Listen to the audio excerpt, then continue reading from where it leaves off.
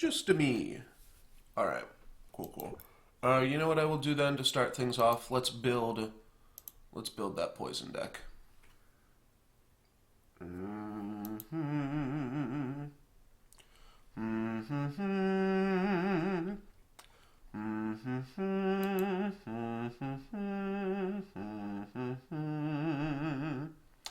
I don't own Othras either. That's a little bit annoying. That card is probably needed, right?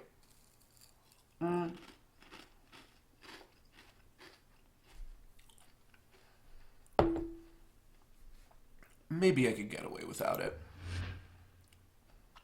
Because nobody plays that one guy anymore, Malice Hermit. I always thought that card was insane. So, new deck.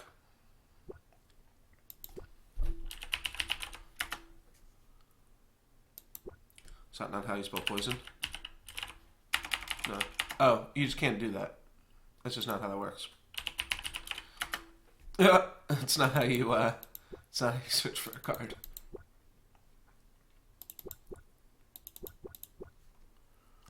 That's why it wasn't working. Lash is pretty sweet too, but don't think anybody uses Lash. I think they just use some Dendrifies. So we'll throw those in there. And then we'll throw some leveling cards. Like Killion. And we want some overload cards, right? And a wipe clean. But I like the life gain aspect too. Can we fill out the rest with enough life gain that it would matter? Like, Oros is always good, right? You're going to play Oros regardless. And then what? You want to play Krogius because you have to level a good card.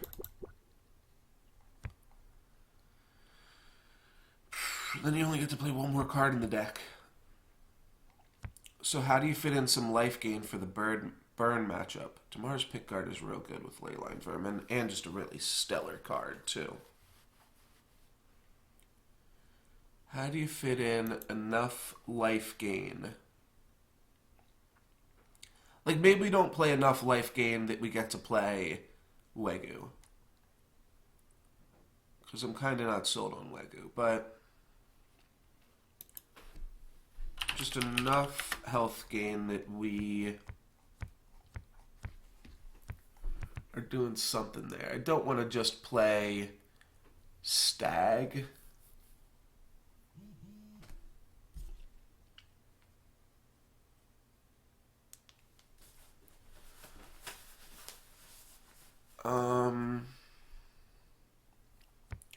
Stag just like gains you the most life, right?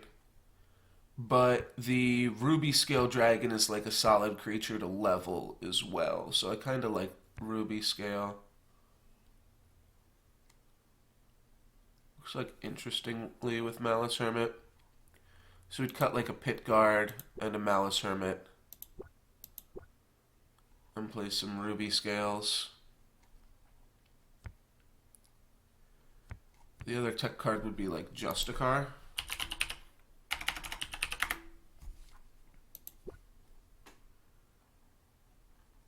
Though maybe Ruby Scale should just be... Oh, yeah. I forgot about that card. That card's really good against Burn, isn't it? Yeah, and we got two of them. Alright, that makes more sense than Ruby Scale then. For sure. So yeah, you get two copies of it, and then, oh yeah, that's just a better Stag. Alright, great call. An Archivist. Great call.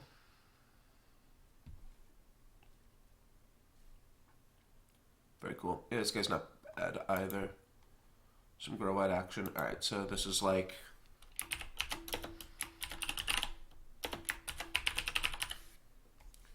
going all in on mostly Krogius, though. Some other cards. I'm sure this card is good to level too, right?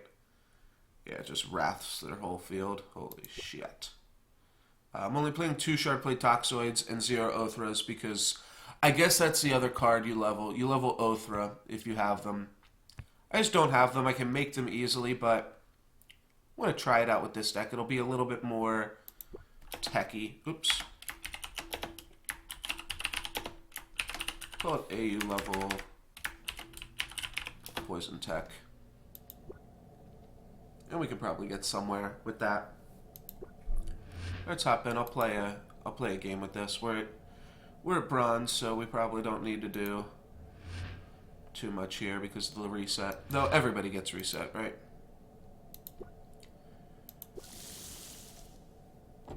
JKIing. I don't know.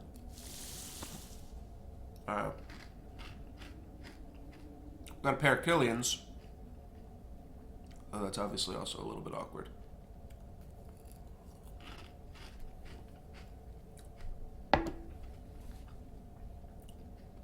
This deck is definitely high on the number of heroics it is playing. Alright. That's not great, but we can dendrify it once he upgrades, so it's not horrible. We can also just put a Killian in front of it, but I think constructed, that's like pretty likely to just turn into a Relic Hunter. So it's going to be a 15-15. Blocking it with Killian isn't going to do shit. Shardplate Toxoid could do something, though. No, let's just level a Killian and play an Oros. Maybe that's wrong. Maybe Shardplate Toxoid's just insane. But this seems fine. Ambriel's Edict doesn't quite work against that, but we can Aspirion Sage and Justicar, or Aspirion Sage and Leyline Vermin just to chump block it. If we need to do that.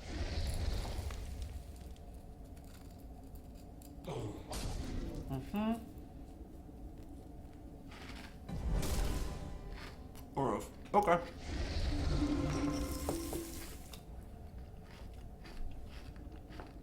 I don't love that, but I can deal with that. We can go like Oros and Pit Guard on it next turn. Or just draw a Dendrify. So, I think we can just play Aspirion Sage and just a card. We take a little bit of damage here, but we're going to gain a little bit of life anyways, too. We'll just level our hand. Our opponent's going to gain some life, obviously.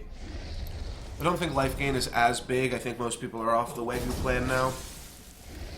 And as evidenced by the Oros in my opponent's deck, I think that's kind of safe to assume. So, yeah, awkwardly we can't, like, it doesn't just die to Killian and Poison Trigger.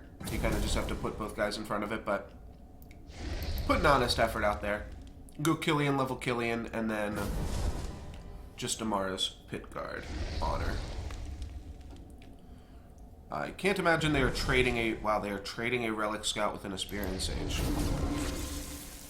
That seems pretty good for us. At the same time, my opponent's got a lot of other shit going on. It is decidedly not great. I guess I could Oros and then Pit Guard. It would give me a free Leyline Vermin. Alright, I'll do that.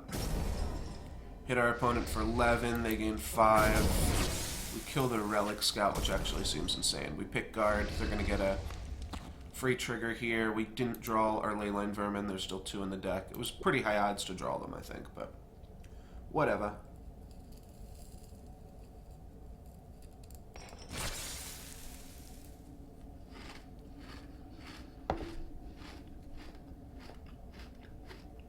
If we can not die, our edicts get a lot better when we've got more leveled creatures.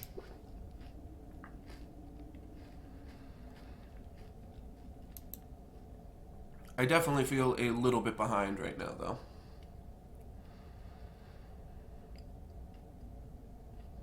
Especially because I can't even answer this Ridgeback right now with the cards that I have in my hand. They're going to make a Patron to negative battle, and then a... Oh, if they had just... Oh, I guess they can't play them post-combat and have them get the trigger. Alright, so that's kind of reasonable. I get to still keep all this shit around on each of your turns. Alright, well, can't stop it really, can I? We're just going to level some cards. And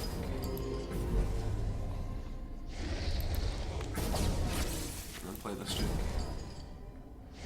So this now dies to a Sage. Got 2 level 2 Sages in the deck. This will die to a Sage as well. So I can go Sage, discard my 2 Uterran cards, finish off both of these boys. Oh no, I won't be able to finish off this. It's going to get +1/+1. Well, I can Sage and finish off this and like this or this. And then Killian to finish off Oros. Maybe let's just go for a board clear. I think we'll just take the safest play here. My opponent's got a lot of creatures they're working with, so let's just Killian, level nothing, Edict, wipe the board. That's just gonna be a lot more comforting for us. We have Damara's Pit Guard, which can probably do some work. Yeah, you gotta take a good Ambriel turn when you can. We could have gotten a little bit risky and tried to 50-50 with the Aspirian Sage. Maybe you don't... Is Aspirian Sage mandatory? Like, do you have to make a thing? You may put another... Okay, so what I should have done was Aspirian... no, but then I take 5 more damage, so this saved me 5 points of life. And it really just levels the Sage, is all it does. Alright, well that's a perfect play for me, if that is all that my opponent is doing. I can positive battle with Oros, and positive battle with the Leyline Vermin. I can also just not play Leyline Vermin. It's awkward that we have 2 of them in hand right now. Leveling it is kind of reasonable, but I think we might just want to level Pit Guard. And we can put Oros in either of these lanes, and then Pit Guard in the other one. Let's get no damage on Oros, because I think Pit Guard's going to finish off this Spring Dryad regardless.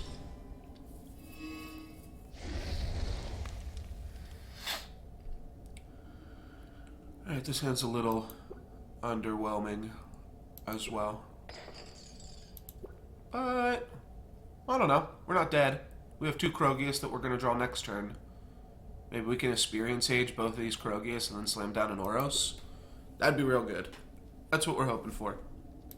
Or Aspirian Sage both those Krogius and be able to play an Edict or something like that.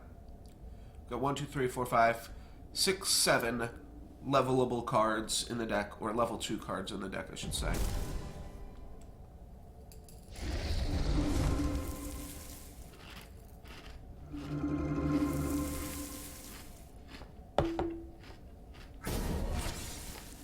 Unfortunately, Dendrify on Kataru Sprite does not work.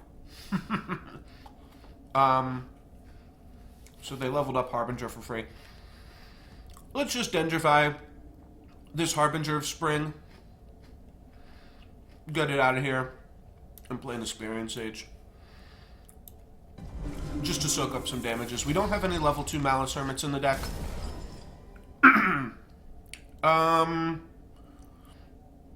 Do I have a Killian in the deck?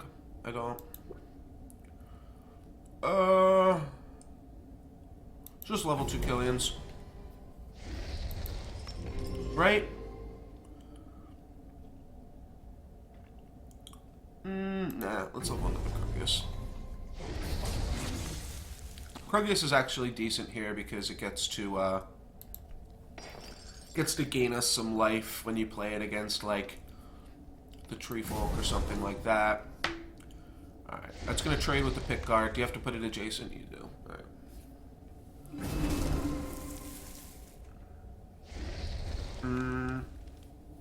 I mean, so my opponent might have a splash card in their deck if they had to make a play like that.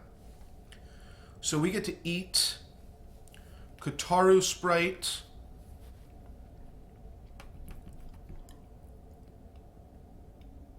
Should I play Toxoid also just like Wraths them? And I think we might have enough life points that we're able to. Like, Damara's Pit Guard kind of scales off.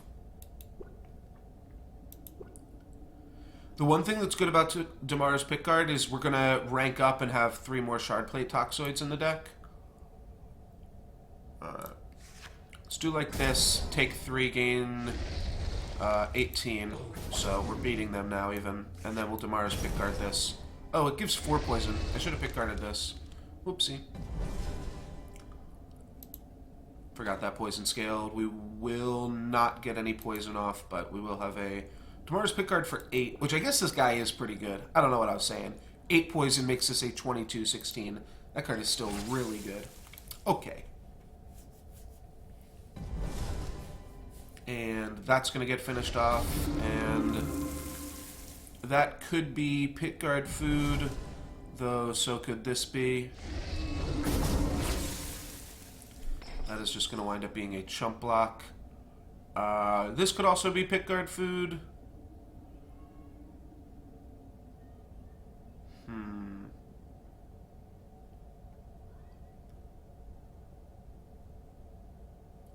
Let's just battle here, get some damage on the pickguard, and then finish this off. That puts me pretty ahead on the board. Would I rather just Killian? No, because I've got nothing to level up in the deck. So, sure, let's put 7 damage on this pickguard. Play this pickguard here. We're going to take 7, but we're also going to gain 7 right now. So that's not too big of a deal. We will get a Leyline Vermin and a Leyline Vermin, so we're going to fill the board here, actually, and we are going to be able to kill this Treefolk. So there's that one, and then that one. Slightly suboptimal order for us. We would rather them go in the opposite order. We are also hoping these Malice Hermits are good, because those could wind up being a little bit awkward here. Alright, Relic Scouts plus Overwrite, or that's just a weird Relic Scout chump block. Alright, Oros is gonna also join the party here. So, Oros with some lifelink on it, or some armor on it. It's pretty strong. This guy's at 10. I'm just considering if I want these Malice Hermits to get leveled up at all. Nah, let's just block with both of them, I think. Is there a point to blocking this guy? Yeah, it's going to have 2 armor on it, so it'll go down to 7, so it dies to, like, Oros 1 or a level 3 Experience Age. I don't love putting all this poison on my snakes, but... Alright, and now we have a Krogius. I was thinking about Experience Age, though I don't... Yeah, we did have 1 level 3 Experience Age, so if I had drawn that, I could have blocked that on there. Here we get to make a Krogius and also level up probably Killian in our deck. Make a Krogius, that'll take out Oreo over there. And Killian can put blocks on this guy. Yeah, my opponent will play 1 or 2 more creatures, but Spring Dryad will either die on my turn or back on their turn. And they're going Warmonger mod. Well, do we want to put a Krogius on that? Not, like, particularly, but I guess I just will. Yeah, sure. Krogius up. Let's level Killian and Krogius. And play Krogius, they take 14. Go down to 39. But they gained 4, right? And then Krogius should seal the deal. I don't believe that my opponent has any Dendrifies or anything like that in their deck. And we're just going to play some more level 3 creatures. So we survived, and then we played some badass creatures. Seems like what the deck is apt to do.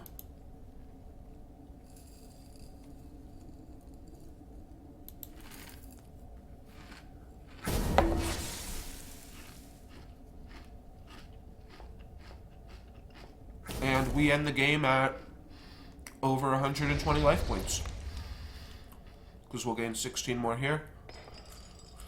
Oh! My opponent only played 1 thing. That's crazy.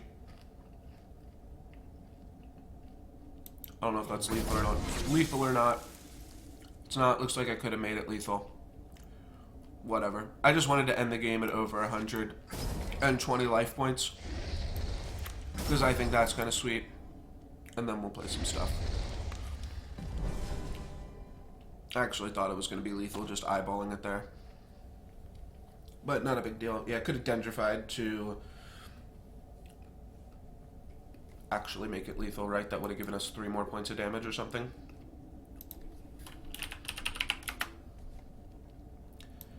Patron 13 would have given us 6 more points of damage.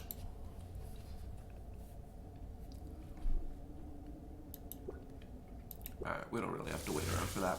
Our opponent cannot make it out of that one, so they're going to have to end the game for us eventually. In the meantime, let's jump in a draft, baby. Okay. I have the option of Ferocious Roar or Epidemic. Those are both really good cards. I didn't even know Soothsayer... No, I guess I did know Soothsayer Hermit was in the draft pool. We did a draft with it a few weeks ago. Okay. I haven't seen Runebark Guardian, though. Not that he's really that great. He's kind of cool. I mean, 5/5, 9/9, 16/16. Yeah, this is actually a card one of my friends sold me on back in the day in draft, because it's got a solid stat line, and then if you just pack some incidental life gain in your deck, you just get to make your 16/16 into a 21/21. He's not as good as he was back in the day, but he's still pretty good. I think I want to take Soothsayer Hermit here, though.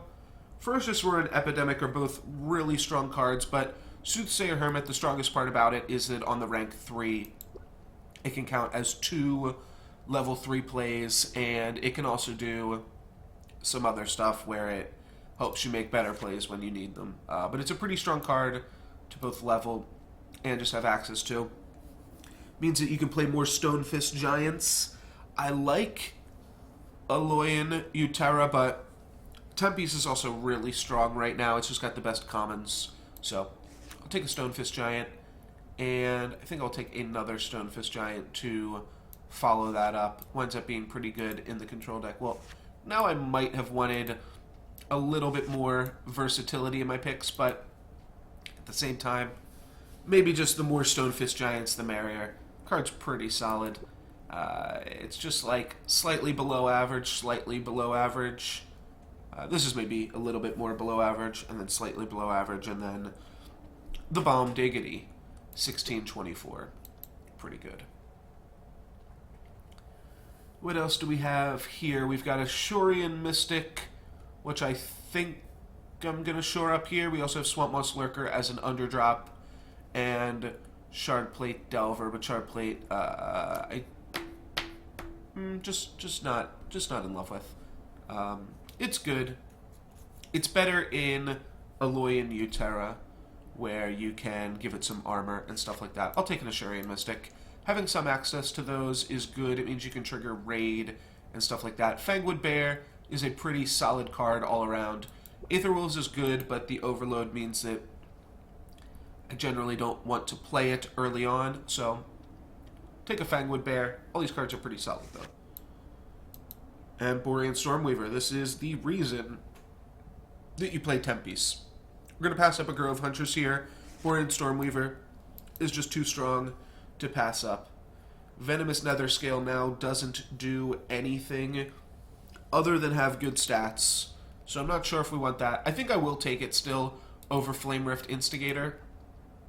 The first Flame Rift Instigator is typically pretty big. It means that you can pick up any, like, Cinder Guardian, whatever that card's called. So the first Flame Rift Instigator is pretty good, but there's nothing wrong with this card. It's just not good. But if you just pretend it's a vanilla creature and sometimes it has an ability, yeah, it winds up being okay. We'll take Venomous Netherscale there. We can grab the choice of 2 different underdrops in this pack. I think I'm going to take Swamp Moss Lurker. Sun Strength is pretty good, +5/+5, but Swamp Moss Lurker is 8 damage when you need it on an underdrop, and does function in player level 1 if your opponent plays like the Formation guy that gains 4 armor. So if that comes up. So we can just take all the Stonefist Giants in the world. It's not unreasonable, though Avalanche Guardian is one of the better cards with Defender. It provides a lot of work in the early and mid game, and then late game can just be a bomb with mobility that can kind of clean up the field again or start to get aggressive with you. So I'm going to take Avalanche Guardian here. Assyrian Mystic, Stonefist Giant are both good, but we have a lot of that effect already. I'd be inclined to even take Swamp Moss Lurker potentially, just because we have so many Stonefist Giants already at this point. On the other side, we could just take Stonefist Giant and just see how many of them we can get in one draft. That could be fun, but 4 is already a lot. It already feels like we're doing that. So we'll take Avalanche Guardian. Cinder Colossus was the card that I meant to say earlier when I said Cinder Guardian. I just couldn't quite remember the name. I think I'm going to take Razortooth Stalker here, though. Cinder Colossus is pretty solid, but we already have one creature with Defender. We don't need a whole bunch. The more creatures with Defender we have, the worse like our mobility gets. I think they're both solid cards, but I would just take a Razortooth Stalker here. Let's just be a little bit more aggressive. First Flame Rift Instigator is good, but we are not going to ever pass up a Borean Stormweaver unless it's for like a really good heroic or legendary card, but even then we will have to consider it. Frost Shatter Strike. It's a pretty solid spell. Take another Borean Stormweaver. So this deck's pretty insane. 3 Borean Stormweavers, 3 Stonefist Giants. So all we want to do with this deck is not die. Swamp Moss Lurker, Deepwood Bear Rider, and Aetherwolves are all pretty good at that whole not die thing. So we have to consider when these cards are kind of going to come up for us, when they're going to matter. And I think we just want to take Swamp Moss Lurker. I think it's the safest pick. Aetherwolves is good, but it does spawn 2 wolves in random lanes. So I think I'm going to go with Swamp Moss Lurker here. And that will just give us another solid underdrop to balance out all these Stonefist Giants. So Borean Stormweaver doesn't really need any help. The card's a 6/6 by itself, but I think we will take that just to provide a little bit of help. Spear Steel Plate is funny because it does heal some of our high health creatures. I am just going to take a Ghost Scale Cobra here, though. It's effectively an 8/1, sometimes a 12/1, so we'll grab that. We can grab another Stonefist Giant or a Razortooth Stalker.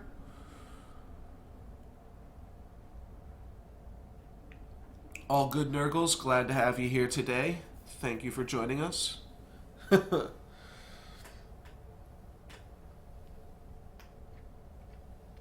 So, I mean, I guess it's just Razortooth Stalker. Card's pretty good. It also gives us... So at some point, you do get diminishing returns on having too much of one card, even if you think Stonefist Giant is the better card here, which I'm not convinced it is. But even if you think Stonefist Giant is the better card here, if you have 10 Stonefist Giants in your hand, that means that some turns all you're going to be able to do is play 2 Stonefist Giants. But if you have Stonefist Giant and Razortooth Stalker both in reasonable numbers, then you actually get the point, or not the point, the choice of which of those 2 cards you want to play. I'm going to take an Ursine Strength there over a Uranti Bolt. Ice Shard Berserker seems like a really good underdrop, and this deck kind of just needs some underdrops, and it is looking quite killer. Torrent Soldier looks really good here. I've definitely come around to like this card. Grove Matriarch still good. All these cards are pretty solid, but Torrent Soldier, we can take another power level card, and I think Uranti Warbringer will be our first card that we have that affects battle. Yeah, we've got 2 spells, and other than that, Warbringer Uranti is our first card to affect battle, so that's pretty funny. Pick up our second Assyrian Mystic and our second Frost Shatter Strike. This deck is looking pretty solid. What would make it work? Some more Borean Stormweavers, maybe? Yeah, I don't think I need Borean Mystic. I think Borean Stormweaver's just better. Both are solid. Flamestoke Shaman is cool too, but let's just see what happens when you draft all the Borean Stormweavers, eh? Volcanic Giant is good, as is Swamp Moss Lurker. I think both of them are better than Deepwood Bear Rider. You have a 13/6 versus a 16/8, so I think we can get by with just Swamp Moss Lurker. So which are we going to want here? Same kind of thing. I think we've got enough cards that we want to play on level. So just making sure we've got enough underdrops that if we ever get unlucky in those 7 games, we're going to be okay. And I think that sounds good.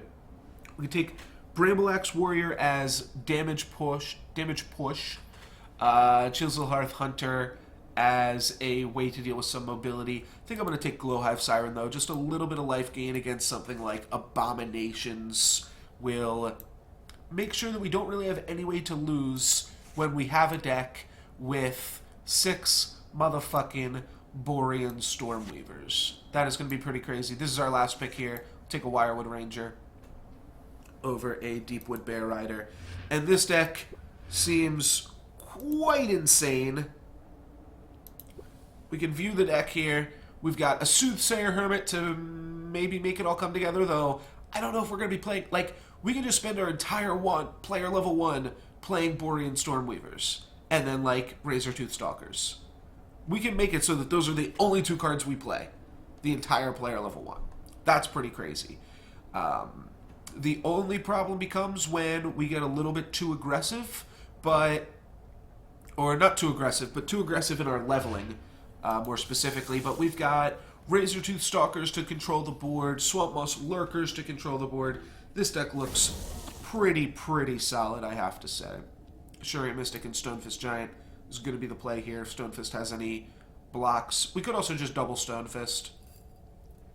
But Assuring Mystic gets us a little bit more ahead on the board, so we might just want to play for that. There's that. Good old Battle Sound. Look at all these Stormweavers. We have an entire row of Borean Stormweavers. That's nasty.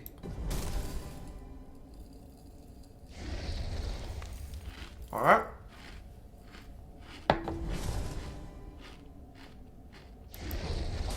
That card can go fuck off. Definitely play a Stonefist Giant here. And then what are we thinking? Mystic or Giant? I'm actually just thinking double Giant right now.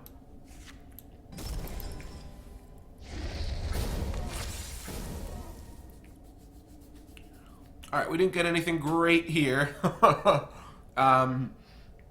We got a hand entirely of underdrops, but it's kind of okay.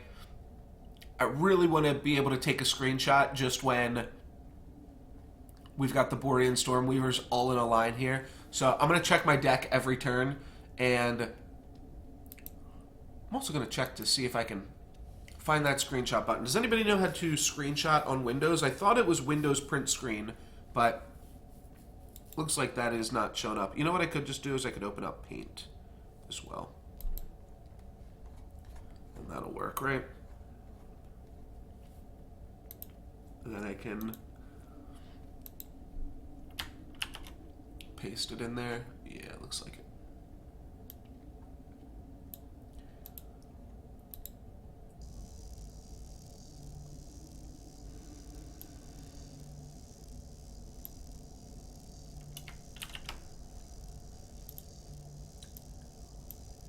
I'm not sure if my opponent's actually roping. No, it looks like they made their play. We were just in that view, so we didn't get to see it. Alright, so they made a trade here. We can't be too upset about that. We can Ursine Strength, though. Even still. Or Frost Shatter Strike. I mean, Swammoss Lurker and Ice Shard Berserker are still pretty good.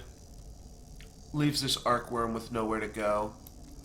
Yeah, these cards are underdrops, but they're still fine. I'm not going to level Ursine Strength because that is, like, definitely an underdrop. There's no good play for Frost Shatter Strike, and Ghost Skullcroak was just worse than any of those 2 cards. Alright. There's my Stormweavers, and unfortunately there's my Soothsayer Hermit, but we should be able to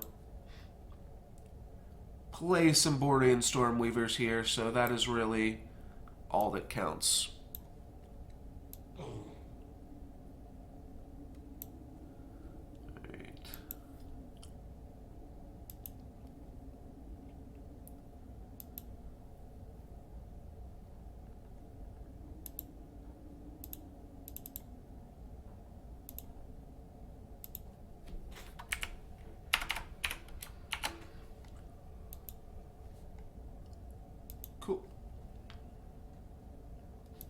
So I don't know how to...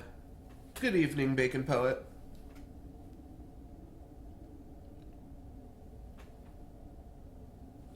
Oh, F12 could also work if I'm in Steam. That's interesting.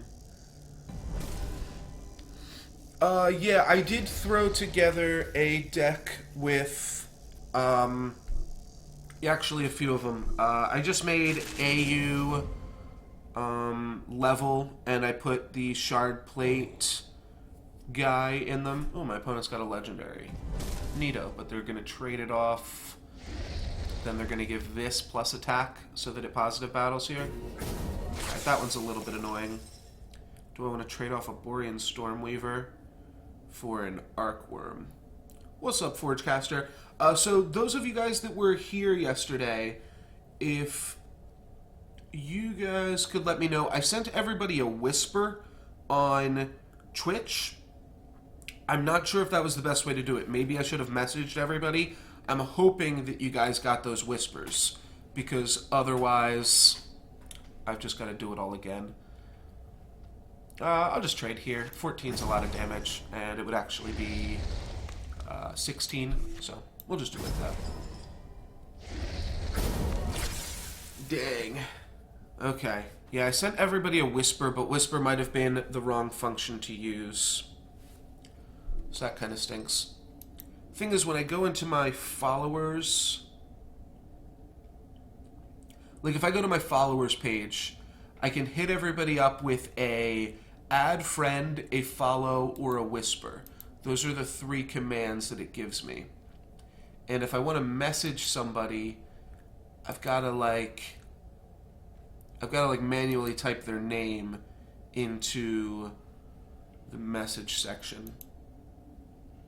Alright, so it looks like I'll have to message people. It's just a little bit more work, and I figured the whispers would work. So that might take me a little bit longer than not too much, but a little bit longer nonetheless. So we've got Wirewood Ranger here. I kind of like that, especially because we are about to rank up.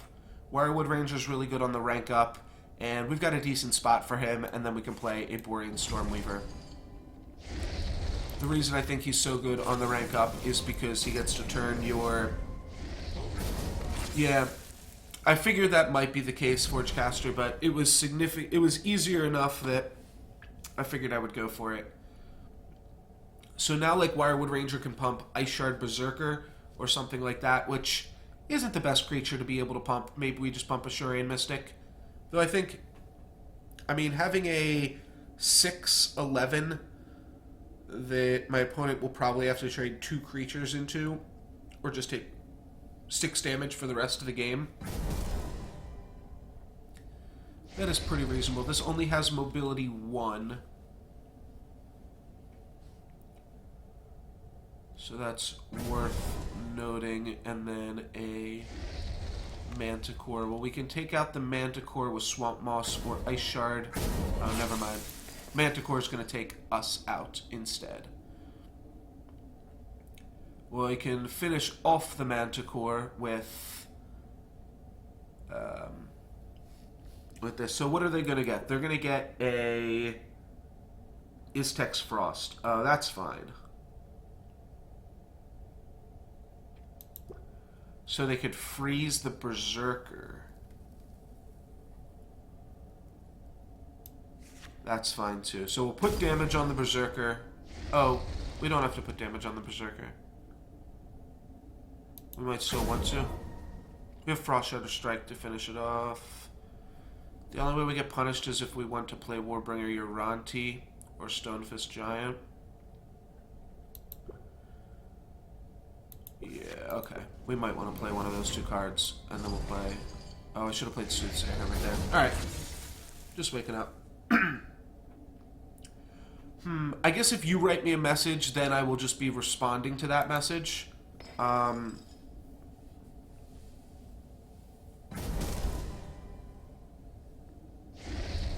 Yeah, that's why I wanted to give him the option to not... Yeah, but... Looks like he will. I mean, I kind of like the Valifrax, and then he can just place a level... Oh, no, he can't. Because Iztek's Frost isn't free. Yeah, he just puts an Iztec Frost into his hand. Alright, he's just going to have a bad Iztec Frost in his hand. We're going to be able to finish this off with Borean Stormweaver. And then we can play a Siren or a Stonefist Giant right here. My opponent's got a lot of mobility and a lot of strong damage push. No, let's play Stonefist Giant. This game is still pretty early, and we have to block Borean Stormweaver here. So the reason I block with Borean Stormweaver, my opponent's going to be able to give this 2 mobility, and it would be able to move here or here to finish the Stormweaver off. So by blocking here, it means that the Stormweaver will get to survive and use its ping to kill the Zephyr Mage. Yeah. There is no safe home for a Borean Stormweaver. We do get to... Okay, alright, that's fine. That's perfectly acceptable. And what's my opponent's last play? It's a Borean Stormweaver of their own. Alright, I think we can make this work. We do also have the possibility of Frost Shatter striking this Borean Stormweaver and pinging it. That will kill it dead, which sounds crazy, but it's not super-duper unreasonable. However, what I think we're going to go with here is a Wirewood Ranger positive battle and staying out of the range of Stormweaver, putting that there, and then just throwing down another Stormweaver to be able to battle in the future. Cool, we drew 2 more Stormweavers. I forgot, I should have been checking my deck every hand to make sure. Well, we'll get in a few games with this deck. This deck isn't going to lose anytime soon. So, we'll be able to get that sweet, sweet screenshot that we deserve. Okay. Interesting. I would have put Courser here, because then the ping finishes it off. Now they're just going to ping like this or something. Yeah, if they put Courser in 3... Oh, I have 6 Borean Stormweavers in this deck. It's insane. I'll show you guys this deck after the game for those of you just joining us here. But, yeah, this deck's insane. We'll put some damage on them because it doesn't matter all too much. They're going for that, which pushes in 5 points of damage. I could have put more damage on this one, but it doesn't finish it off. So, I didn't want to do that. We'll just clean this up in a minute here. Oh, did we get them all in a row? No, we didn't. But yeah, 6 Borean Stormweavers, 4 Stonefist Giants, 2 Ashurian Mystics, 2 Razortooth Stalkers, 3 Swamp Moss Lurkers, 2 Frost Shatter Strikes, only 1 Warbringer Uranti, a Soothsayer Hermit to tie it all together as well. But yeah, look at all these. Look at all these Stonefists and Borean Stormweavers. What is up, General Ginyu? How you doing? Alright, they just like moving that guy, and then they're going to play Scrappy. Well, Scrappy's pretty good. Scrappy's going to make some things happen, I am sure. It's just going to eat this right now, but I don't have anything better for that. I think we will still be able to beat a Scrappy this game. Let's go for the positive battle with Swamp Moss Lurker, I think. My opponent does have a Warhound Courser. You only need 1 Stonefist Giant, but we didn't get to level any. I do think... My opponent has a level 3 Lightning Strike, I believe, as well. So level 3 Lightning Strike is... That's not how you spell lightning. Maybe it's not even called lightning. It's called Flame Lance. That's what it's called.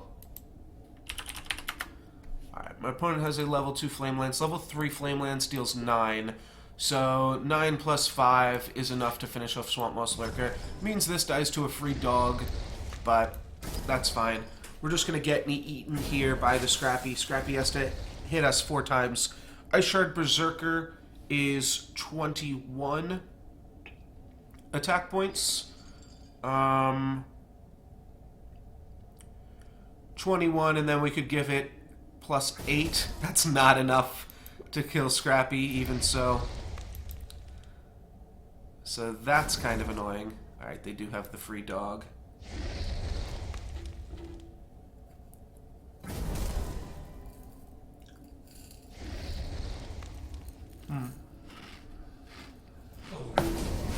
Oh. That didn't really do anything. Oh, this is 24. This is 24. Right. Alright. So I think we'll just take down Scrappy then, eh? We go Ice Shard. We go Ursine Strength and Wirewood Ranger. What's our other play? Borean Stormweaver. Borean Stormweaver, Ursine Strength. Yeah, it's like the same thing, but worse. Alrighty. Gotta do what you gotta do, right? Still have a 4 health creature lying around there. It's not something my opponent can really block that well. We're like technically ahead on board. My opponent's gonna get an activation out of this thing, and then we're not going to kill this, so that is awkward though too. However, my opponent is pretty likely to trade off both of their plays for my active creatures here. If they can't kill Wirewood Ranger, then we're in a really good spot. So, they can't kill Wirewood Ranger. That means we can give plus 3 attack to something. Oh no, the Frost Shatter Strike. Alright, good play. Well played. Alright. Let's just trade for this. Go Swamp Moss first, then Stonefist Giant. That plays around Flame Lance.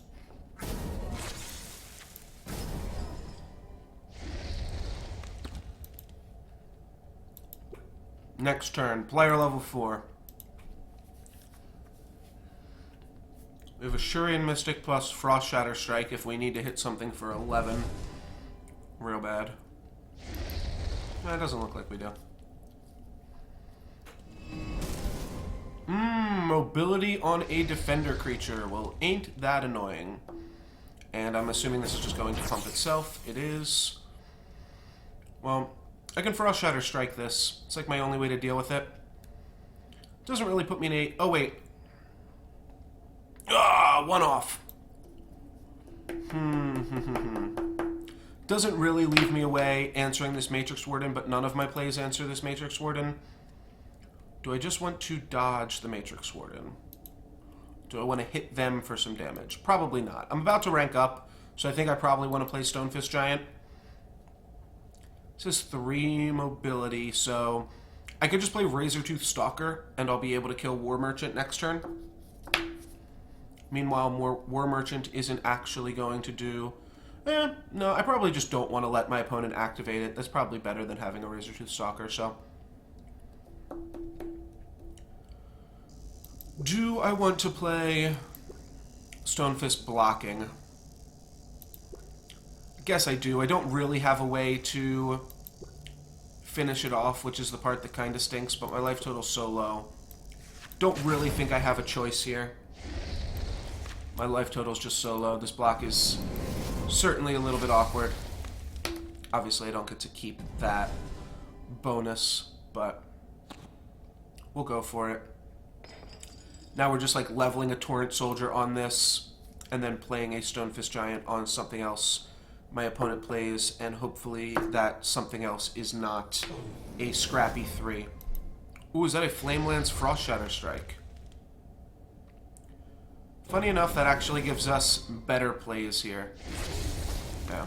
So that puts us down to 11, so it's a pretty reasonable play for my opponent, but now I just get to do this because I have to do this.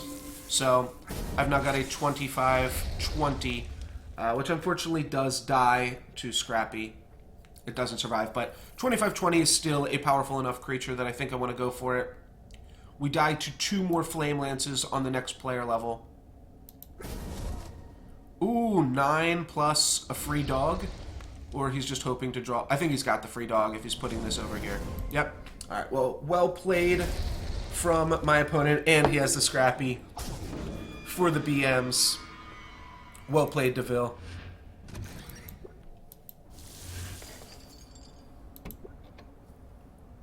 He found the line. Well done. So here is the deck for those of you just joining us now. But we've got a Soothsayer Hermit, 4 Stonefist Giants, 2 Mystics, 4 Borean Stormweavers. Bear's good too. I grabbed 3 Swamp Moss Lurkers, an Ice Shard Berserker, and a Ghost Scale as our underdrops. And then we've got Venomous Nether Scale, just kind of kicking it in there. Avalanche Guardian with no way to activate him. And Earthsign Strength and Frost Shadow Strike is our spells.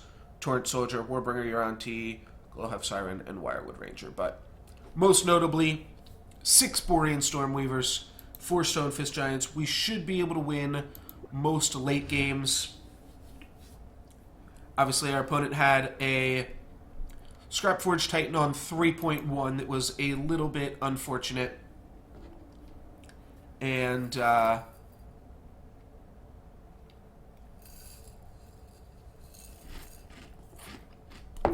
lot of ways to push through damage. Alright,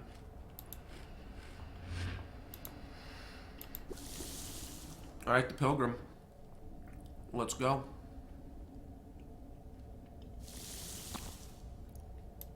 Borean Stormweaver, always a play. Not even going to look at the other cards. Razortooth Stalker is pretty good, but we will continue with that. Cario 10, thank you very much for the follow, my man.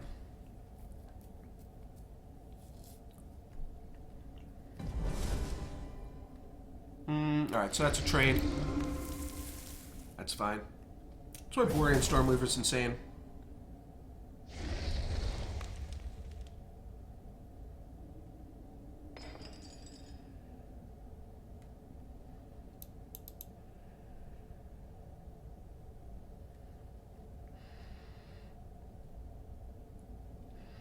Alright, let's do that. Yeah, I try to stream Monday, Wednesday, Thursday, Friday, every day except for Tuesday.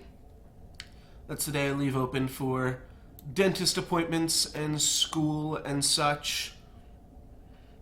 And also, I will be streaming this Saturday. It is the Titanium Challenge. So I will be doing my best job to host that and provide some coverage for that. So that should be fun. I also should let you guys know that I am not going to be streaming next week. Going on a little vacation. So I won't be streaming next week, but other than that, that is correct, Cario 10. Schedule for the stream is in the description. Let's trade with the Stonefist Giant on this guy. My opponent's not going to get the rank up. I guess we're activating here.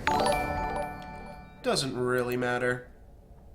Fail Hard Man, thank you very much for the follow.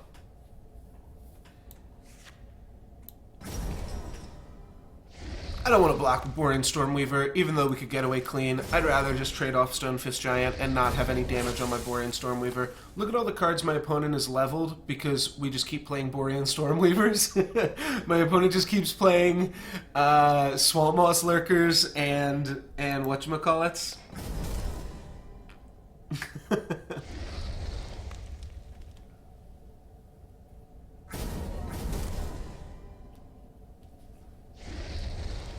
Oh, and we can just activate... Yeah, my opponent has played like 3 Swamp Moss Lurkers to try to kill my Borean Stormweaver. So we could finish this off, but that's just going to grow the Grimgaunt into... Grimgaunt would grow into a 7 4. Which means it does die to Stormweaver pings. So we either ping the Grimgaunt, or we ping the Blight Skull. I think I'd honestly rather just ping the Grimgaunt. Seems the safest. Because we're going to play Stormweavers here and here. I'm not going to play Wirewood Ranger. I could have, but I just don't want to. Then we're going to trade off these things. Oh, I could have put Stormweaver in 5. Whoops, playing a little fast there, but that's fine. It's not like Grimgaunt can actually challenge this Stormweaver. And we've got Stonefist Giant and Torrent Soldier to positive battle the Grimgaunt now.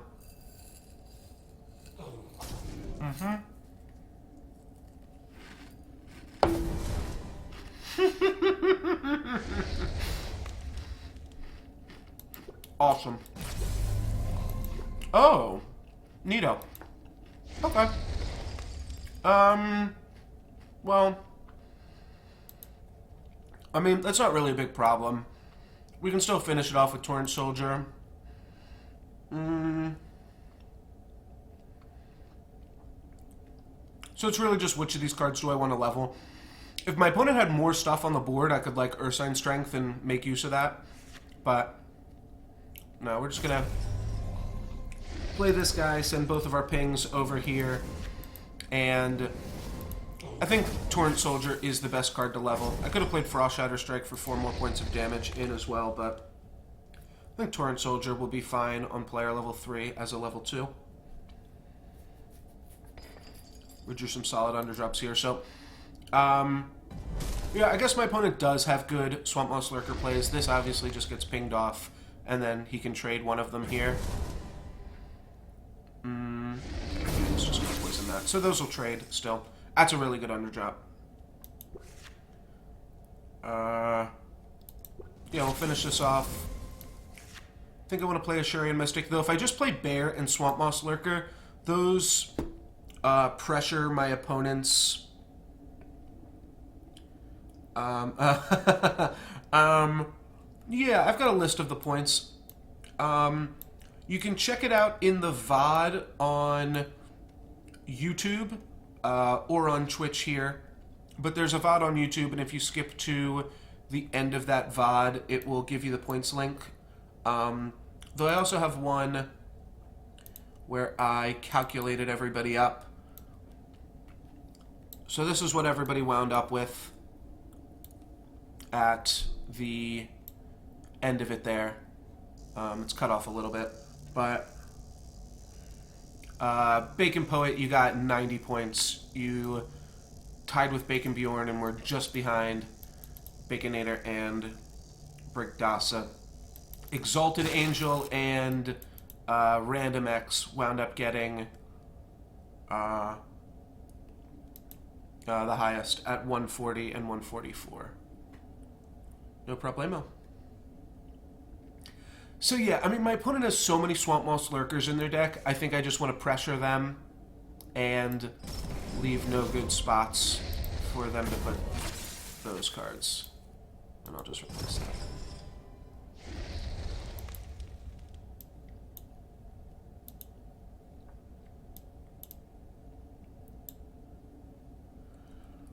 Uh, 94 points. You guys, yeah, everybody was at like about the 90 points range. So, if one of you guys wants to take some draft coupons, those will be available. Those are good blocks for my opponent. Just gonna dodge. It's not quite enough for gold. Yeah, Forgecaster, you got a lot of points, but you were only there for the end of it. Yeah, I mean, you guys can message me with what you want. Actually, you know what? Don't. So I sent out for people that are just joining us, I sent something out. That's neat. All right, we'll trade another guy into that. I sent something out last night, but I sent it through the Whisper system on Twitch, which means that none of you guys actually got it. So I have a template. I guess if you want to, I'm curious if that's going to be confusing for me. Might just be easiest if I respond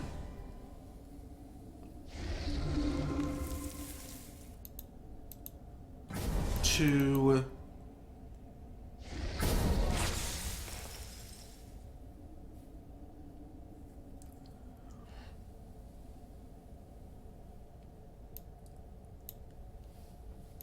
it's an interesting question, Forgecaster. I don't think I want to get into all that, though, just because I think everybody would want to take up that offer.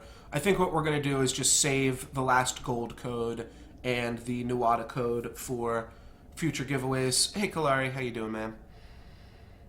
I think we're just going to save those for future giveaways. It's only got one on it. Definitely dodging with Borean Stormweaver. I think I dodge with Bear, even, too.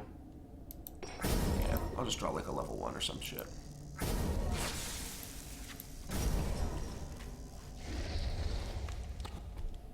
Yeah. So there's like 7 of you that all have a pretty similar point value, which is kind of how I wanted it to go in the end. Like, I wanted a few people to essentially get close. This is 4. Yeah, we'll just knock this off here. So I wanted a few people to get not necessarily close, because it is kind of like a feel bad that you didn't get there, but you get a bunch of silver, which is kind of just what the giveaway was in general. So you can take a bunch of heroics off of that, or legends just for the silver value if you don't really need anything.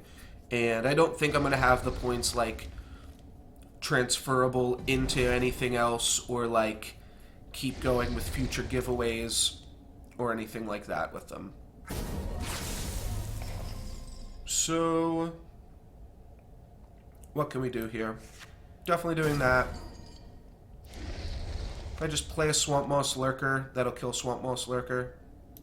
So put damage on that so that this Stormweaver can finish it off. We'll do that. And this kind of plays into like a -4/-4 type effect, but that'll be fine.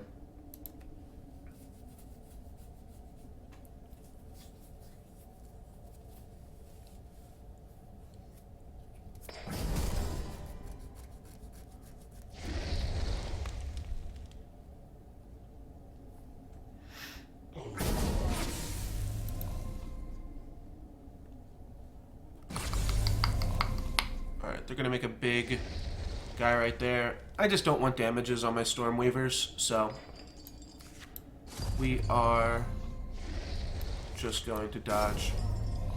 Yeah, I should have... You know what? I guess if you guys know your point values, they're right here, or if you just, like, I can show that off for a second here.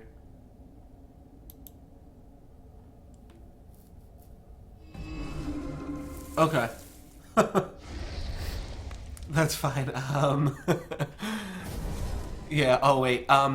What I will ask, if you do want to message me beforehand, I guess I should take a poll. Are any of you guys, do we have lethal with Frost Shatter Strike? What's 16? 32. 32 plus 17? No, we don't. Alright, let's just take this out. We do actually want to level the poison card. And then this is the most damage. Oh, I'm an idiot. I didn't realize it was active. Whoops, whatever. We lost a 4/4. I was just trying to make my play as quickly as possible here because I'm not sure quite how my opponent will beat 3 Borean Stormweavers on the battlefield.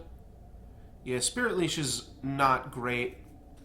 Part of the problem is my opponent got baited into leveling a bunch of Swamp Moss Lurkers, and that's not really even the problem. You know what the problem is? The problem is this deck has 4 Borean Stormweavers in it. That's the problem.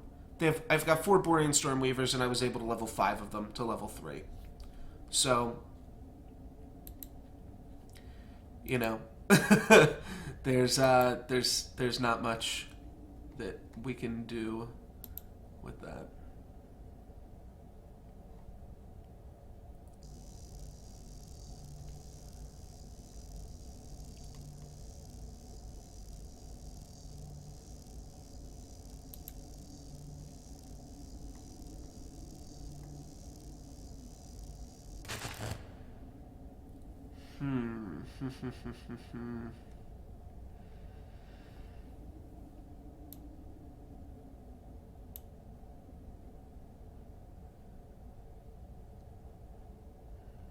I guess it's not the worst thing in the world. Alright.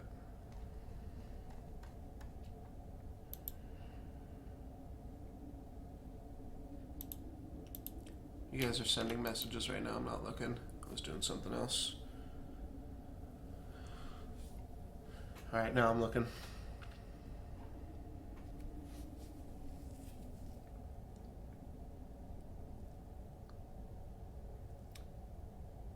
Yeah, there's 6 total Stormweavers. There are 2 right here and 4 right here. So the ones that we see in the deck are not also the ones in the hand. So there's 6, and 2 of them are in our hand, but a total of 5 of them have been leveled. But it does indeed check out. These are real Stormweavers. Alright, looks like... I mean, I guess, so what could our opponent do? They could play something here and here. They take 17. I don't know, our turn this will die.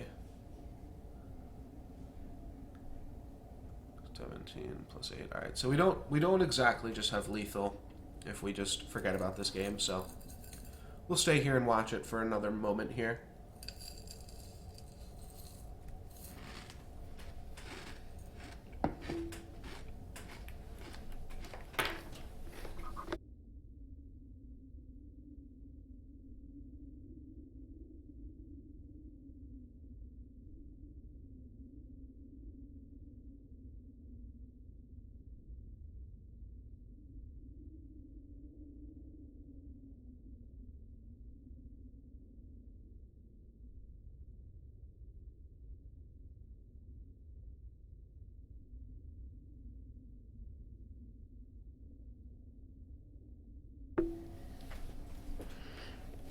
Anything happen? Nope.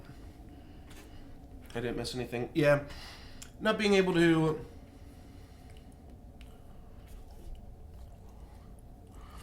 Really? I've never had that Ginyu, where my opponent concedes and it doesn't show it, but... I'll give it a shot. Yeah. If we could switch between games here, it wouldn't really do that much for us, because it's not like we could start our next draft game already. When did I get poisoned? Maybe I haven't been paying that much attention and my opponent played the... Oh, that's what they did. They just put the poison on this guy, and because it's a Tempe's creature, we received 1 poison. Alright, we only have 30 more seconds to wait. Not a huge deal. We will get there. Yeah, Bottomless Puncture. That's the one. Fail hard, man. Bottomless Puncture. That is a sweet card. It's a sweet card most specifically against Borean Stormweaver and Stonefist Giant, because all other Tempe's creatures either grow and thus can dodge the poison, or don't remain on the battlefield. I guess it's okay against Ice Shard Berserker as well. But yeah, I haven't quite seen that one, but I believe you. And we win. Game ended because the clock expired. Very cool. Very cool. That makes us 1-1. Yeah, exactly. Better than waiting 20 minutes. I'm not complaining. I like the clock system as it exists in Solforge. I guess there could be like a report button or something like that would be the only thing that could affect it. At the same time, I get it. We had so many Stormweavers. We drew them all. We got super lucky. People get salty. It happens. But just know that the person that you're playing could be streaming. And now that's pretty low odds for Solforge that the person that you're playing could be streaming. And I think most of you guys would know if you're playing against somebody who's a streamer. There's like, I don't know, maybe 10 of us. That's a pretty good one, eh?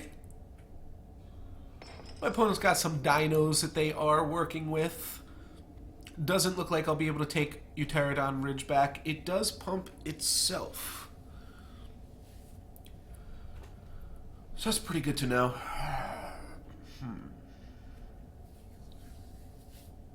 Alright, let's do like this. Let's take out this Raptor.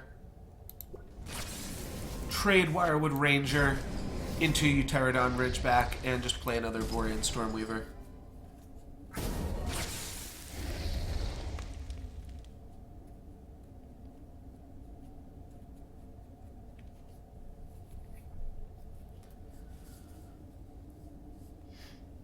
So there's like two things about that. There's an article that one of the Stoneblade guys put out like 2 years ago talking about the...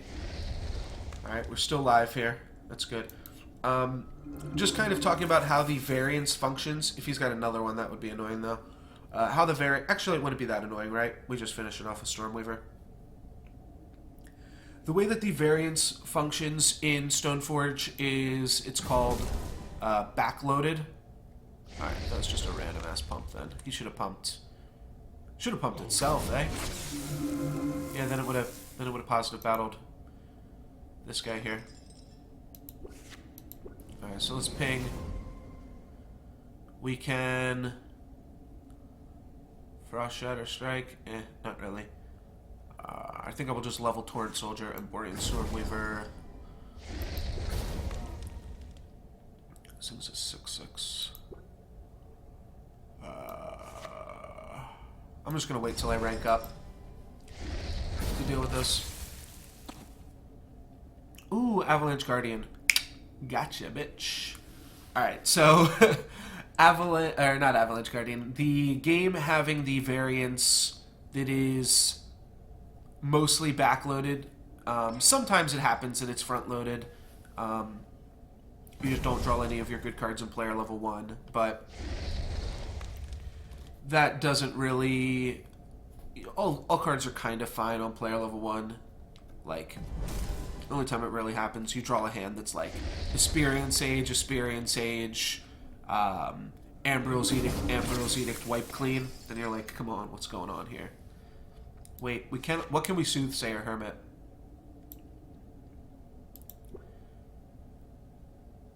Just a Stonefist Giant? Alright, let's just play Stonefist Giant. Or Soothsayer Hermit. Oh, we could also get a Swamp Moss Lurker. Is Swamp Moss Lurker just better? Yeah. Yeah.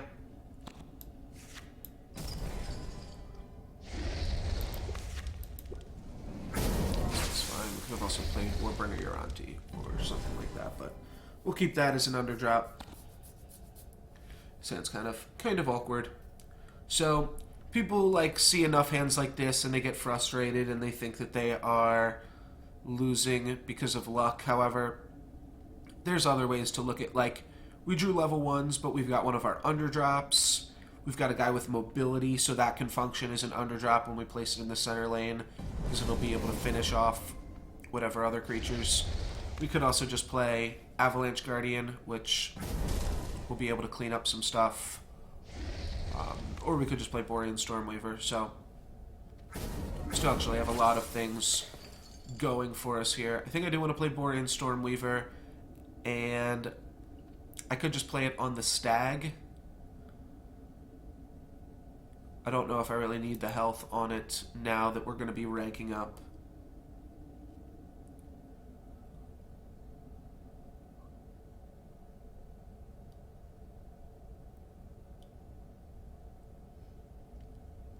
Right, yeah, I think I agree with that, Bacon Poet. There's a lot that you can do to, I guess I will say, normalize your luck in the game, where you can draft underdrops, and I almost always play, like, if I have the choice between two cards, I play the one that, like, gets me the most averaged out deck. Oh yeah, this is pretty. This card, or a hand like this is pretty typical. I would say it's abnormal. Like, it's actually really, really lucky to get an even distribution of your level 2s throughout player level 2. And by that I mean, let's just do like this. So by that I mean drawing 2 level 2s on each turn throughout the player level. I think that's actually pretty lucky. And again here, not a great hand, but we've got Ice Shard Berserker, Swamp Moss Lurker. You can definitely make hands like this work. My opponent could have Grove Huntress, would be the only awkward one. Glowstride Stag is fine. And they're going to put something else right here. So it looks like both me and my opponent just drew hands of level 1 creatures. And that's perfectly acceptable. And pretty normal.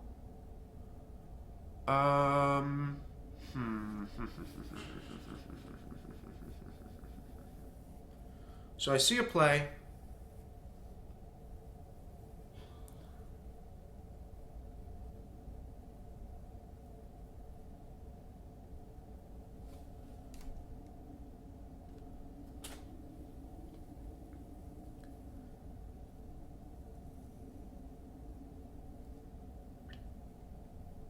Yeah, I didn't want to be locked into using the ping on this guy, and so what I was actually thinking is I figured at this point in the game my opponent would be playing level 2 creatures. My opponent's playing level 2 creatures. It doesn't matter how much health Borean Stormweaver has, and the fact that he dodged it and didn't block it here, because I had the Razortooth Stalker, means that my opponent's just going to play another level 2 across from Borean Stormweaver, and it's not going to matter how much health Borean Stormweaver has here.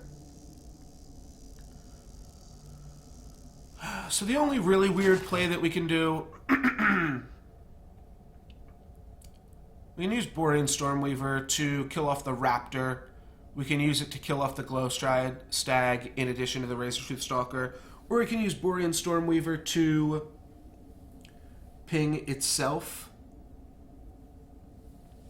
I don't think so, Ginyu. Like, constructed decks still have underdrops. Oros is an underdrop. Othra is an underdrop.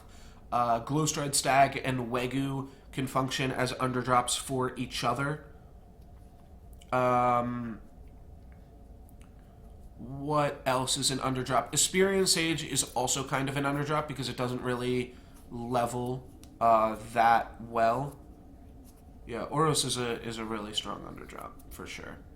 And that's like the main example, I guess, like that I don't always level my Oros, but I could probably level him more because he has some good synergies at the higher level. Alright, so I'm just going to make a play here. There's a lot of different options, but we're just going to not keep this game going forever. And I'm going to play out these cards. Alright. So, obviously, this game I've gotten a little bit unlucky. This might be a little bit out of the norm. However, my opponent has 2. The other thing, we've got Soothsayer Hermit to get a rebuy on any of these creatures we've leveled. It's just going to grow the stag. And, see, my opponent hasn't done anything super crazy either. We're trading. They're getting a positive battle while leveling a mediocre creature. And we're trading. So, honestly, I think we're fine in a game like this. We can choose to take 12 more. I don't know if I really want to trade more. This game is easily going into... Yeah, I think this was a really bad block from my opponent. But that's why I shared Berserker. So, I definitely just wouldn't have blocked that. Also, they could have... Oh, no, they couldn't have pumped this because they needed to pump this. So this game is definitely going to player level 4. I could very easily see it going to player level 5 as well. So it does actually, I think, matter what we level here. So I do think we're just going to level some Stonefist Giants. My opponent should play a level 2 across from my Borean Stormweaver. But that's not the worst thing in the world. We'll play Wirewood Ranger and Borean Stormweaver on the rank up. And now, should we get lucky, now I will consider it getting lucky to draw Borean Stormweaver or Wirewood Ranger. But, yeah, I mean, right. Underdrop is like kind of a made-up term. That's, yeah, just not enough. We can finish this off with this Borean Stormweaver. No, we cannot. Unless they put the armor here. Alright, they are going to armor up there. So what could we do? We could Frost Shatter Strike to finish that off. I don't think that's going to be worth it. What if we ping this? If we ping this, that hits it for 6. It's going to be down to 5 health. Just take the Raptor. Yeah, let's just do this. Because we can put a damage on Borean Stormweaver to eat the Raptor. So my opponent has leveled 3 cards up to level 3. I've leveled 2.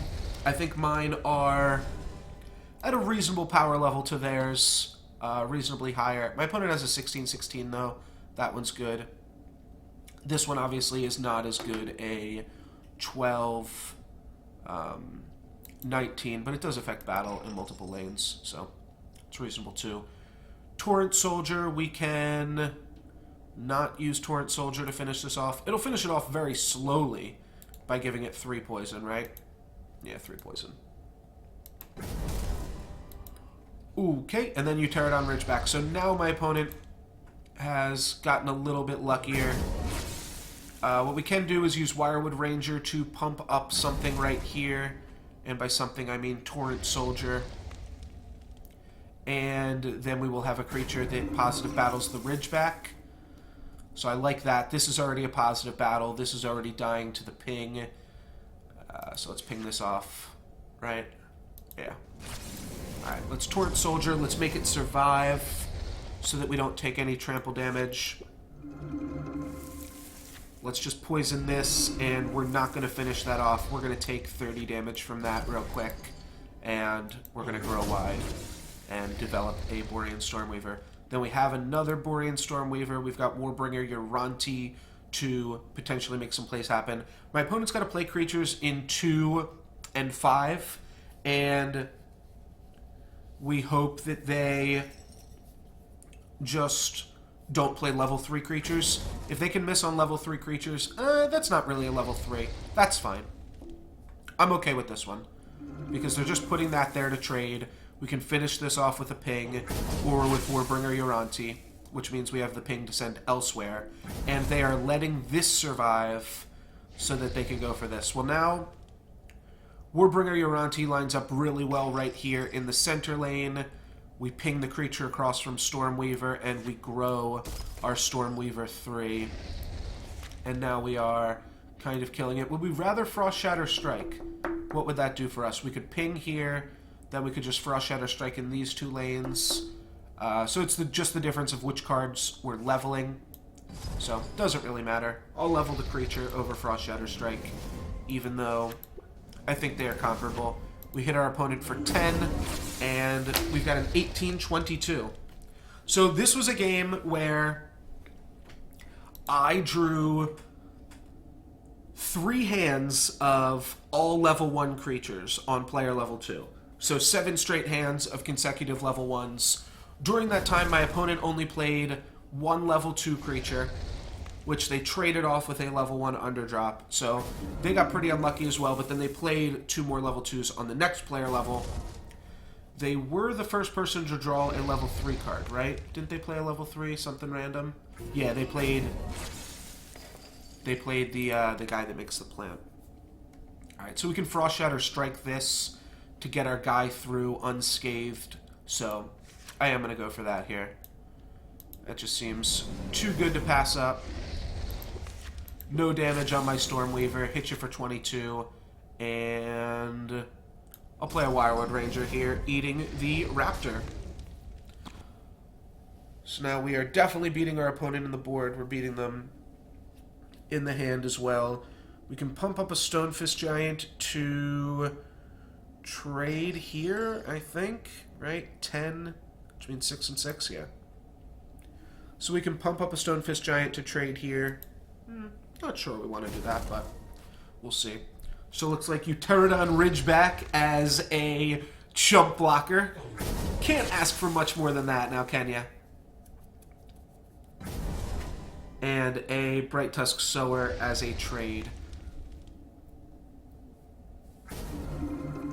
So as much as I'd love to... Oh, wait, it's not a trade. Nope, we're going to protect our level 3s here. There's other plays we could make. We could, do we want to do that? Huh. Okay, so we can use these guys to protect each other, which typically I do really love doing. However, if we put both of those triggers in lane 3, like we pump a Stonefist Giant and then we ping off the Aegis Conscripts, that does leave us with a better board. Though, if we're definitely playing this.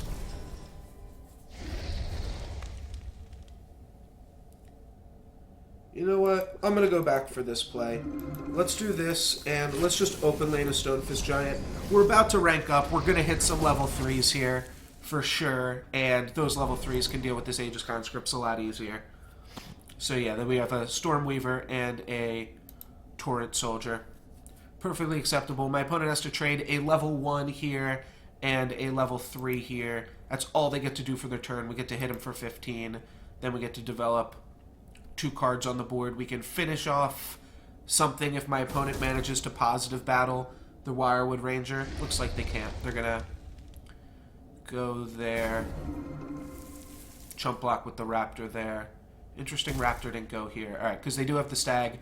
They do get to positive battle, so we'll finish that off with the Torrent Soldier. Meanwhile, finishing that off here. Borean Stormweaver can ping off the Raptor token. We go Torrent Soldier, positive battle. Do we have lethal? Nope, not even close just yet. Because my opponent did gain some life there too. And then we play a Stormweaver. And we are kind of crushing it now.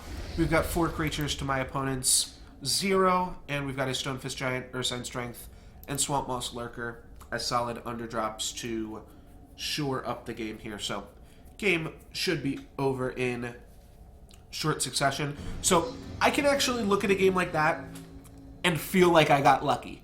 Even though I got incredibly unlucky for the first 3 turns of player level 1, what went right? Well, I drew my Stormweaver 3 pretty early on, and my opponent got unlucky. And for me, my opponent getting unlucky and me getting unlucky, I feel like that super, super favors the style of decks that I like to draft. So, I like to draft kind of decks with a decent amount of underdrops and then never level them. And then when both me and my opponent get unlucky, I profit huge off of that. My opponent definitely drew just like a higher concentration of leveled cards. But then they were at a place like they drew their level 3 legendary card and couldn't even make use of it. And we were even able to blank the level 2 legendary. My opponent also did make a... Oh no, it didn't wind up costing them. When my opponent used the Grove Matriarch to pump their legend for no reason, they could have pumped their Nexus pilot at rank 1, and remember they made it a 7/7. They made the Nexus pilot a 7/7 instead of making it an 8/8, but we would have killed that with Swamp Moss Lurker either way with the Soothsayer Hermit, so that's fine. We even have Soothsayer Hermit in this deck. We don't have any power leveling, but we do have Soothsayer Hermit, which is supposed to make us draw less unleveled cards.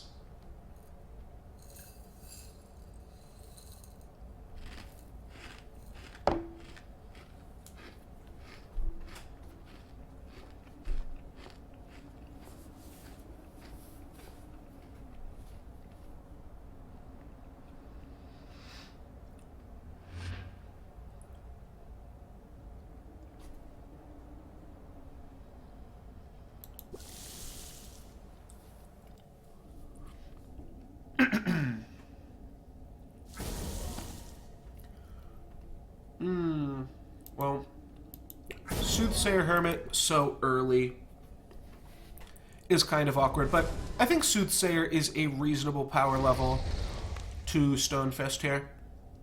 So, I'll go ahead and play that. Choose not to get anything and just giant up.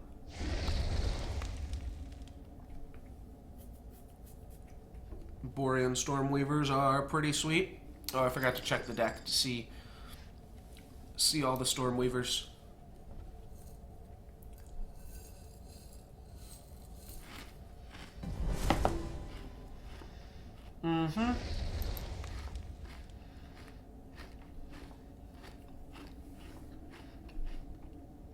We'll be able to put Stormweavers in 1 and 2 over there. Alright, my opponent's played some pretty strong cards here. Let's see, what else could we do? We could Frost Shatter Strike Stormweaver. Yeah. We could just resign to trading off a Stormweaver for a War Charger.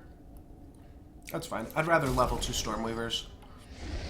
Play this one open lane, planning on pinging off Overwatch. Obviously, we're not locked into that play. And we'd like to draw a Swamp Moss Lurker for this, or we'll just wait till we rank up. Tomorrow's pick card is a really, really strong card, so...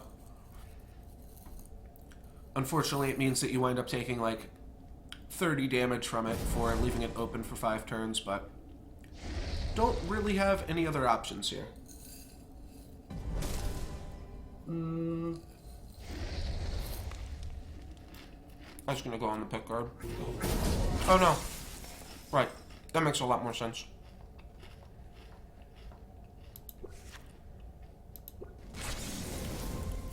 Let's finish that off. Play a Razortooth Stalker in the center lane.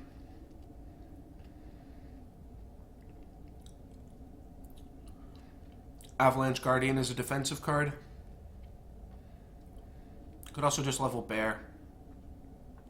And I could also just level Torrent Soldier.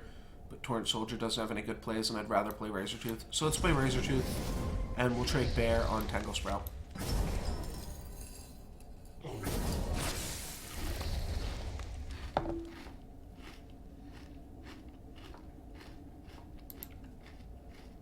We drew the Swamp Moss. If we want, we can wait one more turn and just draw a level 2 creature.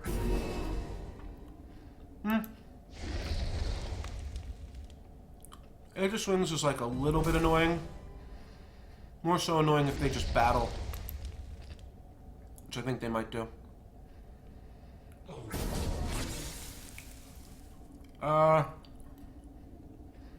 Yeah, now what do I even do? Yeah, they moved that in. So I guess I trade off Swamp Moss Lurker. Age of Swings is going to be a little bit annoying, but having Swamp Moss Lurker 2s in the deck will allow us to answer that as well. I'm just going to trade off Razortooth Stalker because my opponent's going to get to do it on their turn if they want to, and I'd rather have the choice than them have the choice. Trade off Swamp Moss Lurker and level up Borean Stormweaver. And then we'll draw 2 level 2 Borean Stormweavers. Let's see them. Alright. Borean Stormweaver, Fangwood Bear. That's good enough. Fangwood Bear, I don't mind blocking on Infiltrator as well. Though Stormweaver 3 ping, like... Alright, well, Fangwood Bear it is. That made that decision easier. And where's that going? Be kind of interesting if it just goes here. Alright, it's not going to. So let's just trade Bear. Throw some pings on this. That means it's almost dead. We're going to take a little bit of damage here. 1 trample damage and then 13 damage on my opponent's turn. But now we can finish this off with, like, Warbringer Uranti plus ping. Borean Stormweaver plus ping. I think we will go Warbringer Uranti, pumping this, plus ping this off.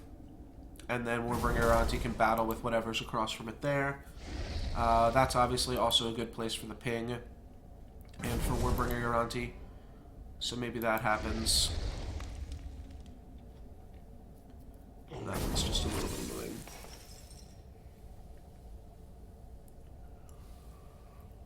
Huh. Well, now I think I'm going to ping Overwatch, Swamp Moss on Matrix Warden. My opponent's deck is pretty aggressive, but only because of Aegis Wings. Otherwise, I think we are in a somewhat favorable position. And we'll be able to just put Borean Stormweaver on Wirewood Ranger as a positive battle. So let's do that. Finish off this 6-3. And then go for the positive battle. Gulliver, good evening. Yeah, for those of you guys just joining us that were here yesterday, I meant to send out some things last night, but looks like I used the wrong function in the game. That's not going to take that out. My opponent needs to do a little bit more work there. Alright, that's enough work. That'll make this go down to 4 and 2, so a total of 6, a total of 7. 2 plus 2, yeah. We can ping it, but that doesn't do anything. We can put some blocks on it, but blocks don't do anything. Or we can just play some open lane Stonefist Giants. Seems okay. Would we rather just play a Glowhive Siren? Maybe? Alright, we'll play Glowhive. I'm not going to do anything else with those points. I thought about it, and thought about saying, like, alright, the points can be saved and then used for, like, future things. Yeah, we're just playing the Siren for some health points here. Frost Shatter doesn't really do anything. It just deals a little bit more damage to this. We're likely to still be able to kill it dead. I think that's going to pump here. No, never pumps that. Okay. So 7, 4. Yeah, we're just going to trade here and then positive battle with Stormweaver. We are going to get a rank up here. We're going to take 14, but it means that we get to activate this Stormweaver. Obviously, it's a little bit annoying. We can go Stormweaver plus Stonefist to finish off Overwatch, and then maybe Fangwood Bear on whatever positive battles the Stonefist Giant.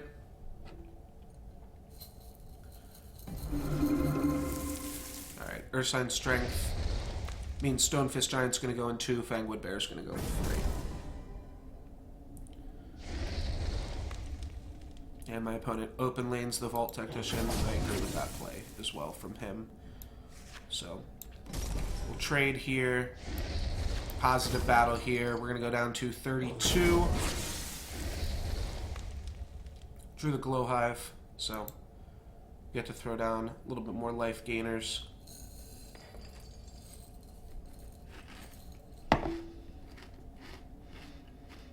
Yeah, so I did consider the Frost Shatter Strike play, That's really good. We are going to gain some life, but whatever. Stone Fist finishes us off, too. And what's that going to do? That's going to positive battle. And then, right, Spore Torrent to finish that off. So...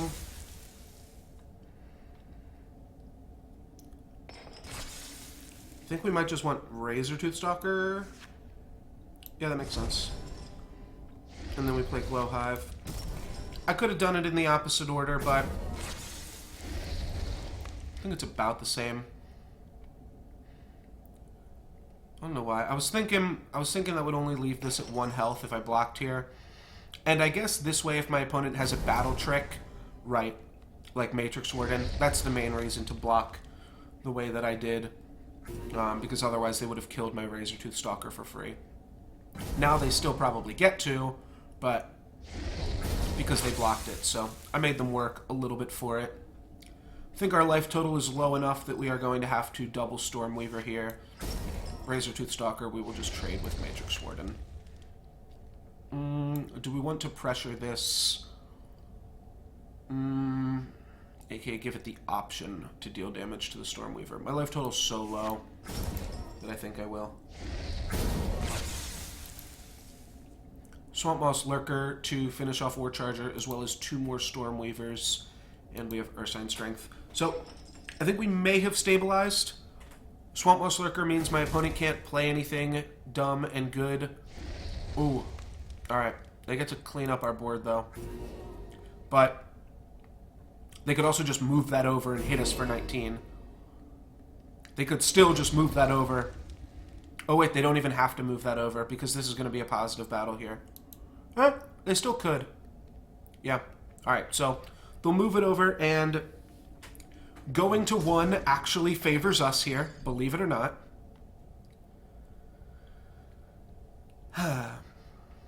So if we go Borean Stormweaver, how much do we have in pings? We have 8 damage in pings. Plus 8 is 16. No. Unless we Frost Shadow Strike or Ursine Strength. No. Looks like we're going to Swamp Moss Lurker. Could Frost Shadow Strike this. I like that. We go Frost Shadow Strike on the Matrix Warden, and that leaves our Stormweaver 3 alive. Oh, I've stabilized, dude. We've stabilized. Don't worry, dudes. We got this.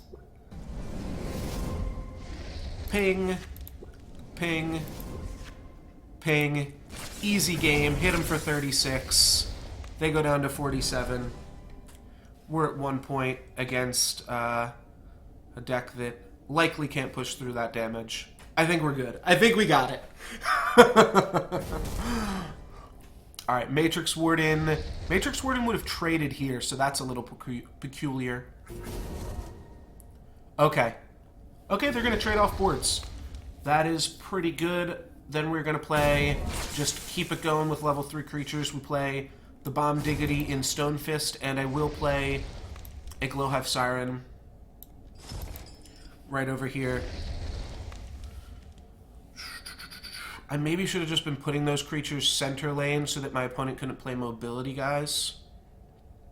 Yeah, I should have put those in 2 and 4. Because my opponent can just play Ionic War Charger, right, and now I can't block it. Yeah, that was really dumb. I should have just played guys in 2 and 4 and we would have won. Silly, silly play.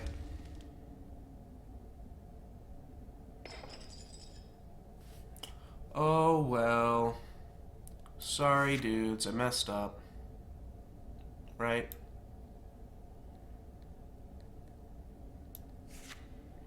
I don't have lethal, right? Guess we'll try. I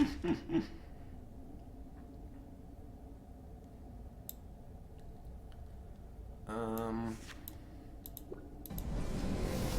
know. I don't think we can manage lethal. My opponent just blocks our 2 creatures.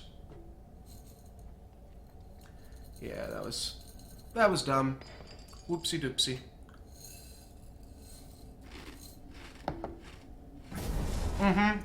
Yeah. This card's really good. This card's meh. I don't know what cards you're talking about there, Nurgles, but Ionic Word Charge is a really good card. Yeah, it was bad. That deck was much better than that record that I gave it. So I've scrapped all my stuff, I think, once or twice since then. Yeah, okay. I used to have like 200 Ionic War Chargers from original alpha drafts, but card is really solid. It's got good stats on every player level. It's a robot, so it's got some robot synergies, but I don't think those come up too often. But it's got good stats on every level, and then mobility for no real cost. You compare this to something like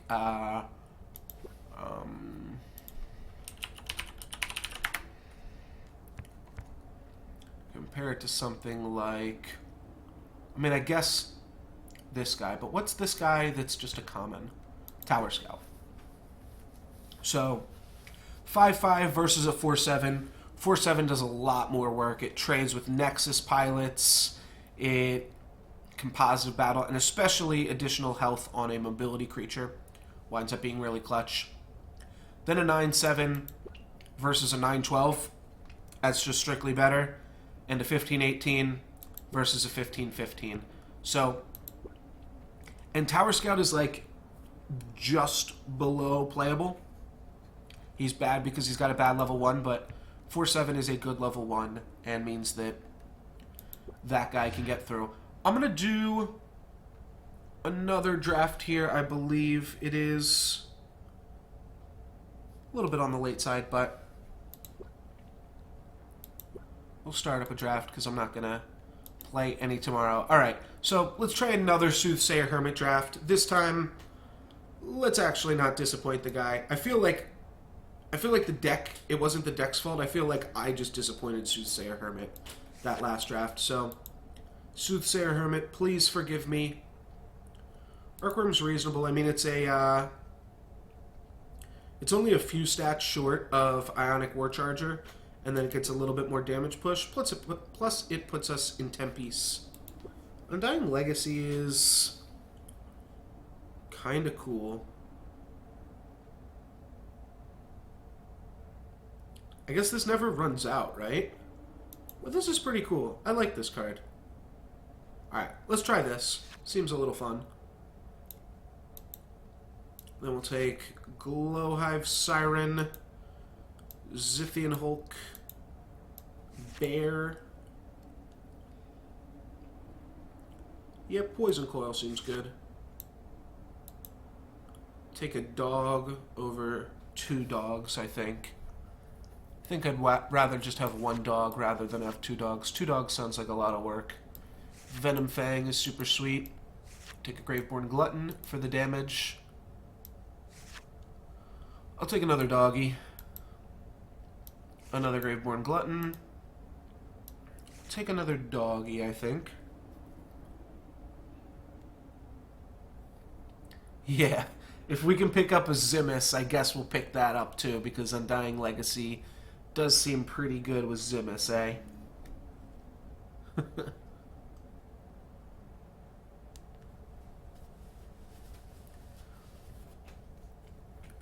Gloom Reaper Witch is pretty reasonable.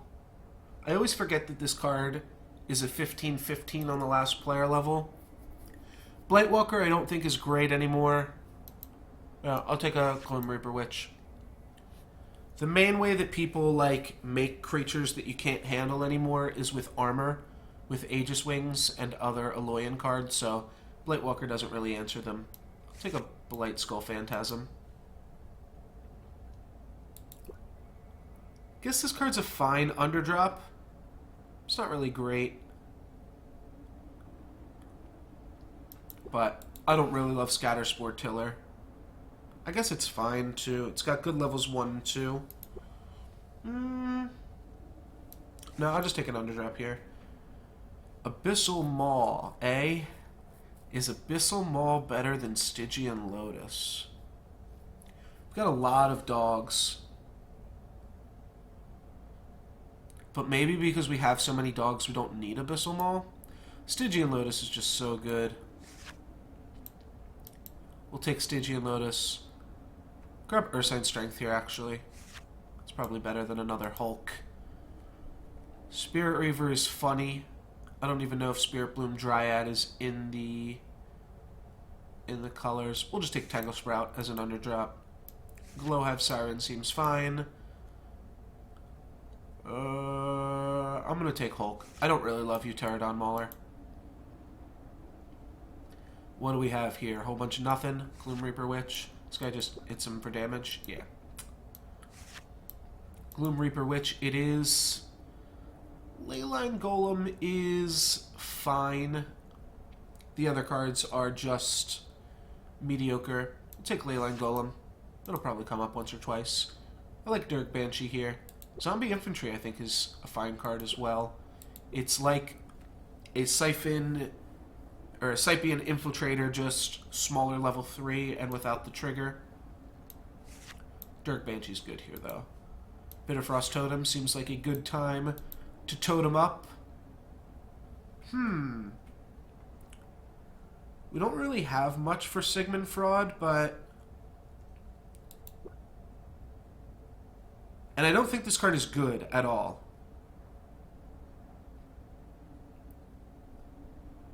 But it's funny. Let's try this. I don't think I've ever drafted or ever played with this card. So let's try to make Sigmund Fraud happen. Take Poison Coil as another defender. There's 2 Bitterfrost Totems, Ghost Scale, Deathseeker. A lot of underdrops here. I'm going to take Poison Coil. Our deck has so many dogs that we probably don't need much of anything else. I'll take another Ursine Strength, though. And... yeah, Grove Matriarch is better than Crypt Slime. And I'll take one last dog. Alright, I guess it's time to find out if dogs are any good, eh?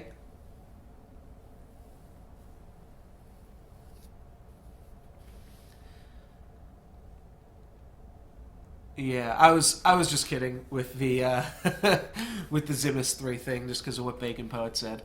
But I don't think Spirit Leash can ever be useful, right? Do have Lotuses? No, we're gonna take Phyrex Embrace. All right, this deck definitely doesn't seem as good as the last one, but it's probably going to go better with the last one. Sometimes your deck is like really good, so you don't have to try as hard, and you wind up not doing well.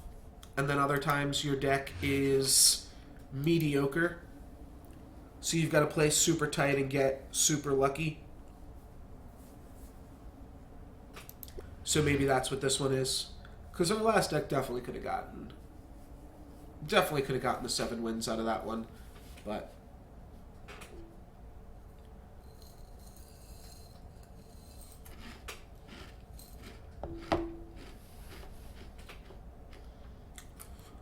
this one's more just got some fun things going on with it.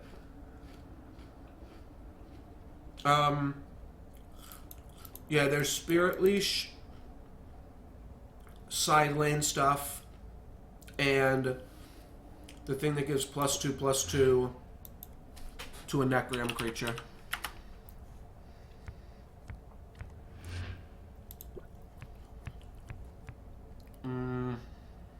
What is it? It's a common. I guess Hungering Strike as well.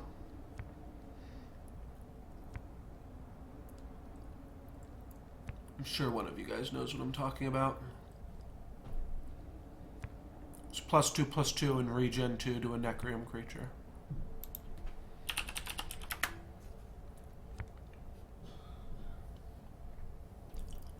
Oh, Tarsian Pact. There it is.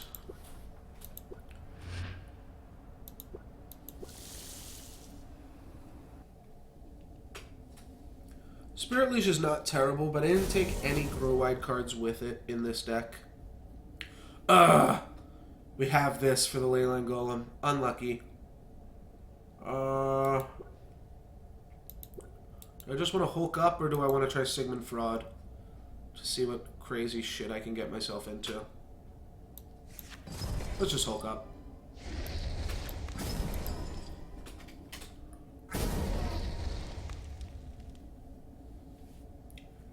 So my opponent can move this, and then I can, like, trade it with an Oxidian Spitter, an Oxidon Spitter.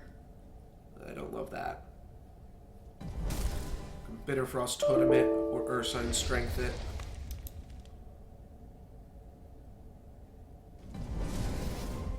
I could have just leveled the ley line. I forgot you could just play this card. Does it get good? Well, it's a 6-0 and then a 10-10 and a 16-16. Can I see what it actually is? No. Alright, that's a fine trade. That's almost a trade. So I could Oxidon Spitter.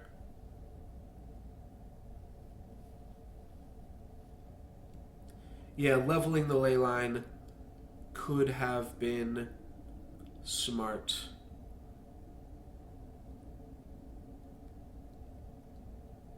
I think I'm just gonna spit this out. I don't love it, but it's just it's the best play for the board.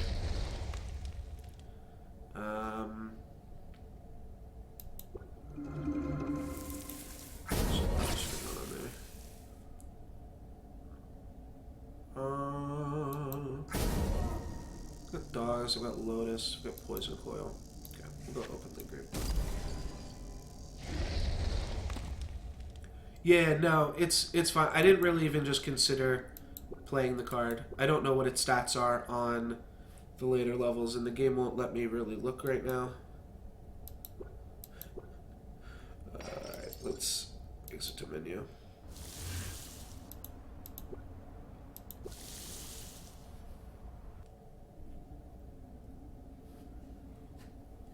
Most bugs can be resolved by a quick exit to menu refresh. Stygian Lotus can clean up Windborn Hellion, and those are just going to trade.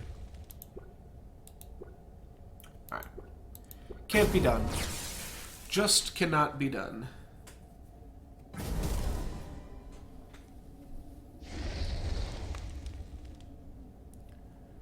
And that is going to be a positive battle on any of my creatures, so let's play Graveborn Glutton pre-combat, so that way we've got a 50-50 for Stygian Lotus to make 3 Lotuses. No, we only get 2.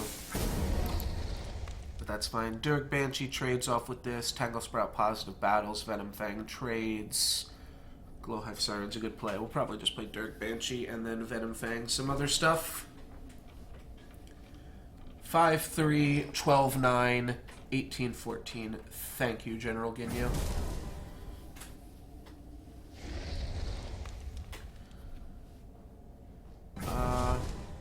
No, it's probably good enough. The 12-9 and the 18-14 really aren't bad. 5-3s obviously leaves a little bit to be desired. Let's go like that. I'll battle to take a look at what this board will be like. So this can trade with Glowhive Siren. Sure. This levels Glowhive Siren. Venom Fang's a better underdrop while in the deck, so seems reasonable. Alright, we drew another Dirk Banshee, a Dire Hound. Forgot we had 4 dogs in the deck. We didn't draw any that player level. Not that we need to, but this deck has got a ton of doggies. So we don't really need to focus that much on underdrops.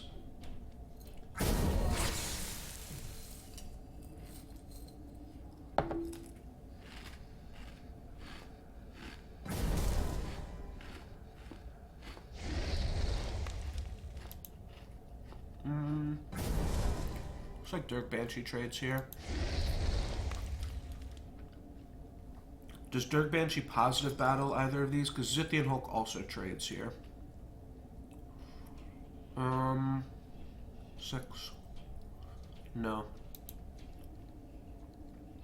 So what's the better play? 8. Looks like they're both exactly the same, right? Trying to think of what can punish me. +4 attack. I get punished the same way regardless of what I do here. Pretty sure.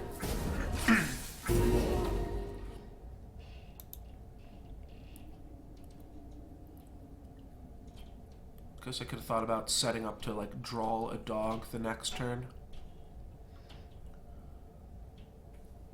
But we don't need it. Might just play Undying Legacy here or Phyrex Embrace. Alright, Jetpack to get on out of there.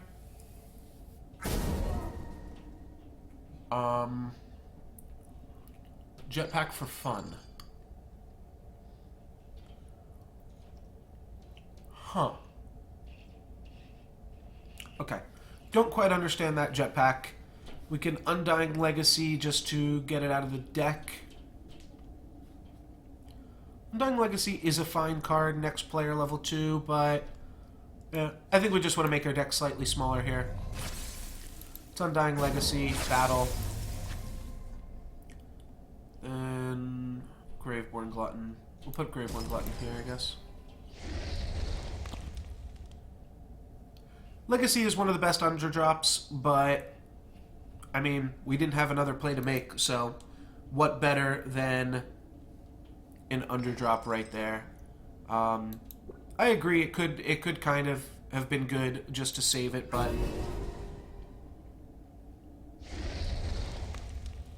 it also just gets it out of the deck. This gets +2/+2, hopefully? Sweet. So that'll still trade. So not worried about that. And we get to finish this off with a Hulk, and then play another Graveborn Glutton. And those will trade, so this is fine. Leyline Golem, yeah, should definitely trigger here, and I will probably level it, though Poison Coil, Zithian Direhound, Stygian Lotus are all pretty solid underdrops. So we'll see. We might not be leveling Leyline Golem, even so. My opponent did also play a jetpack.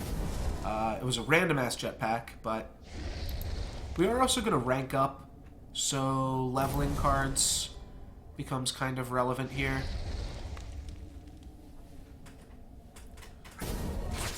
Because I like the Poison Coil. I also like Zithian Direhound as a play. I can like Stygian Lotus and then Direhound, the Steel Welder medic. I guess that's my only way to deal with the medic. So let's just deal with it. And then Direhound and deal with this. Still going to be able to activate this and probably, like, eat up the dog. Ooh, but then we just get to spit that armor right away. Alright, and then we get to play a Poison Coil or maybe a Sigmund Fraud? I don't know. I don't think I'm actually ever going to play this card. Well, 2 armor on that doesn't do shit, so I guess I'll... Okay, we'll still just do that. That sounds fine.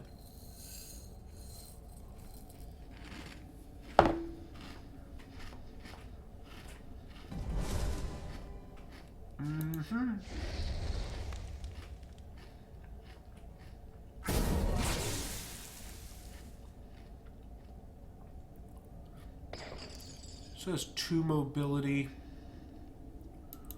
It's a 2/8. It's kind of annoying. That means that it will just eat Poison Coil. Yeah,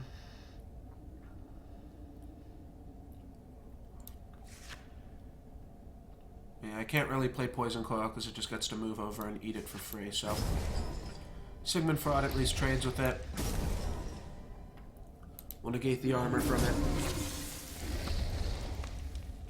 Yeah, my opponent could have just put armor on this guy, but... Might just be new. Zithian Hulks can kind of clean some stuff up here.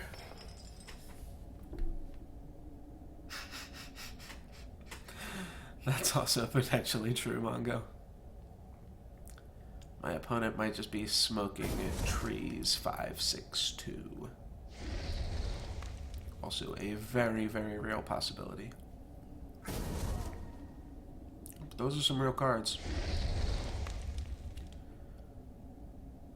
And then they're going to trade into the doggy. So Zithian Hulk can trade for the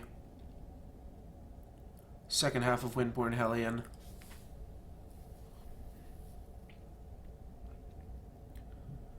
I think I'm just going to open land the other Zithian Hulk.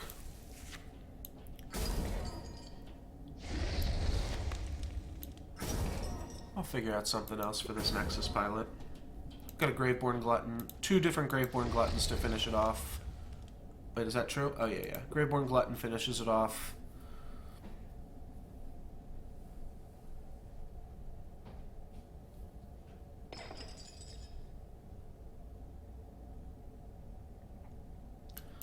Oh, that's interesting. You can go onto somebody's account and see how many legends they have.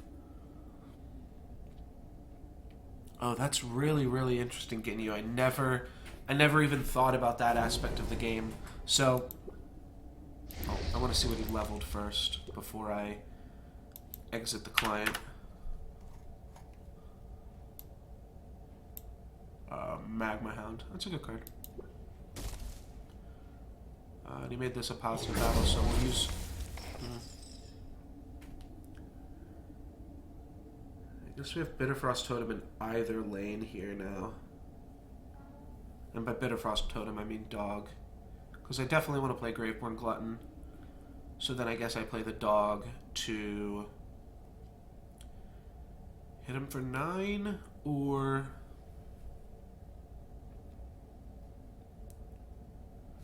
that'd be 11, leave around a 14... Yeah, I guess I'd rather leave around the bigger creature, so let's dog here. And then Graveborn Glutton. This just leaves me with a better board presence.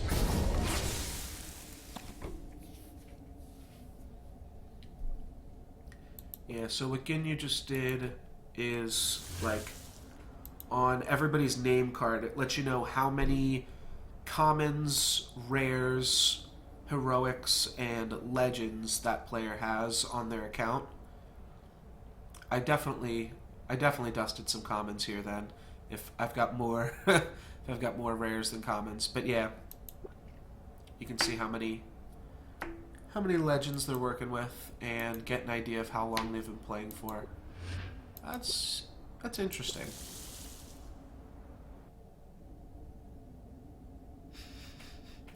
There's definitely... I definitely just have a lot of extra cards on my account.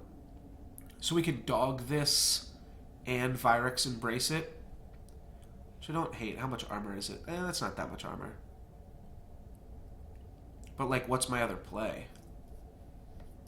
Stygian Lotus to trade, and then... Bright Skull, open lane.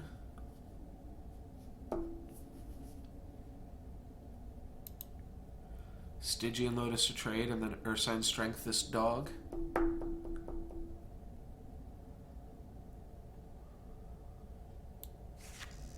I guess so.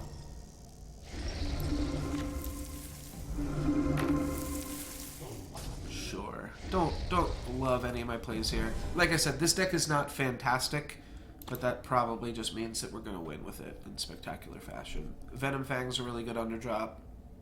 So is Grove Matriarch, and so is Vyrix Embrace.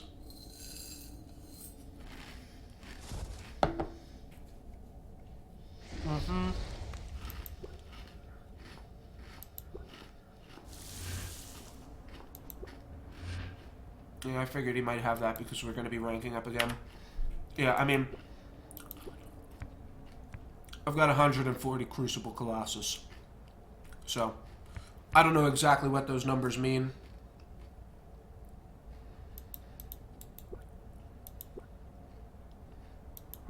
But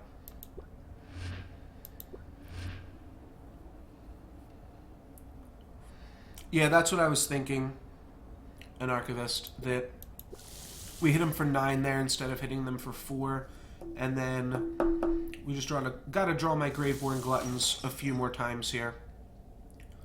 and we can finish my opponent off. So they gave that, so we can do Vyrix Embrace here, gain some life points, and Venom Fang can trade off with Nexus Pilot. That wound up working out fine. We can take a few more damage here, especially because we just gained a bunch of life.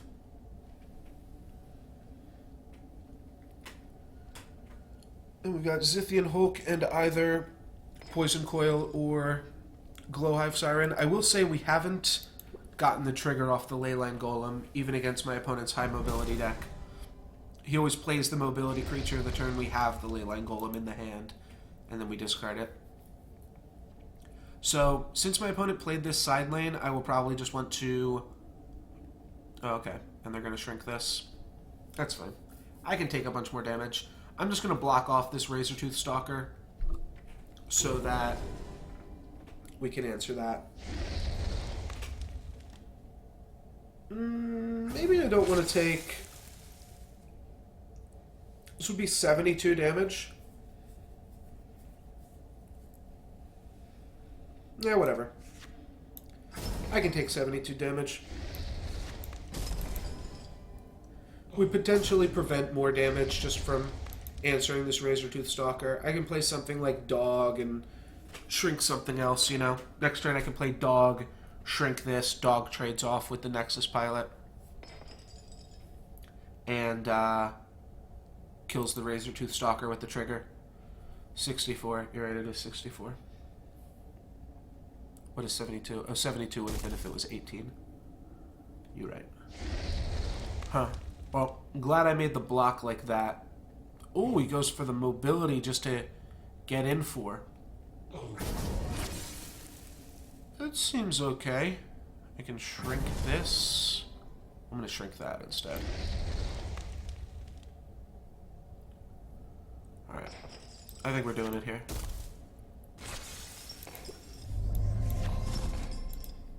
My opponent's probably just going to move. But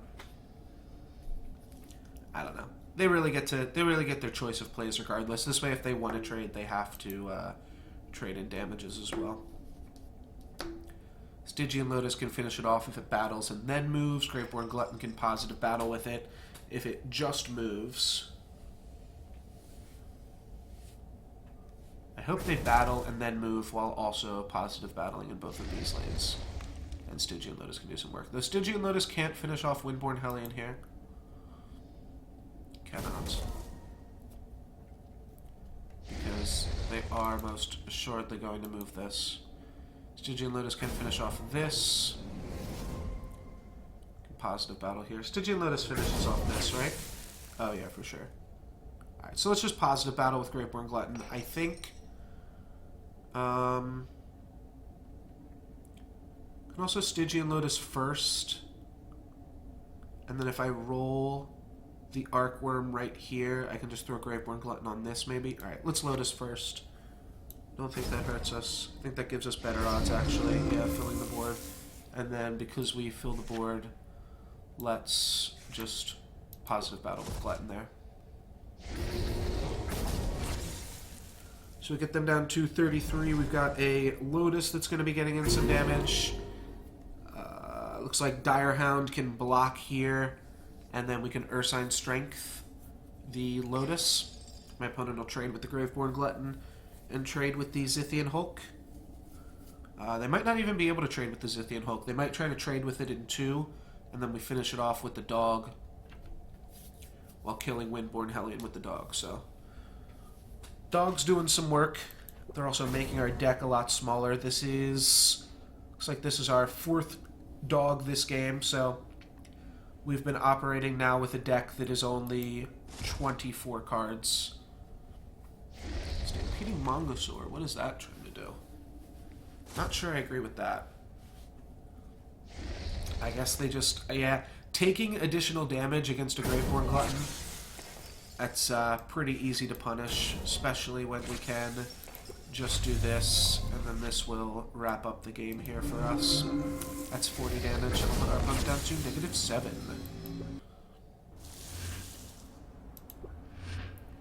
Alright, let's keep it going.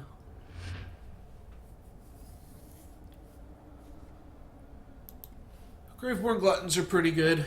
Pretty good at pushing through damage, as are the dogs. I will consider hanging on to Legacy a little while longer, though. I mean, the reason I played it, I figured it gets it out of the deck. Maybe we just don't want it out of the deck. Maybe that's wrong. But getting it out of the deck isn't horrible. This hand has 2 cards that are good to level and 3 underdrops, so the play should be pretty simple here. It's just Tangle Sprout and then Ursine Strength, the Tangle Sprout, to make a 10-11.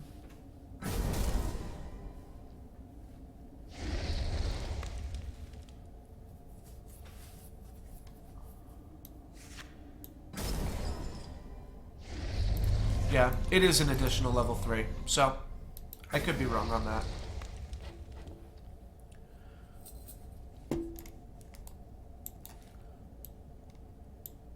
I do trust. I mean, I drafted the card because I've never drafted it or played with it really before. Yeah, it's probably good. It's probably just better to not play.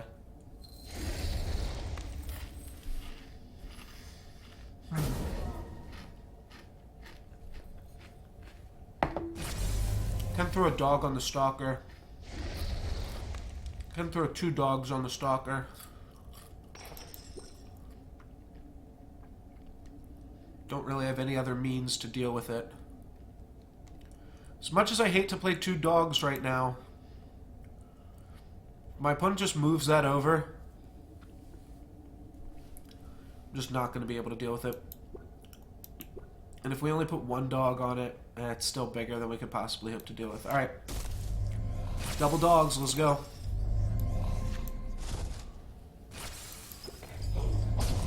I just have no other ways to deal with that card. And there we go. There's a good example of a Spirit Leash. Ooh, my opponent's going to move over and we're going to Leyline Golem it. Perfecto. That is so huge. That means we might not have even had to have made that play. But it's still pretty good that we did. That is pretty nasty. That is pretty nasty indeed. Grave Pact is solid. I choose to put no damage on my Poison Coil or no damage on the Blight Skull Phantasm. I think I'm going to go for no damage on the Poison Coil. I think we might need that guy. We'll put a little bit of damage on Blight Skull here, then hit my opponent for 13 down to 100. Drew both Graveborn Gluttons. It's going to give us some damage push. Still have 2 dogs in the deck, as well as a Venom Fang. No crazy Soothsayer Hermit plays. So not doing anything too crazy there.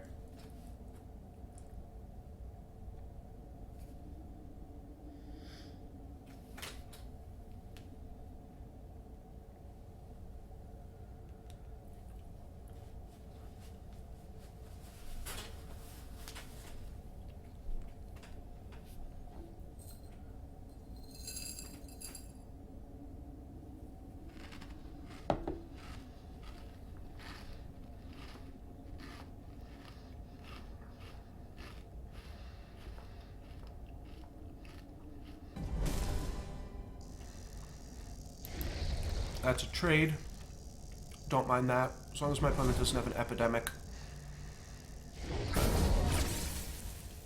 Looks like they don't. We can give this Poison 1, but that will get to take out our remaining dog as well. Let's just play some Graveborn Gluttons. Could play Poison Coil here. We are about to rank up, but Graveborn Gluttons are so strong that I do think we want to level them. It's kind of against what I was saying earlier, that, like, because Graveborn Glutton's a solid underdrop, I could have seen just leveling Glow Hive and something else there. Oh yeah, they do get to trade with that now.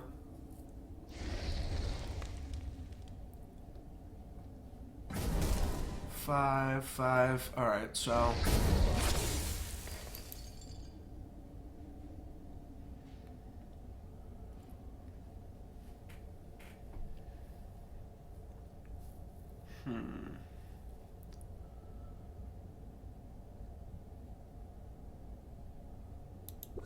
Pretty sure I want to poison that. I'll just play this here. And then I'll just play a Venom Fang. There's a lot of different options for a lot of these plays. I'm just trying to make the most aggressive plays with these Graveborn Gluttons to finish off my opponent here. I guess I could have swapped those poison triggers, right? That was kind of just irrelevant. Could have put one poison on that. Though I didn't know I was committing myself to the Venom Fang when I poisoned this. I figured this is just going to move over. It'll take one poison on their turn, one poison on my turn, and it'll die just the same. Yeah, poison the other way was better, but negligible, but still better. It did mean my opponent could have moved here instead. But I figured they were just going to go for that Poison Coil play. Looks like a bunch of stuff's going to trade off. My opponent's going to take 8 damage, plus a Graveborn Glutton trigger.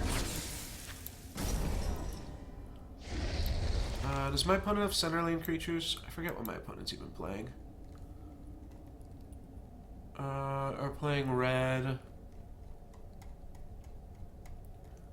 Is my opponent playing anything other than Tempe's? Yeah, black. Okay, so doesn't matter. We can go center lane. We don't have any mobility in our deck, right? Just the denial of mobility off Leyline Golem. Cool, cool.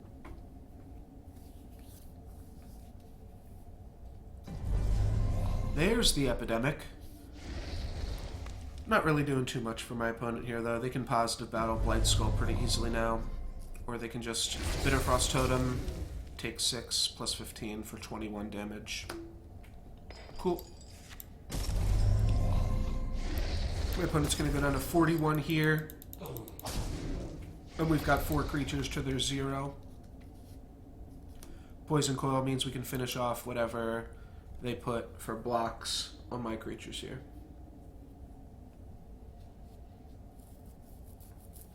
We also have Ursine Strength, Dire Hound. We have Undying Legacy, but apparently I'm not supposed to play this card anymore. We'll wait for the level 3s. We've gotten pretty lucky as far as drawing level 3s here. We've got 5 level 3s in the deck. And that was after playing 2 dogs in player level 1. So, pretty good. Obviously, we got to level the Leyline Golem for free. But yeah, after playing 2 dogs, that's a pretty high number. It's going to trade with Graveborn Glutton. And that is going to chump block my Blight Skull. Okay. Well, I'm going to play Tangle Sprout and Ursine Strength then, in that case.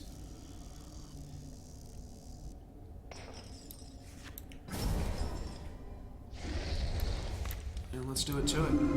Hit my opponent for 18, or 19 rather, put them down to 19.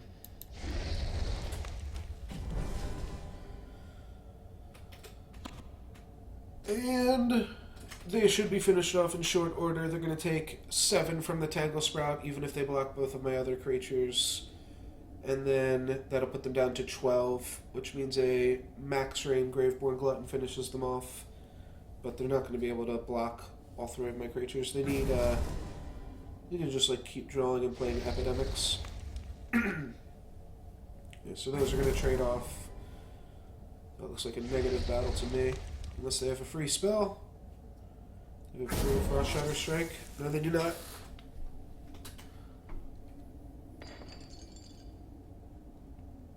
Oh. Yeah. That puts them down to 1. And that means they'll die to that Graveborn Glutton. Oh. Shit. I should have just overwritten both of my creatures and killed him with Sigmund. That's pretty bad BM, though. Yeah, I could have overwritten both of my creatures and then just killed my opponent with Sigmund. That would have been funny. That would have been pretty funny. But it also would have been some pretty nasty BM. Those are the kind of plays that you make if you want to have to wait 3 minutes until your next game. Because those are the kind of plays that can just make some people decide they don't want to show up for your next round there. That would have been pretty funny, though.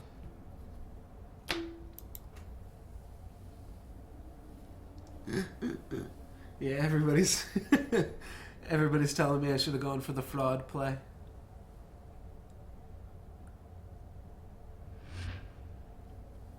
You guys are trolls. Y'all some trolls, dudes.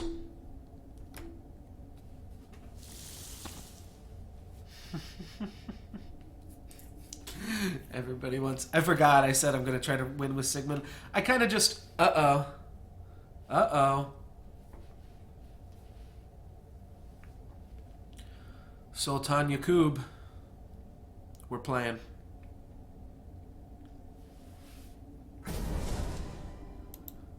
Windborn Hellion. Does that mean I should level my Leyline Golem?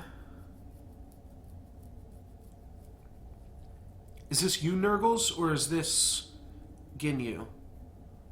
I forget who it is. I know it's one of you guys, but I forget.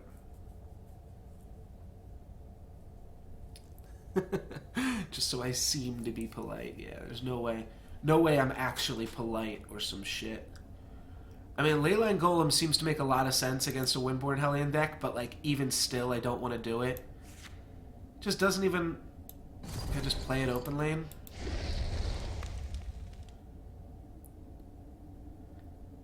Guess it's pretty good if you get it for free and you've leveled it.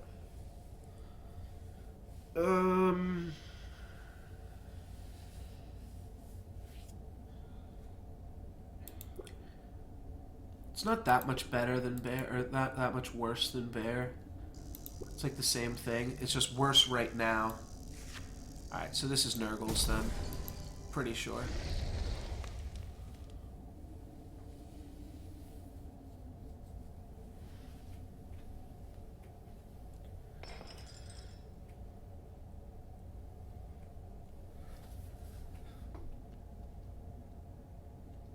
Yeah. I mean, he already knows I have it in the deck because he's been watching the stream as he's been playing. But right, that's a good positive battle for sure. Ooh, and then the Elementalist. Now he knows I don't have it in my hand because he played it. Yeah, he's gonna move that. That's fine. So we can Hulk here. Blight Skull here is a positive battle. That's a pretty good positive battle, right? Do I want to trade Graveborn Glutton in? I think I'm just going to level Hulk. I think if we just level more solid cards, we'll beat him. His Dirk Banshee's pretty good, but Uranti Elementalist is a pretty bad card. It's only good because of synergies. Drew a pretty shit hand here. I guess Gloom Reaper Witch is a fine card. Maybe we'll go for Sigmund Fraud this game. Because if we give Sultan a win, it's not the worst thing in the world. I'm not suggesting win trading here, but I am saying we can play Sultan, or we can play Sigmund, and maybe try to have some fun. Alright, battle for tradesies. Borean Stormweaver open lane. We can finish it off with Venom Fang plus Dire Hound. Finish it off with Dire Hound plus Gloom Reaper Witch.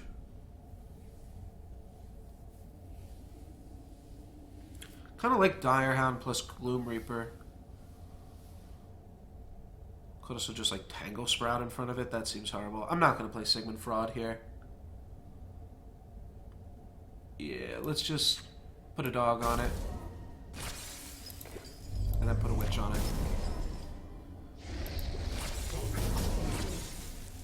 So Avalanche Guardian gets to move and clean up some stuff. Ooh, we can Soothsayer for like the first time ever. So I can Soothsayer back Glutton, which is probably what I want to do.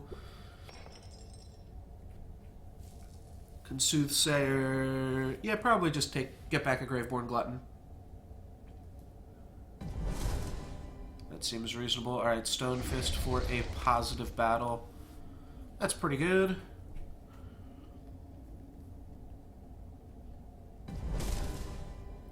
Ah, okay. And Avalanche Guardian now growing that.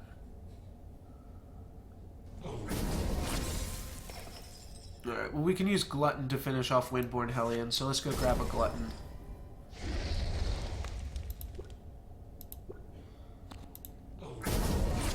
Battle, and then put that there. This will become a 6/6, and we still get to trade with it here. Soothsayer for Sigmund.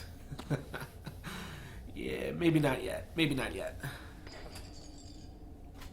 I knew you guys were gonna... I knew somebody was gonna say to go get that Sigmund. I don't know. Maybe we'll activate it once if we play enough rounds. What is this? This is round 3, right? And we're 2-0. Sounds right to me. I don't think we've lost. Yeah.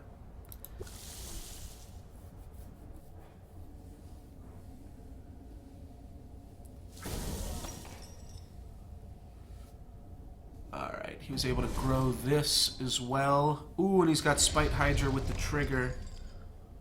It's kind of nasty. Bitterfrost Totem is a -6/-6, and it can take out Spite Hydra, but then how am I dealing with Windborn Hellion? Avalanche Guardian with Windborn Hellions is a pretty nice combo. That is pretty sweet. I kind of want to deal with Spite Hydra, though.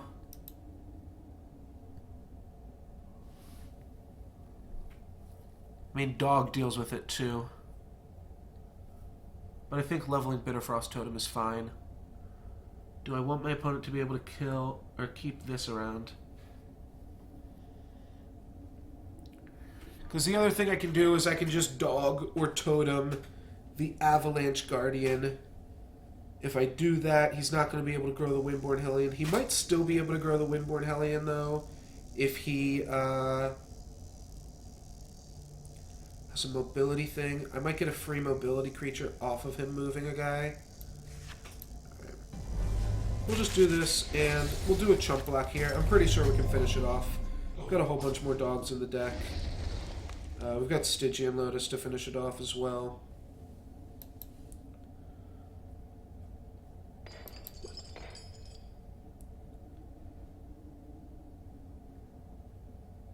Would have liked to draw on some more leveled cards or some dogs, but Stygian Lotus is still pretty good. Alright, he goes for the Bitterfrost Totem, so we might have to Ursine Strength now.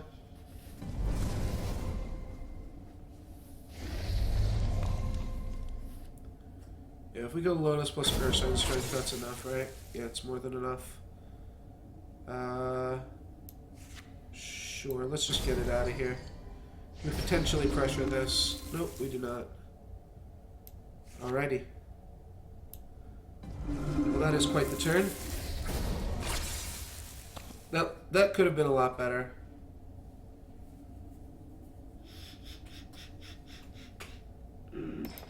How dumb is that? Oh, he does move. Oh, wow. I didn't think he was going to move there because I thought he was just going to want to keep his Avalanche Guardian alive. Alright, well. Not ghosting confirmed. Thank you for not ghosting. But,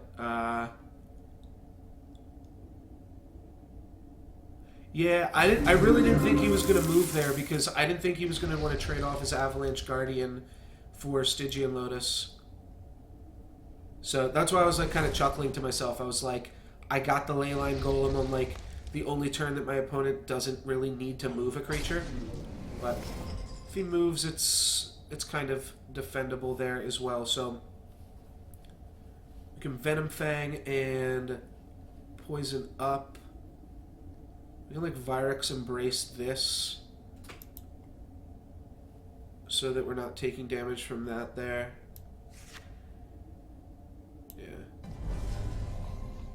Play some random ass underdrafts. Leyline Golem leveled, so that's pretty sweet. That's why my play looked so awkward that turn. I was like, I don't get to play anything good, but I also just got to smack my opponent with a 12-9 for free. These two will stick around long enough that I can Dirk Banshee them, which is sweet, and I do have Blight Skull on the rank up as well, so I can get some nice blocking triggers here. What did I not draw? Soothsayer Hermit, of course I didn't draw it, because it's never worked yet. Gloom Reaper Witch, my other level gated card, and some dogs. Also, Azithian Hulk? That's not as big of a deal. Oh, if he plays the Windborn Hellion in 4. No, he's going to go for Chaos Twister to finish that off. That's fine. He had a hand of all level 1 cards, and he finishes off my dudes there. What is a little bit awkward is that I'm not really making the best plays against a mobility deck here, but I am just going to block like this so that I can get both of my triggers. Yeah, Blight Skull value is pretty insane when it gets to happen. A dog is pretty good here. My opponent's deck also isn't, like, super leveled, so I think a dog is likely to change some battles. My opponent could get level 4s or level 3s before me, though. It's definitely a possibility. Even if they get a level 3, like, say they play, like, a 16 health creature right here, you can just post-combat dog. Was that double Bitterfrost? Oh no, it was a Bitterfrost with a -10.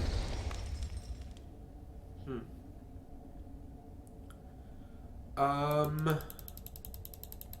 think I'm going to play a dog just to get it out of my deck.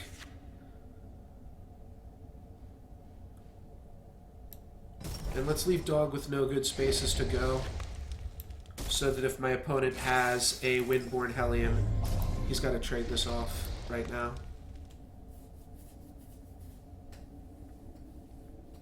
Venom Fang is real good here. Dirk Banshee is potentially good, as is potentially Stygian Lotus.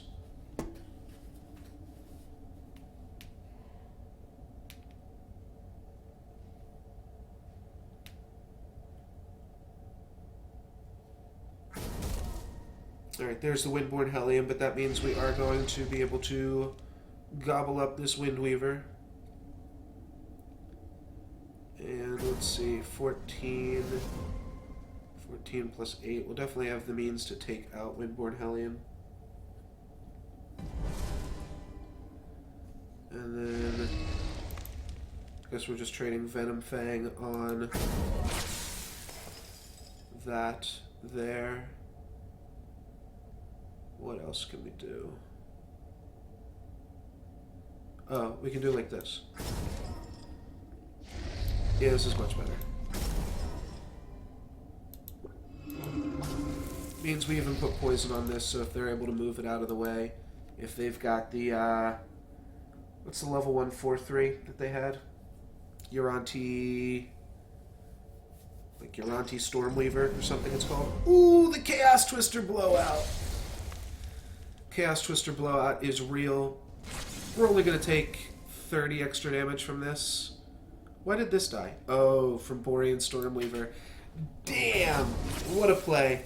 Alright. Still not a huge deal. We've got Vyrix Embrace to potentially sway this battle, or we can just dog so that we don't take 15 and then we overload the dog. Yeah, let's dog to make the trade into a positive battle and gain us 15 life. This overloads the dog as well. And then we'll just go Bright Skull open lane.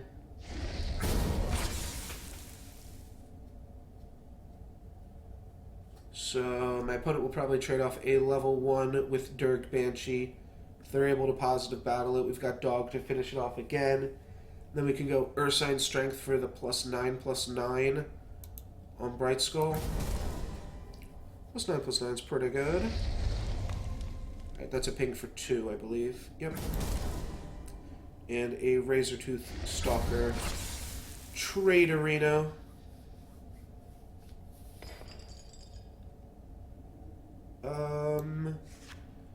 Yes. And do we want to just overload dog so we don't have to worry about it next player level?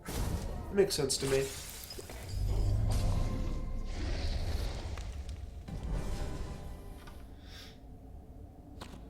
Cool. Venom Fang for the positive battle plus finishing off whatever's blocking the dog, if something does block the dog.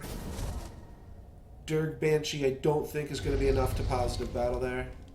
Nope, just enough. He needs a totem of some sort. Though a totem will make that into a trade, or maybe even a negative battle if it's a level 3 totem now. We are at a point where level 3 totems do come online.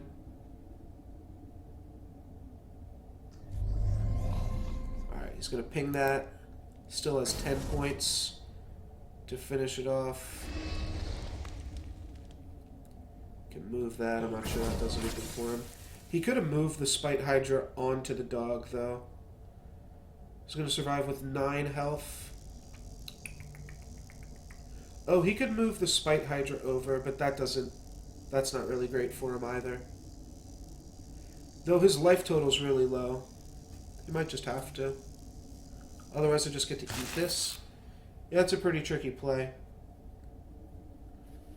Alright, he goes for the movement. So I guess this would be a time when you'd play something like Undying Legacy. Though I would not mind just killing Borean Windweaver. Killing Borean Windweaver seems a little bit crazy, but I also just kind of don't want to deal with Borean Windweaver, right? Like, he plays that, then he makes his one guy like an actual big creature. We also just kill Borean Windweaver by poisoning it. Let's finish off Borean Windweaver. I don't want to have to deal with that card. So, let's get it out of here. Whoops, I messed up.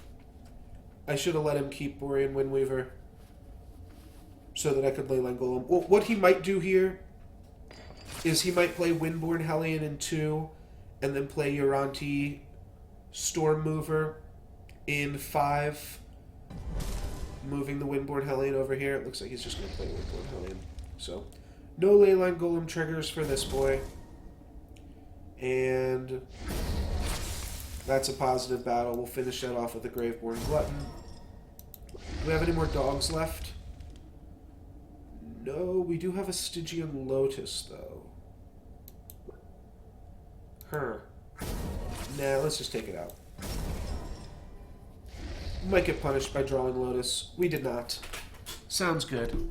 We also get rewarded by dealing 1 to 4 damage to the enemy player here. Alright, he's gonna go for some damage push. And a chump block. Gloom Reaper Witch can destroy the token. Not really worth considering. Let's just Zithian Hulk. And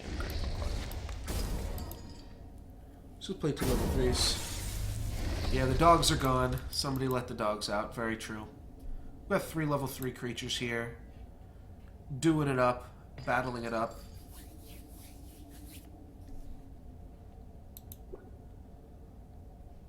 Opponent has not had that great of draws on the end of player level here. He's going to have to trade with the Graveborn Glutton.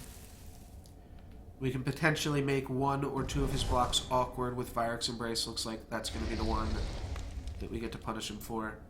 I think I'd rather hit him for 18 here. Yeah, this might even be lethal. Yeah, I think this is lethal. GG, Sultan, Yakub, and well played, my friend.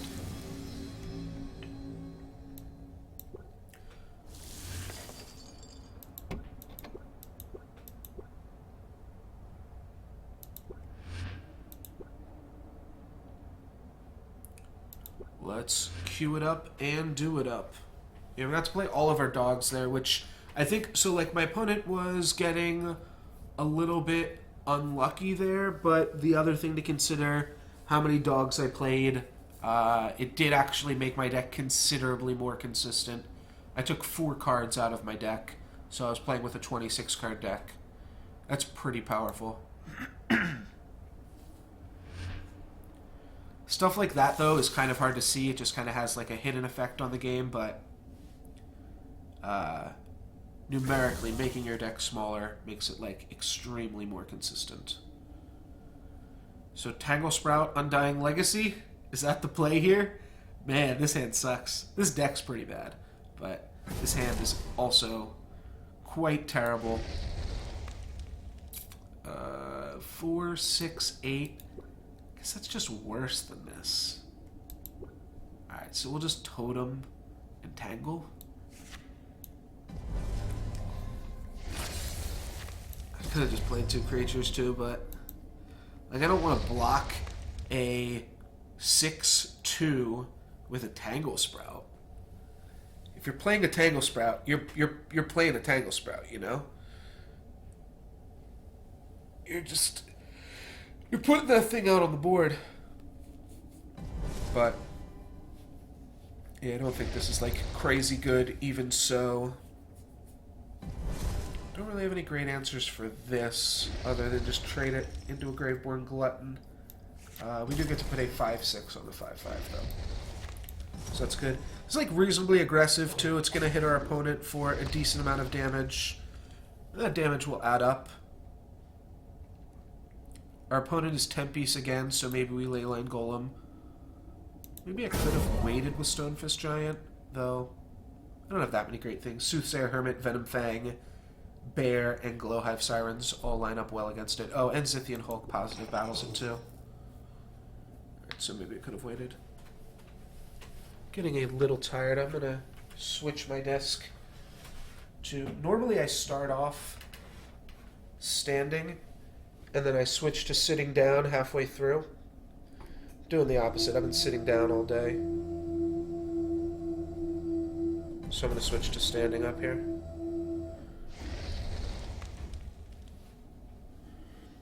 Alright, that's a chump block with our Cardrasian Stoneback. That's fine, don't mind that. And then, ooh, Frost Shatter Strike. That is a really good play from our opponent here. So let's see, we definitely want to play the Bear. Do we want to play Leyline Golem or Gloom Reaper Witch?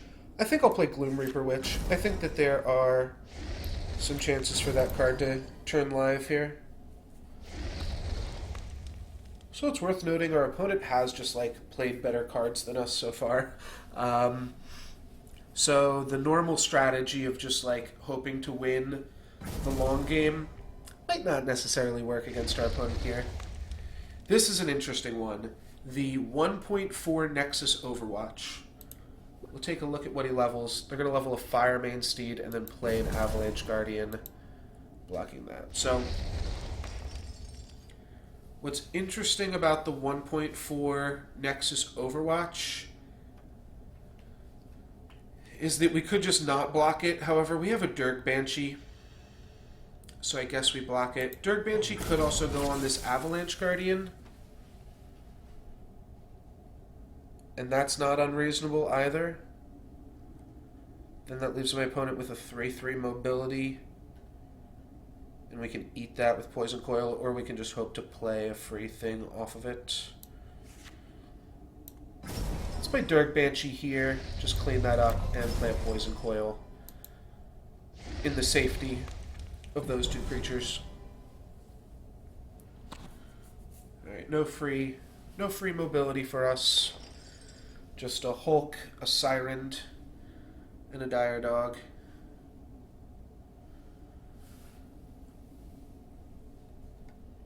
Let's take a look at this card's art. Huh, what's different? Oh, this hand comes down against the ground, and the axe glows. Oh, and he gets a little friend behind him. I guess his legs get bigger too, and he gets some more stuff. Cool. Some more skulls. Very cool. Alright. That is like a reasonably bad card from my opponent here. Oh, they're on player level 2, and this is what they're playing. Okay. Cool. I feel good about that then. We get to finish this guy off with some poison. We get to positive battle here with a Glowhive Siren. And then play Zithian Hulk. And let's take a look at the cards that my opponent has leveled with that card.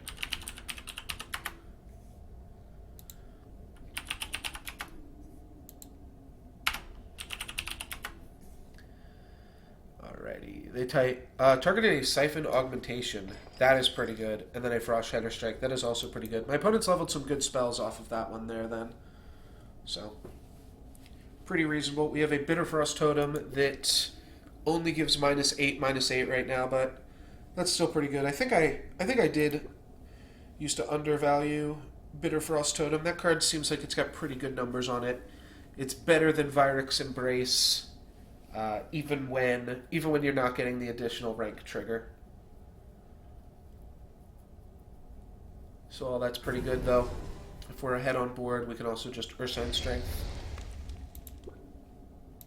Meta Transfer, what is that going to level? It's going to level the level 2 Firemane Steed? Interesting. I guess it's only a 6/9, but it would have positive battled the same creature that they just blocked it on. So I don't know if I agree with that. And Overwatch will level the Firemane Steed. Oh, and then what is this Overwatch leveling? Overwatch is leveling a level 2 Cartesian Snowback. So my opponent just played 2 level 1 creatures, both to level 2 creatures. Not sure I agree with that. I'm going to play Zithian Hulk instead of Bitter Frost Totem. That actually does 2 things there. It levels a potentially better card, and because we don't need the totem leveled necessarily just yet, but it also means that this Nexus Overwatch is going to stick around for the second half of my opponent's turn, so if they draw the other Nexus Overwatch, they are going to have to overwrite it here. Which then means we get to, like, Battle and Venom Fang or something like that to finish off the level 2 Nexus Overwatch. Because my opponent does have a level 2 Nexus Overwatch in their deck, they haven't drawn it for the first half of the player level here, so they are reasonably likely to have it in hand now.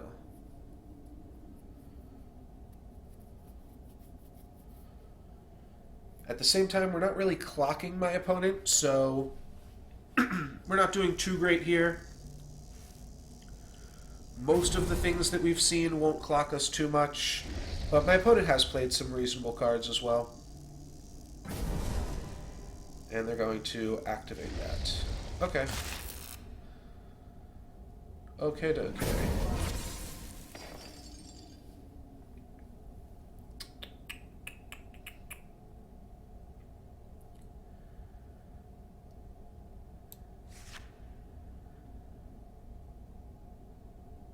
I'm going to replace this because we've got Stygian Lotus in the deck. I'm going to do this, and I think my opponent can move this over if they want to.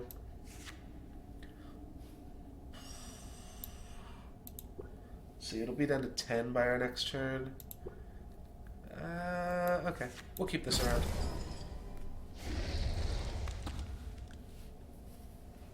Yeah, so Durg Banshee trades with it, Gloom Reaper Witch. Durg Banshee positive battles it while stealing the trigger from it. Okay, yeah, they just moved it over anyways, so we didn't give them the option to deal damage to Bright Skull. Durg Banshee can... Is that a positive battle? Yeah, no. Durg Banshee can trade with Nexus Overwatch, though.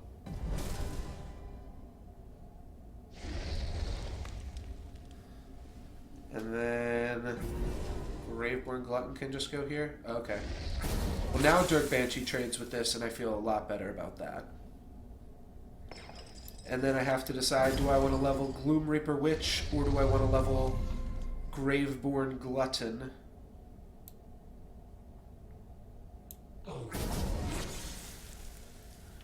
What do I want to do? Make more level 3s, or start leveling those Graveborn Gluttons? Because leveling Graveborn Glutton is also pretty good.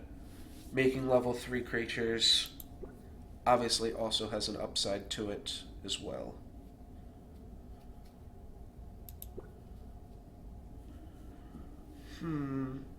Let's put a level 3 in the deck. That's probably stronger. It's not a great level 3 against what my opponent's been doing, but still might be okay. We have Dog to finish off Nexus Overwatch. Not sure how much we need that. Oh no, it won't. Bitterfrost Totem can, though. Bitterfrost Totem can also take this out, as can Zithian Hulk, and a Dog also can.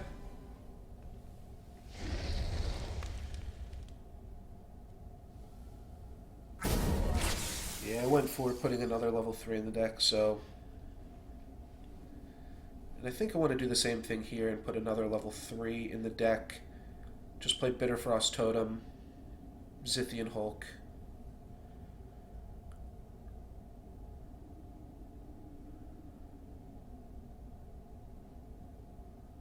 So, what if I just Totem here, and then Hulk here? Yeah, we'll do that. Getting the Dogs out of the deck would have also been fine, though. Bitterfrost Totem 3 is a fine card. I left myself without an opportunity for Stygian Lotus here, but now I can Dog and Durg Banshee.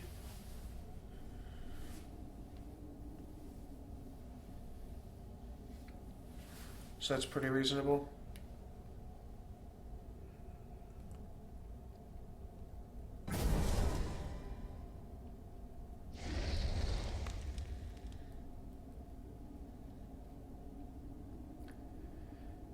And what do they got? They got a Nexus Overwatch. If they block with a 12 health creature or a level 1 creature, we can Dog it up.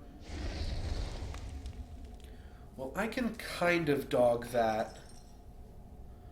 So I can put a Dog here, shrinking this, and then they'll never be able to move it. So it's like kind of the same thing. I can also just play Tango Sprout there, but that doesn't really give me anything. Let's just do like this. My opponent now has to have like a meta transfer just to move their Cardrasian Stone back. Even if they do, we've got additional Dogs and Graveborn Gluttons to finish it off. Undying Legacy does not work with Durg Banshee, unfortunately.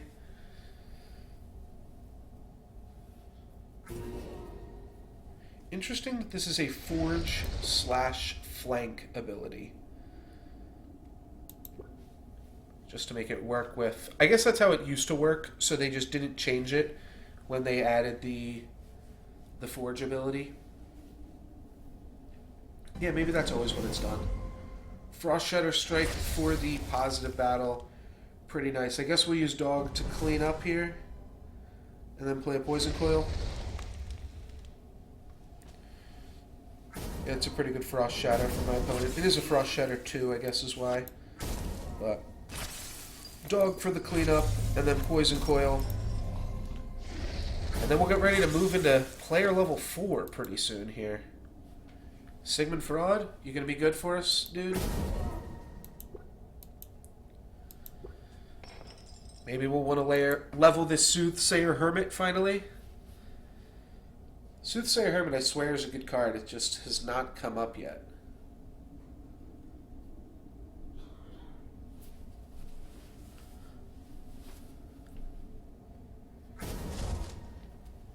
Maybe there's some specifics that are kind of needed to make it work. Alright, well that's kind of asking to be poisoned. And then they're just gonna... Oh, they are gonna play Flame Jet to finish that off. Alright, well, then we've got a good spot for Soothsayer Hermit. He'll die to a removal spell or a shrink attack, but that's fine. I'll take it. We're not gonna deal with it here. And I think I am just gonna block with Fangwood Bear. I guess I really don't need to. How do I get punched? It goes down to 9 attack. 9 attack is... Or 9 health, rather. 9 health is still fine going into player level 4. There's not that many level 2s that can get traded with it. We've got Dogs in the deck and stuff like that, too. So, like Bitterfrost Totem. Vyrix Embrace. So if my opponent blocks, it's not that punishing. They do have the answer for that there, so that one's a little bit unfortunate, especially because I don't want to block with Poison Coil. Poison Coil 3 is actually a big threat, and I think we will be Bitter Frost toteming here. Yeah, because I don't want this Avalanche Guardian to survive, so let's Bitter Frost Totem to finish that off. Lay a Poison Coil down over here, and I'm going to take 36 damage from this, but we've got some cards that can answer it now. We can Dire Hound to trade, Dirk Banshee to Positive Battle, Gloom Reaper Witch to trade as well. There is an interesting thing with Dire Hound where it's like sometimes you don't want to play it because you don't want to lose all the Dire Hounds from your deck. So that winds up being funny. We can also trade like half of a Dire Hound and also the poison activation from this. Alright, my opponent's making a big creature in the center lane, so that is going to survive Gloom Reaper Witch. But, I don't know, I feel kind of okay about that. That's obviously a reasonable play, though, for my opponent to... Oh, they made my guy lose Defender. Oh, well played. Well played from my opponent there, then. Okay, that's pretty cool. Let's just Dirk Banshee for a Positive Battle. Play this level 3 guy. We'll just poison the Nexus Overwatch. I'm not going to block it. My opponent's got a lot of center lane stuff they got going on. That's fine. And we hit them for 7. So they will be able to take out the Poison Coil there. That is a very sweet play by my opponent. It doesn't come up that often that you Flame Rift Instigator your opponent's defenders, but there's a lot of cards where Defender is a... It's like an additional ability on it. It's not a drawback. So being able to negate Defender on those creatures is pretty good. That will survive for 7. I can't imagine anything we grab with Soothsayer Hermit is going to be good enough here. We could Soothsayer and like dog this, but that's not going to be better than just playing a Blight Skull Phantasm. What's our life total? Our life total is 38. Do we want to Ursine Strength? Ursine Strength makes a 20-20. We can actually just Strength there and then Open Lane Phantasm. Alright, let's get a little bit aggressive here. Let's make a 20-20. That's going to be one of our ways out of this game. Let's battle, go down to 38, and just play a Blight Skull Phantasm. We have Venom Fang to trade off Overwatch, Graveborn Glutton to deal a little bit more damage. My opponent probably has to trade their entire turn for this guy, for the Gloom Reaper Witch, and then we can just Ursine Strength this now. So, yeah, I like the Ursine Strength plus 5s here. And then we'd just be Graveborn Gluttoning this. Cool, cool. I like that play. I like it a lot.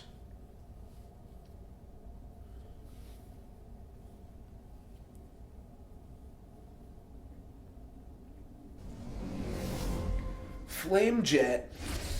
Flame Jet for the full Monty. It's going to be 18 damage on that. And then, wow, they're going to be able to trade there. Alright, well played. Well played. We can't just take 26. That will mean that we die.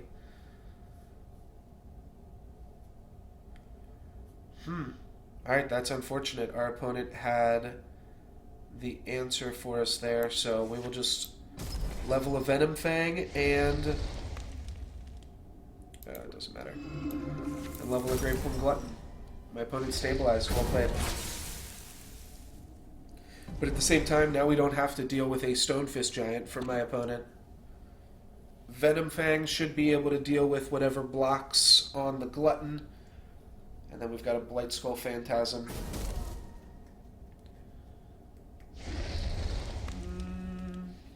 Okay.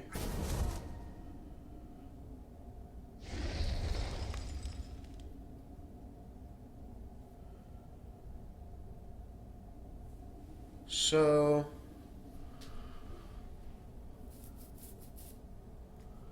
Either of these creatures can positive battle on here. Actually in a pretty awkward spot if our opponent just starts removing our creatures. I don't think there's any way I can play against that. Yeah, let's just make the best play we got. This game's pretty close. This game's pretty close indeed. Gonna need our opponent to miss on one of these turns, but we have a trade, we have a positive battle. We're going to take some damages, 7 to 13 damages, that's pretty big. I think it hit us for one of the upper bounds there. Oh no, it hit us for 8, so it hit us for the lower bound, which is actually good. It's actually insane that it hit us for that little, because if it hit us for even one more point, our opponent could Flame Jet the Venom Fang and kill us. Hammer Fang is good, but we do have the answer for it. We can Durg Banshee it. Oh shit. Well, we don't have the answer for it. We can Durg Banshee it and no longer Gloom Reaper Witch it. So that's not exactly going to work. We can Gloom Reaper Witch just pre-combat though. Hopefully we can Gloom Reaper Witch whatever's on Blight Skull. That would be really good. And then we Durg Banshee and we hope the Hammer Fang lands in front of Gloom Reaper. That would be the absolute perfect for us. If we can make exactly that lineup. And they're just going to Frost Shatter Strike that to play around Gloom Reaper Witch, I suppose. Alright. So we still got a 1 in 4 that Gloom Reaper, or that Hammer Fang pops up there. So 1 in 4, let's go. Leyline Golem will not trigger. And that is going to be a little bit hard to nail down. We have pretty decent odds to try to grab it. We go Graveborn Glutton, and then we play Glowhive Siren, and we try to hit the 50-50 on it. 50-50 for a positive battle. We are going down to 7 here, so Volcanic Giant does kill us. Volcanic Giant is a guaranteed to kill us trigger. I feel like this deck's already done, like, more than it deserved to. It's 3-0, and it's a pretty mediocre deck, for sure.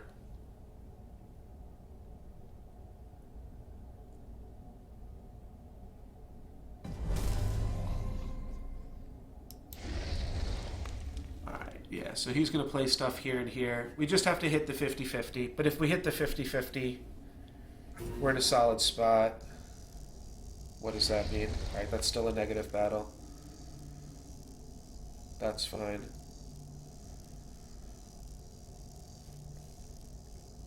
And then they're going to shrink Gloom Reaper. No, they're going to shrink this.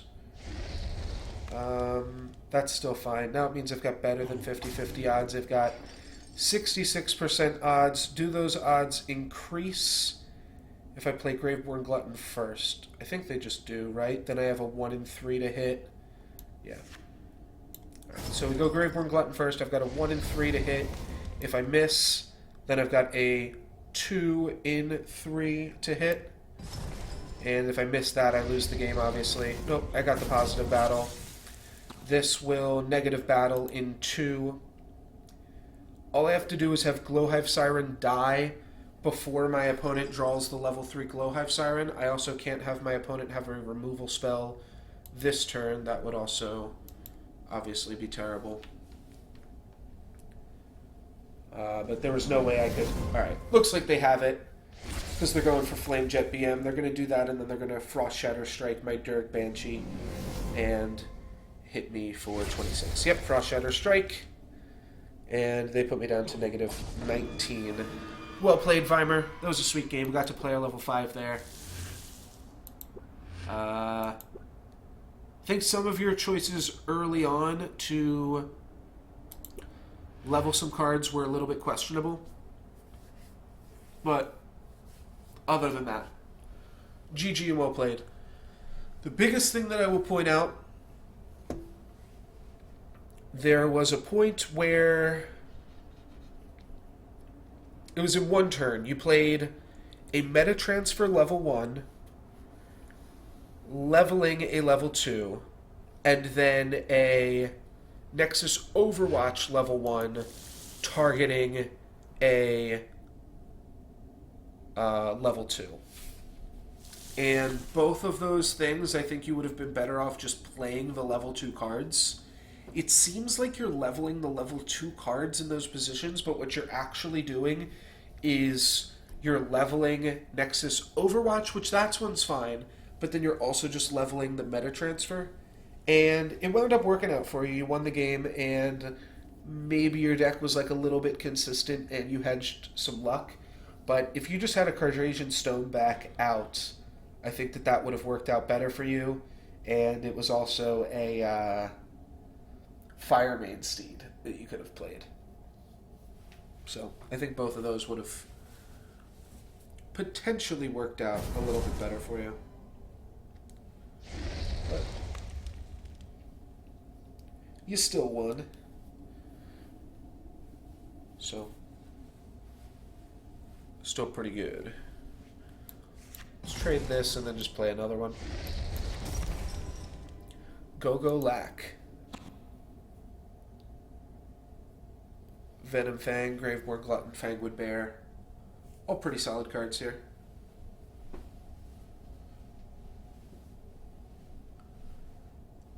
We also got the little doggy doing it.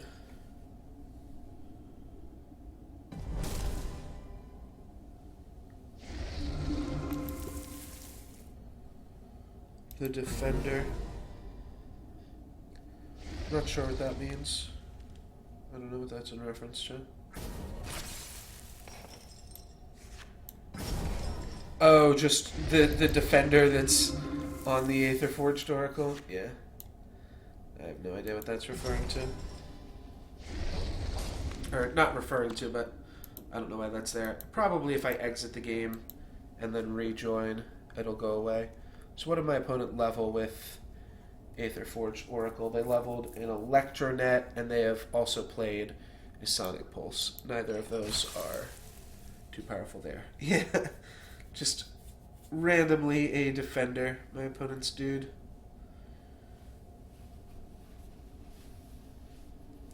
We have Dirk Banshee, Gloom Reaper Witch combo. Good point, Ginyu. Good point. I don't know why I did that. It's like just all of my opponent's creatures have defenders. Yeah, I just did that so that I'd have to place, or I'd have to click less buttons, but actually didn't do anything for me. Well, I want to level Dirk Banshee, so I have to play that here. And then I guess I'll just level Gloom Reaper Witch. I would have played Lotus, but my opponent just doesn't have enough creatures going on. They've been trading off with Utaradon Maulers, so. Very true. If I lose this game by like 1 to 3 points, or 1 to 4 points, then I definitely fucked up there. And it could very well be relevant. Definitely seen smaller life total gaps be relevant before. Alright, we've got Graveborn Glutton to trade with a War Tusk, and then we can Poison Coil for the rank up. Sounds good to me. My opponent's also playing some cards for me to Gloom Reaper Witch.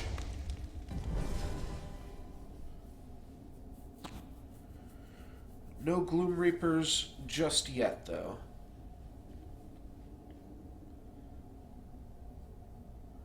No Gloomies just yet.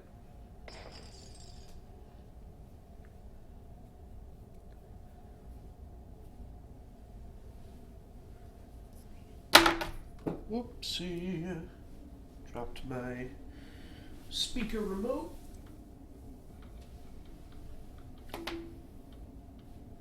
So I think this might be the last game of the day here for us. Even if we win. I'm hoping I lose.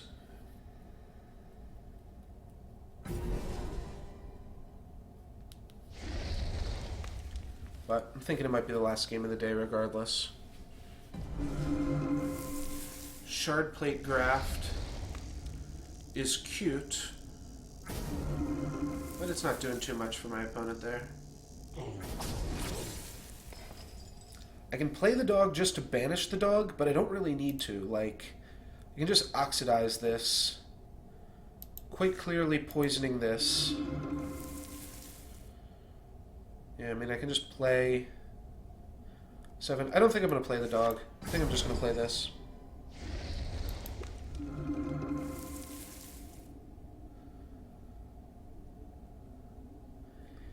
Yeah, my opponent just has random creatures that are hopping around and gaining defender right now.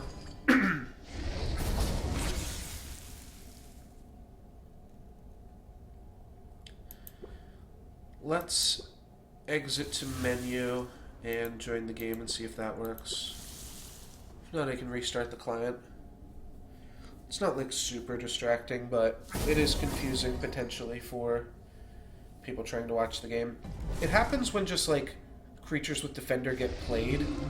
It means other random creatures wind up getting defender. At least I think that's when it happens, but not super sure.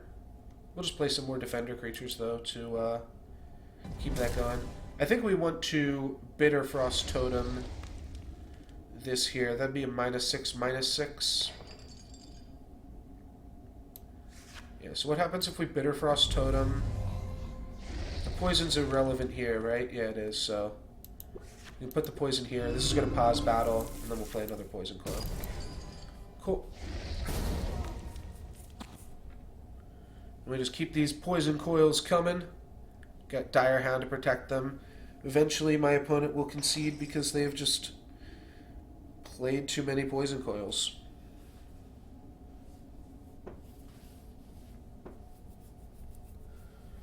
I don't think I will rage and flip my table because you guys won't actually be able to see that because I don't have a camera. So that's unlikely to really mean anything.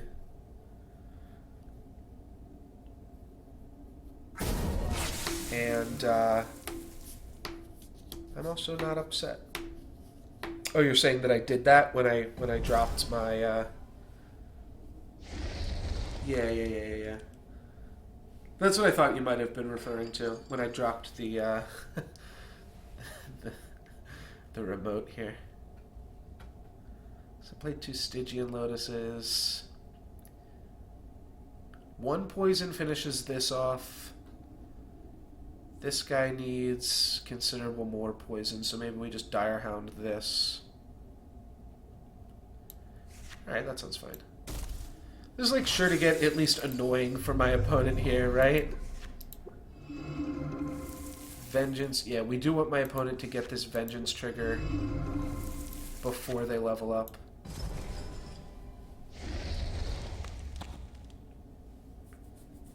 Whoops, dropped my something. We have Gloom Reaper Witch plus Dire Hound, which should also be able to clean some stuff up and just spread in the poison love. It's been a while since I've done some stuff like this with Poison Coil, so this is kind of sweet. We didn't draw, you know, any of our on-leveled cards this player level, but deck is still cool. I'm not sure if this is a deck... What's up, Asunder? I'm not sure if this is a deck that can get away with not drawing its leveled cards. Alright, this is going to die. This can get Gloom Reapered.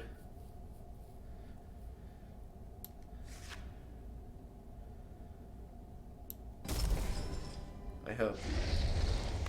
Whoops.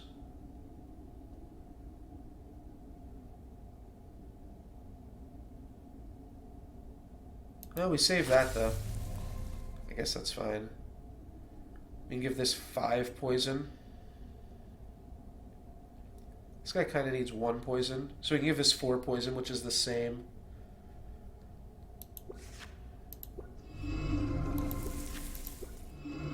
One poison is enough to finish this off.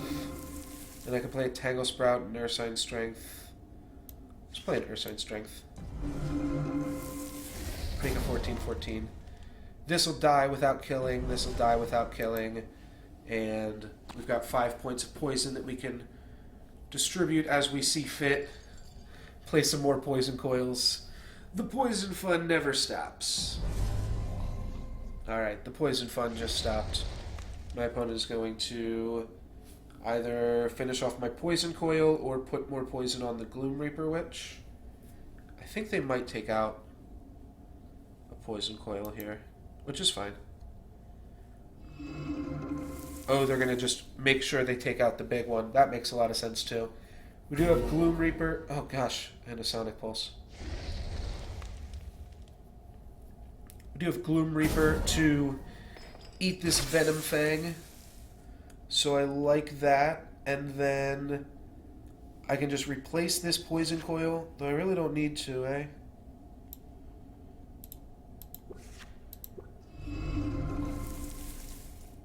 Oh, wait, I do need to play Gloom Reaper Witch pre-combat anyways. Okay. I could play Undying Legacy. I could play a Graveborn Glutton.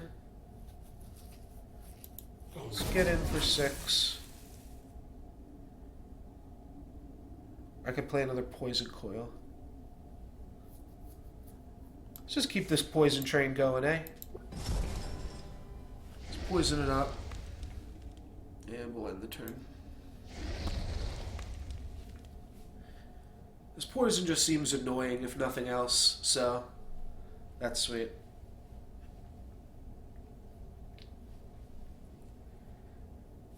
Minus 11/1. It's a pretty annoying minus 11/1 defender creature.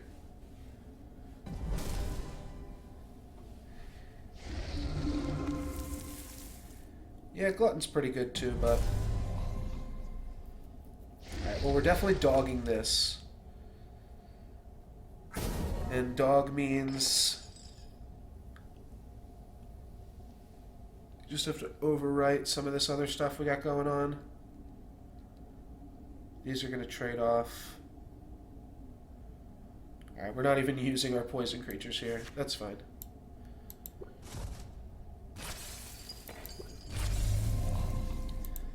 Battle, and then we'll definitely play a Graveborn Glutton here. Yeah, it's not a win con, but it kind of is a win con here. Like, my opponent can just never hope to keep a creature, because now they've got to deal with our creatures, and then we just get to poison off whatever. And then we're also just playing more poison. Ursine Strength, Poison Coil is probably what we'll play here. We don't really need to do anything else. Here the poison just negates the armor, but that does add up as well. Yeah, this is going to positive battle. Let's Ursine Strength. We can actually probably play Venom Fang and take this out, right? Yeah, looks like it. It's currently at 15. Yeah, Venom Fang will pretty much take this out. It'll die on our turn, so that's worth it, rather than... We could have also just played a Poison Coil, overwriting this Poison Coil.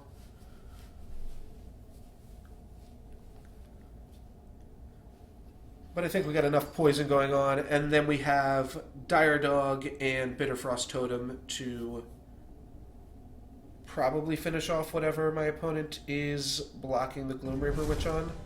Yeah, so they're going to block for 11. Then they're going to block with either a 1-drop or a... Oh no. They're going to double chump block. Well, that's not what my opponent should have done there.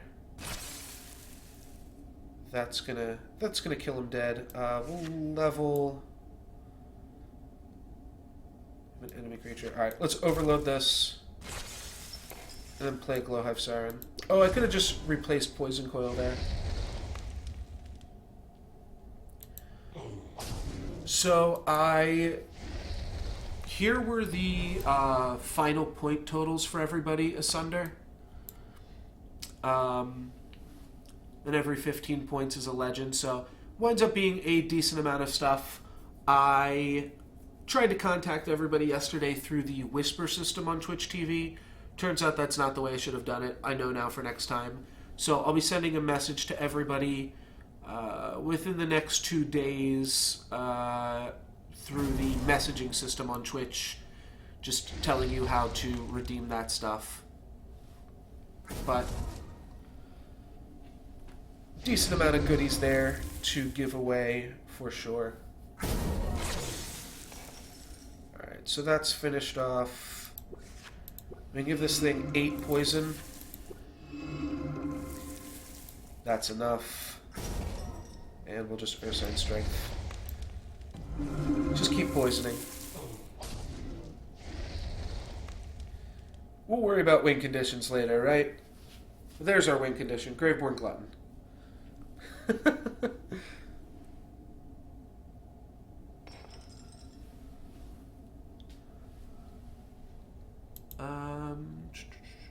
Messages. Yeah, I can check that now again, yeah.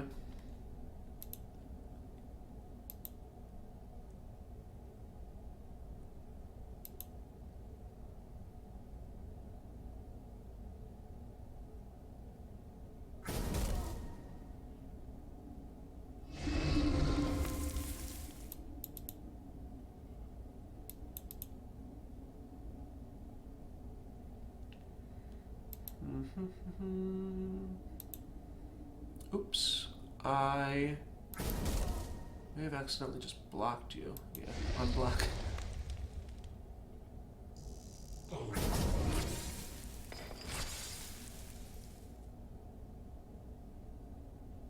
That looks like it should be fine, General Ginyu. I can hit you up later tonight.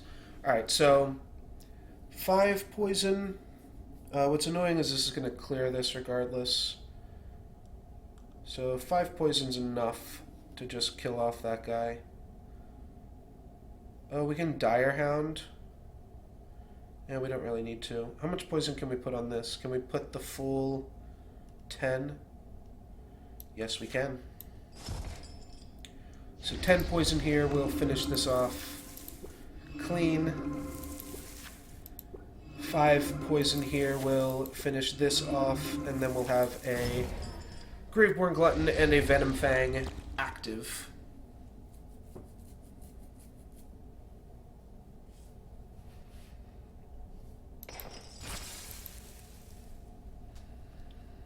And so yeah, I've got 2 active creatures that are both lethal. Gloom Reaper Witch will clean some stuff up if they block with some creatures that are good. You wanted me to save the coil. Weren't you just saying coil isn't a win condition? Or was that somebody else? Oh no, that was somebody else. Alright. Should we Sigmund this guy? Sigmund could actually be good here. Oh, it looks like my opponent's just conceding. Alright, my opponent's conceding. We can't BM him. Alright. So we go Sigmund. Oh wait, I should have battled with one of them, shouldn't I have? Gloom Reaper Witch. We have to get the stag out of here, because that guy's going to be annoying. Alright, we'll do a little bit of BM. Sorry, Go-Go-Lack, if you are if you are watching this or catching this later. I don't normally BM, but everybody wants me to get in a Sigmund kill before it's too late.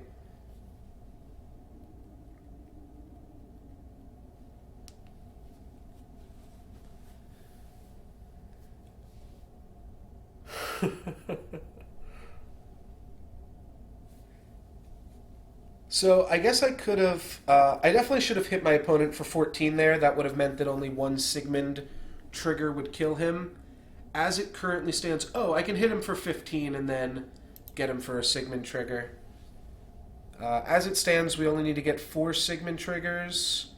Though I think we can combine those with some Graveborn Glutton triggers as well, right? That seems fair.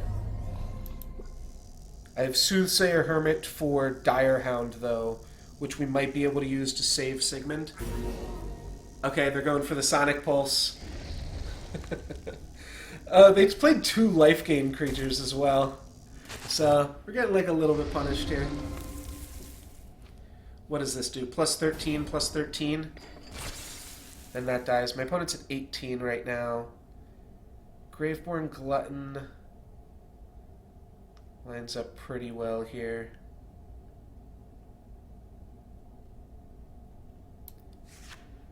Alright, what's this? Ursine Strength. I'm just going to start sacrificing my poison coils. Next turn, I'm assuming my opponent's going to block this guy. Then we can sacrifice Graveborn Glutton. That's going to get us a little bit of the way there. It'll finish my opponent off if they decide to battle with this. Yeah, Sonic Pulse against my mono Poison Coil deck isn't really doing too much here. Alright, so they're going to trade. I think we're going to be able to kill my opponent with the Sigmund trigger. We are 7, 10. Yeah, we are. Alright. So, we actually do get to kill them with the Sigmund trigger here. We hit them for 12, and then sacrifice. Alright, that was a waste of time. That was a waste of everybody's time there. But we did it. I hope you guys are happy. It makes us 4-1. I am going to play another one here. Keep it going. Get Sigmunded. And our opponent did die to the Sigmund trigger, not to the Graveborn Glutton trigger. Boom!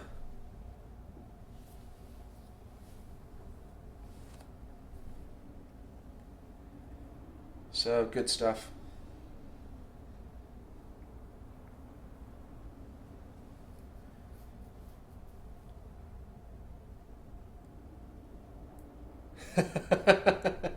I guess there is value in making some silly, more entertaining plays. But at the same time, see, I would feel uncomfortable posting a clip like that, like making a highlight clip, because I feel like that entire, like, if we needed to play Sigmund, and Sigmund was the only way that we could win, then it's sweet. But if I just BM my opponent by overwriting 2 of my creatures so that I can kill them 5 turns later, it doesn't feel exactly highlight worthy. It's funny, but I'm looking for the clip where Sigmund Fraud, like, we get our opponent down to like 4 or 8, and then they stabilize. And then in order to win, we need to play Sigmund Fraud. That's the clip I'm looking for.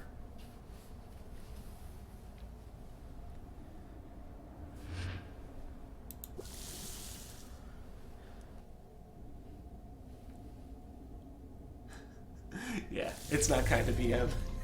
Overwriting your creatures is as BM as the game gets. We're going to go Soothsayer Hermit. Sorry, Sigmund Fraud. Soothsayer Hermit is also fun, though. And we have yet to make this work. We just had a game where Sigmund Fraud was working. An Archivist, thank you very much for the follow. There we go. Got our value. That's our Sigmund Fraud value right there, baby.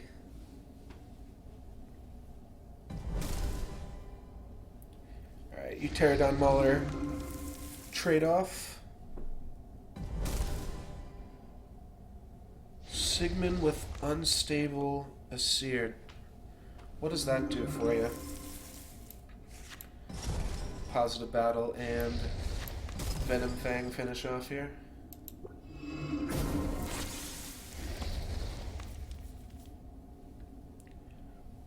Unstable Asir... It isn't combat damage, it's just whenever you deal damage to them. So you get to sack your guys and keep drawing your Sigmund. Is that the idea there?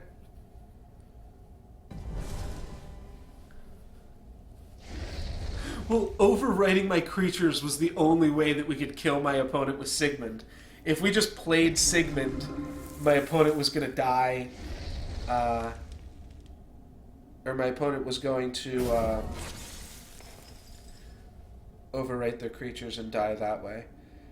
I don't have any great plays here. I guess I can, like, Ursine Strength, Dirk Banshee trades. Maybe I just Dire Hound to clean this off.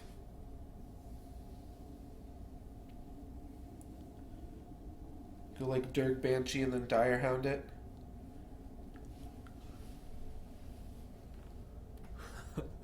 Thank you, Anarchivist. I mean, if you guys want me to find a way to win with random ass cards, I can do it, but it just might require BMing my opponents. Could have also played the Dirk Banshee there. Play the Direhound and Shrink, but we'll be able to clean up this seedling regardless. And clean up with Gloom Reaper Witch. Poison Coil is pretty good.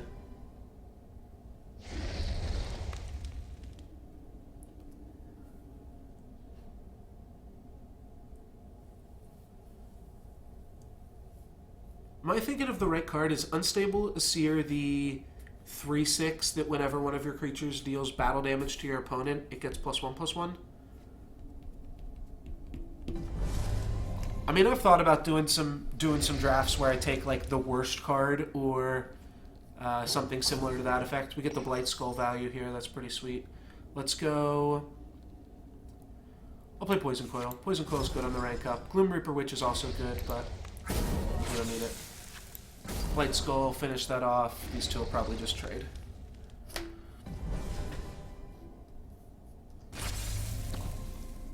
Based on its attack. Oh, it's the Vengeance guy. Oh, okay.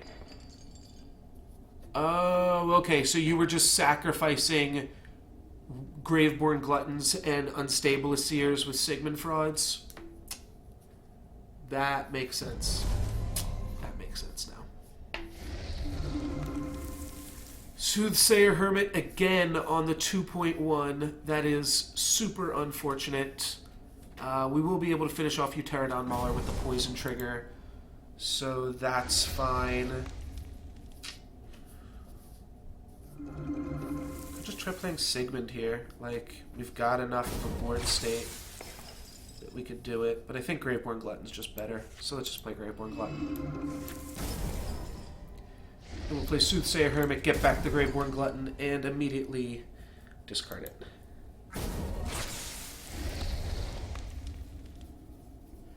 Blight Skull's a good card. We got our first doggy here as well. I like doggies.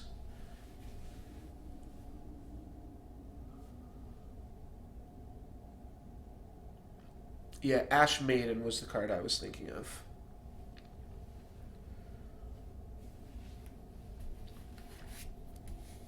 I am definitely down, though, guys, to do some drafts where...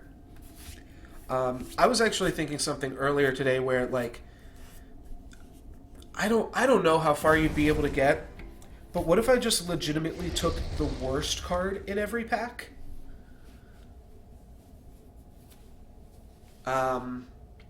Like, don't even try to do like some weird theme. Just actually take the worst card in every pack, and then see how far we can get with that. It also leads to interesting scenarios where we are trying to figure out which of a few different potential cards is worse than the other ones, which I think is kind of funny. Yeah, that is the problem. I'd have a deck with just a bunch of cards that gain me life.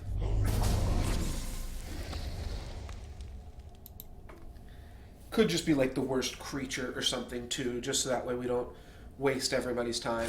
Because at some point it is... I mean, though I've got enough tickets, right, that like, if I draft something, it winds up being 20 spells, and then I'm able to get one win out of it, that would seem kind of cool. Just like, okay, maybe I go 1 and 2, maybe I go 2 and 2, but when I do, like, even that seems super sweet. So, that could definitely be fun. I am not opposed to trying that, making up our own weekend warriors, so to speak. We have a play for Dirk Banshee, so I guess we'll fire it off. We could also just play Dirk Banshee in front of Magma Hound, overwriting our Direhound. Not opposed to that either. So if we play Dirk Banshee here, it takes 7, it becomes an 8/7. Yeah, let's just overwrite here.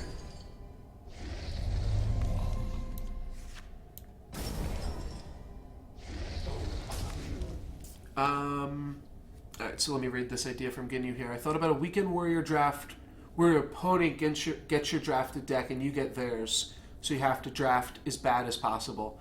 No, I think that would be possible. Yeah, you just queue up and you play against each other's deck. It might warrant a slightly different draft pool, but it's definitely possible. Undying Legacy on Poison Coil. Does that seem annoying? Kind of. But we can also just play another Poison Coil, so maybe that's better. We can go Dire Dog to finish off Mauler and shrink whatever's in front of Poison Coil, and then just play another Poison Coil and use Poison Coil 2 to finish off the Mauler in lane 1.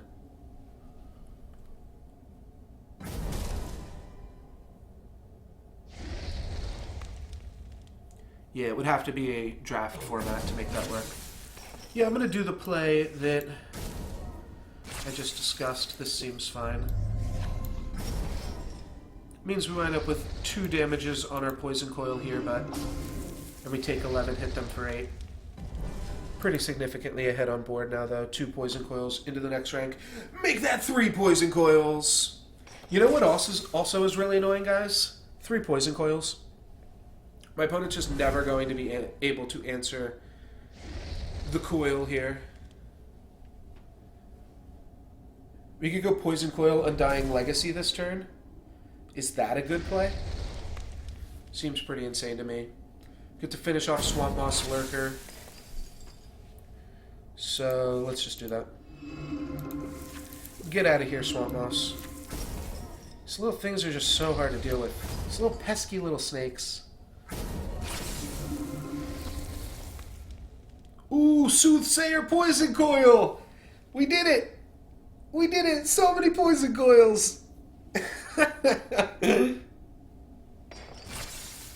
It's not about good plays anymore. It's playing as many Poison Coils as we possibly can. I neglected to play an additional Poison Coil last turn, but my opponent's going to put so many resources into trying to kill this one, and I'm just going to slam 2 down right now. Firestorm. That does nothing. That looks like my opponent's had enough. Your opponent starts firestorming because they know whatever cards...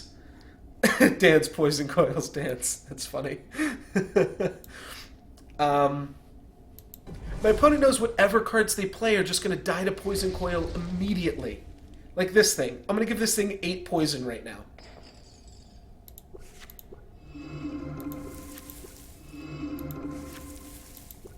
Oh, 9 poison. Even better. We're going to hit him for 14. We Soothsayer. We can grab another Soothsayer. We can grab a Poison Coil. Let's just keep the poison coming. Now my opponent just can't land a creature, ever. And now we get to start playing Ursine Strengths, and I'll play Sigmund here. I think this is a good opportunity for a Sigmund play. Because we're just going to have way too many creatures, we won't even know what to do with them. Our opponents will not be able to stick anything onto the battlefield. That's going to finish off this Poison Coil, if they want to. Nope, they're going to take out this guy right here. Alright, so let's just play Sigmund Fraud, and we'll play Ursine Strength on Sigmund Fraud. This is the game, baby. This is the game that you guys wanted. This is not BM. This is me making a legitimate go at Sigmund Fraud, and... yeah, my opponent just is never going to be able to stick a creature on the board, and we're just going to activate Sigmund Fraud. How many times do we have to activate this? 21 more times? Easy. 21 more times is super easy. We can sacrifice Graveborn Glutton. I'm pretty sure this thing's dead. Yeah, we get to give it 13 poison. What's 13 plus 4? 13 plus 4 is 17. So we have enough poison to finish this off. Let's play Graveborn Glutton. Sacrifice Graveborn Glutton. And then just give this thing 17 poison.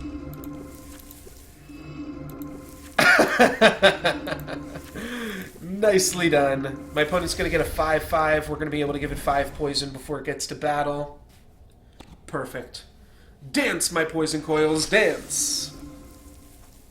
We get another Sigmund Fraud and Graveborn Glutton. That's the combo.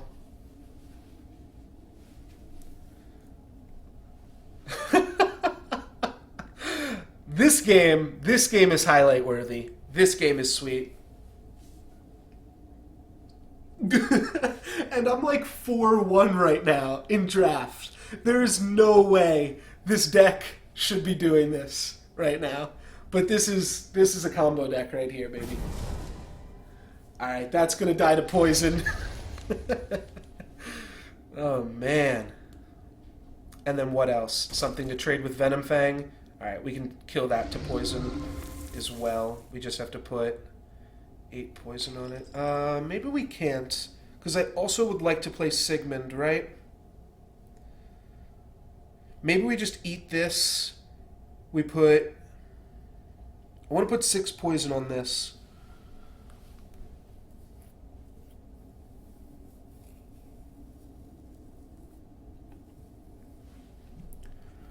So let me think for a second here. We can put 10 poison on this, but I don't really care about 10 poison. I could just overwrite this Sigmund Fraud with the better Sigmund Fraud, and that's going to be fine. I could play Graveborn Glutton here to finish off this. That means I'm not activating Sigmund. Do I still need this guy? Probably. Graveborn Glutton can just go here. I can also just activate Sigmund, right? Oh, and I can poison this. Alright, so let's protect my poison coils. Let's give this 5 poison. Let's activate this. Let's battle with a Graveborn Glutton here. This is going to die, and I'm going to play another Sigmund Fraud. Beware of comebacks like that. I'm not sure. Not sure what that's in reference to, but we get to get 2 undamaged poison coils. And we're just going to kill my opponent with Sigmund and Graveborn Glutton triggers. And I don't even think that this is horrible. It just means this is going to take a while. But this is good. And drawing things like Venom Fang and Dire Hound still. Looks like we don't have too many more dogs in the deck. Only 1 more dog in the deck, but that just makes our combo even more consistent. We'll be able to draw Sigmund Fraud level 3 as soon as we rank up. There is the Firestorm. Firestorm's not good enough to do that much here, though.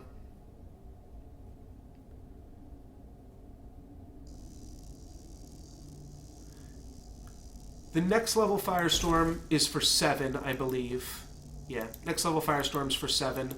So even that we don't really have to worry about. 6 damage means he can kill off a poison coil, though. That's fine. If we give this poison 6 plus poison 5, looks like it's going to trade off here. That stinks.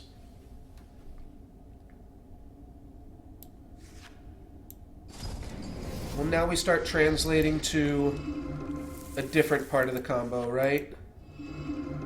We go like this. Battle doesn't do shit. But now we activate this. We can Stygian Lotus, that'll trade, or I can just play another Poison Coil. Yeah, level 3 Sigmund's a pretty big game. I think I just play another Poison Coil here to keep that going. I could also play another Lotus just to get that ready. Now, we're going to Poison Coil up because we've lost both of our Poison Coils now. So, we do want to be able to draw some more.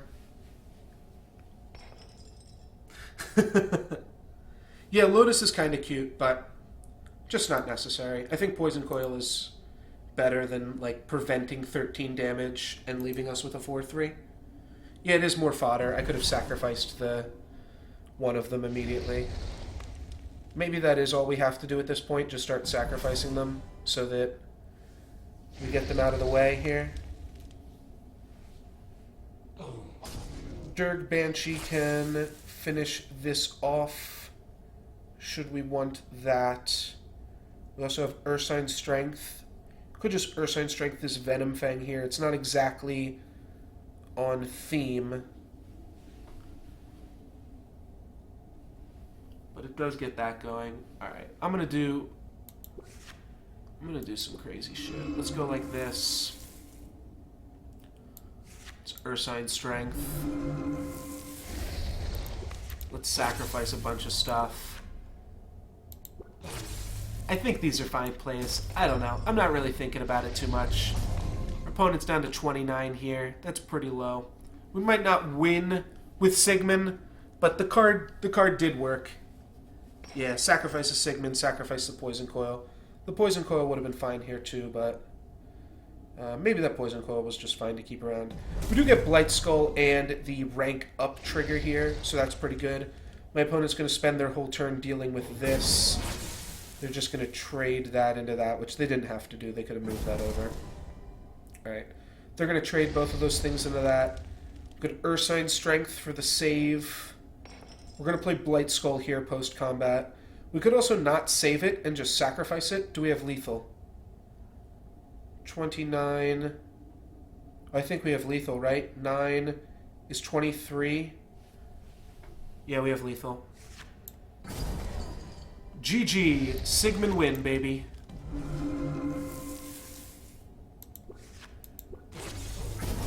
Boom! Alright, that was a pretty sweet game. That was a game that was not BM, and now y'all can hit that follow button, even though you already all are. So we're 5-1 with this monstrosity of a deck.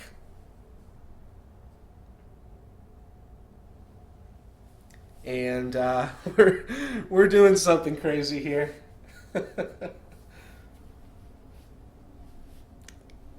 We're doing something crazy.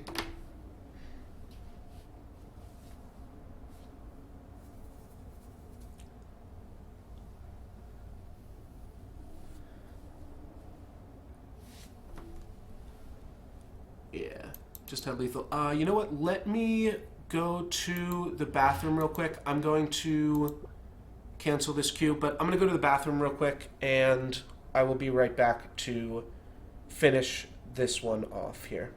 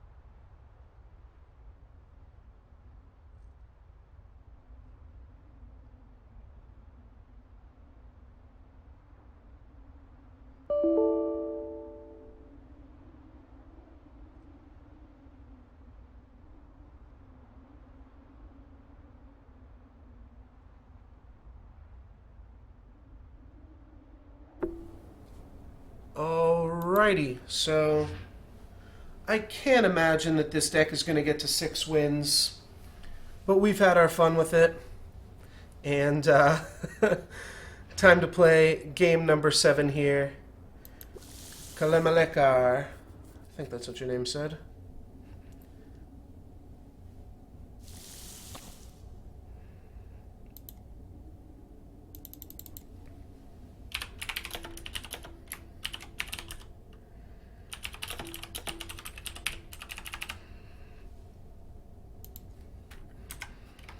What do we got here? We've got a Graveborn Glutton and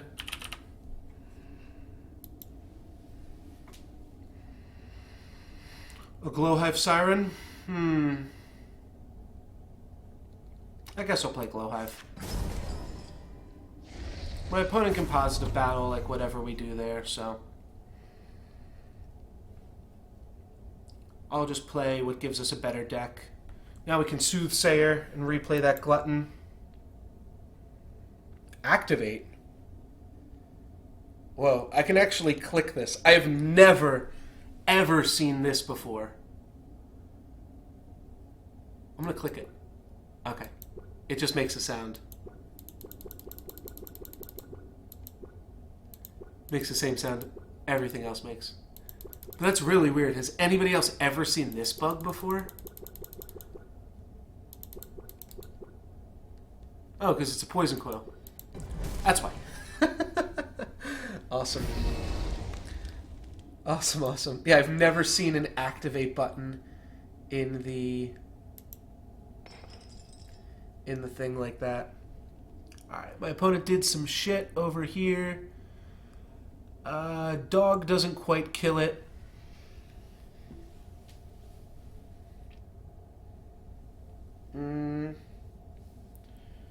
Dog Ursine Strength kills it, but that's a little too many resources for me. What's it got? It's got 9. So we can just go Dog, Soothsayer, Hermit. Sure. Right? We can also go Soothsayer, Hermit, Ursine Strength. I don't hate that either. Yeah. It's like a little bit riskier.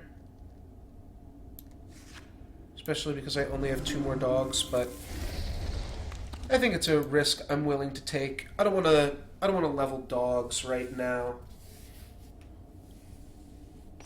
We've got like Tangle Sprout. Like if they Aegis Wings this, we've got Tangle Sprout dog. That'll be enough to clean it up.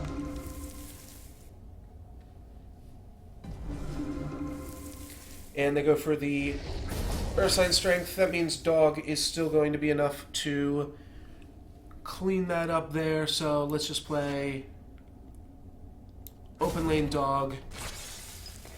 Eat it up. And we made our opponent commit to an Ursine Strength. Just like not horrible. We played an Ursine Strength, so we can't really complain about it. I thought about blocking with Dog to make Lotus trigger. We've got Blight Skull to kill Bright Tusk. So that works. We can also level Zithian Hulk, Poison Coil, all that jazz. I think we're just going to go Blight Skull on Bright Tusk. And then Poison Coil, Open Land. Yeah, that looks like the play. Whenever you gain health. Alright, well that's not happening. Let's battle Blight Skull. Poison Call. So we got the first half of the combo set up. To Poison Coil. We doing it.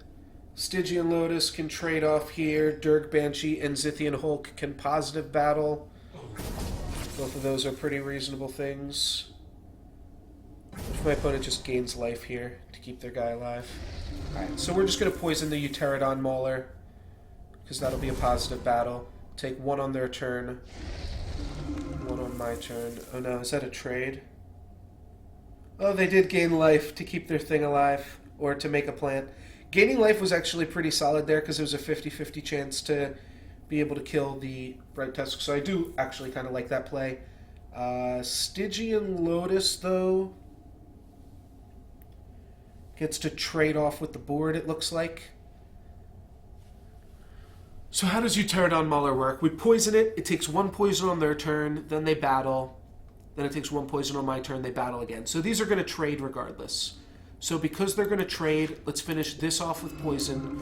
Stygian Lotus to clear the field, and then we'll play Glowhive Siren in 4 for the open lane with it. So that works out. Good night, Fail Hard Man. Thank you for hanging out. Or unless GN stands for a card that you wanted me to play. But thank you for hanging out. You can check out the full VOD on my YouTube channel, as well as some highlights and things. But thank you very much for hanging out today.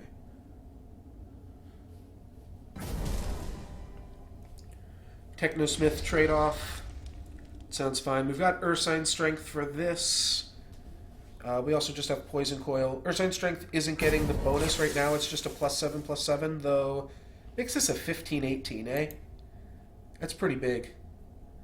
I will definitely want to play Gloom Reaper if they play... Well, that's like the perfect thing for me to Gloom Reap, isn't it? I get to positive battle the Bright Tusk, and I get to positive battle the Sapling. I get to throw out some poison. Or not positive battle, but eat the Sapling. So Poison Coil or Ursine Strength. Ursine Strength seems pretty good here.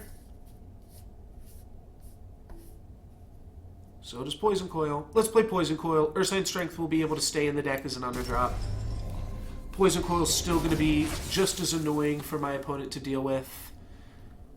They already need to have a battle trick to be able to take that out. So I think Poison Coil is a pretty respectable play. Next turn, obviously, we're going Blightskull Phantasm plus Sigmund Fraud. My opponent goes for a Ursine Strength there. +5 is like a pretty good number.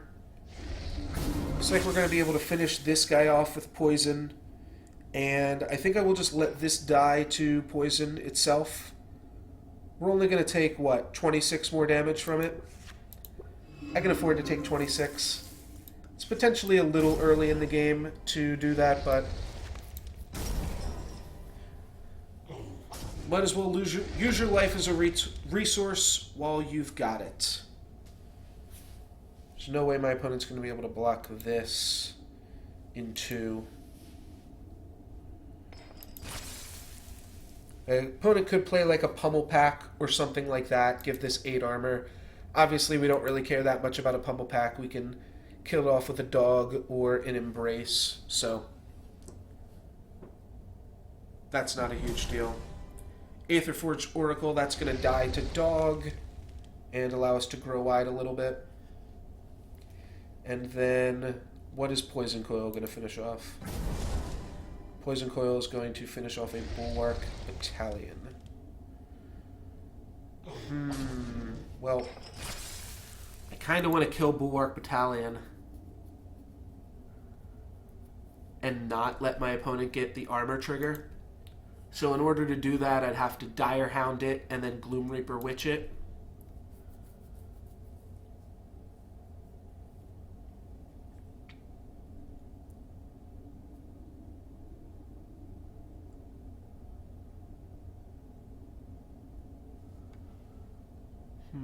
Yeah, I could have played Matriarch. Matriarch and Bear. Yeah, you might be right. Yeah, Matriarch is probably just better than Bear.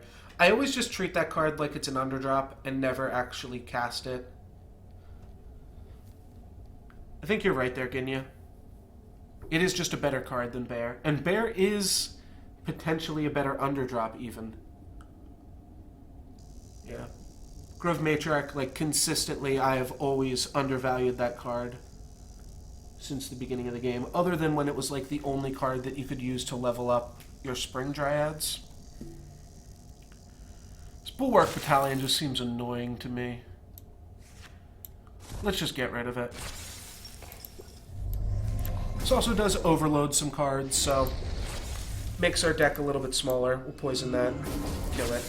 Doesn't matter. We hit him for 8.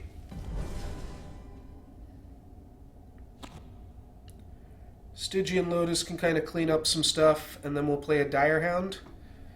This hand's not looking so good.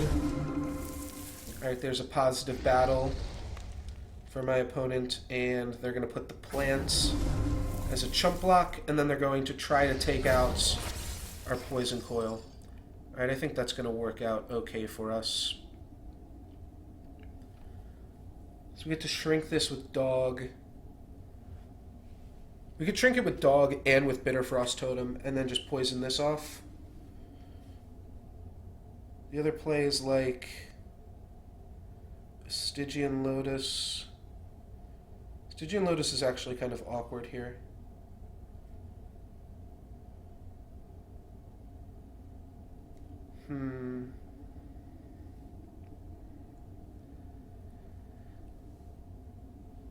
Like, we play Stygian Lotus, it makes a guy here and here, and then we just have to, like, poison to finish off. But I guess we go Stygian Lotus and then Bitter Frost Totem. -6, -6. Okay, I like that. So it's poison, battle, Lotus, and Totem. Alright, that leaves me with 5 guys to my opponent's 0 after my opponent hits the battle button. My opponent needs to pummel pack simply to deal with Poison Coil, and then if they pummel pack, we still have Vyrex's Embrace to finish that off. It's an Aegis Wings, pretty much the same thing. They'll battle, then we'll Embrace on our turn and slam down a Fangwood Bear. Sounds good to me. Yeah, they're going to battle and move over. And they would have had a clear shot at just slowly wiping our field here. But now we have officially stabilized, and we are winning on the life total game, though not for too long. Our board isn't super impressive here. Our opponent can block both of our Lotuses, take 18, and then clean up the rest of these guys.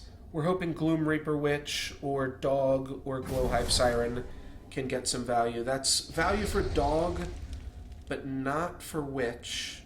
And how about on this Lotus? That is going to be value for Witch, though.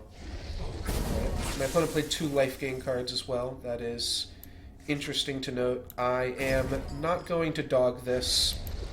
We'll potentially get a Dog next turn. I'm just going to Glowhive Siren, hit my opponent for 14, and open lane my creatures.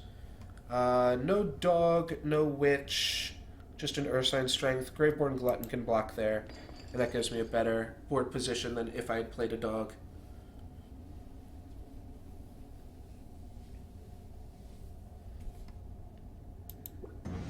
And we win. Alright, so we are 6-1 with our Sigmund Fraud Solforge draft, which this is officially a Sigmund Fraud deck now. I did say that. We drafted a crazy, objectively powerful deck, went 1 and 2. And then drafted a deck that I thought was absolute shit, and now we're in the finals. So, I don't know. Pretty crazy.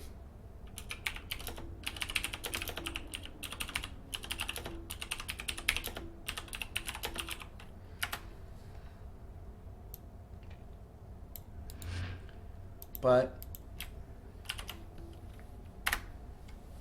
we are 6-1 nonetheless. Warlords, hit me with your best shot. Let's see if you can take me down.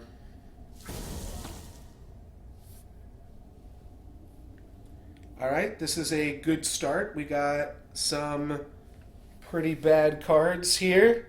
Hopefully my opponent plays like a...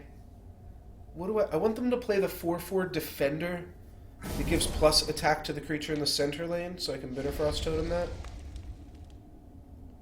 I'm going to play a 4/6 Regenerator. I think I'm just going to play Ursine Strength on Blight Skull. Make an 8/9. I could have played just Tangle Sprout there, but this at least puts a good card in the deck still. Whereas the other play would have been a little bit all in. This guy does not have mobility. My opponent is maybe not even playing Tempe's. The card is still fine without the allied Tempe's. So, we won't concentrate on the Leyline Golem here.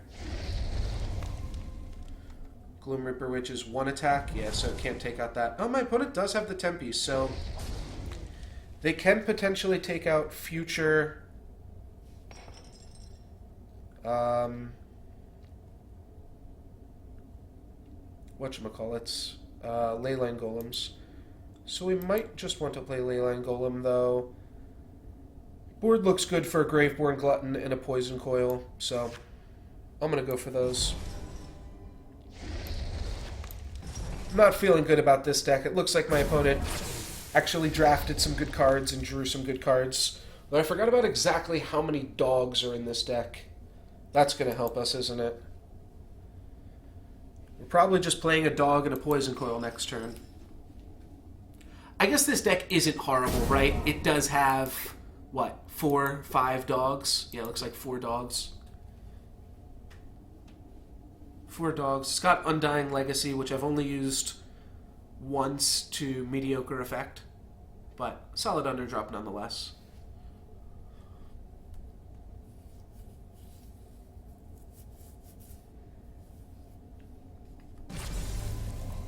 Alright, Dreadbolt. Then they're going to ping this and finish it off with like a Stonefist Giant. Flame Rift Instigator. Okay. That's not a problem then. Let's just eat this up with a dog. Stormweaver is dog food, and we'll play a Poison Coil. They do have Flame Rift Instigators to answer our Poison Coils here, so that's a little bit annoying. I'm sure they will make use of that trick. That's probably why they leveled the Flame Rift Instigator, because it does line up pretty well against a Poison Coil here.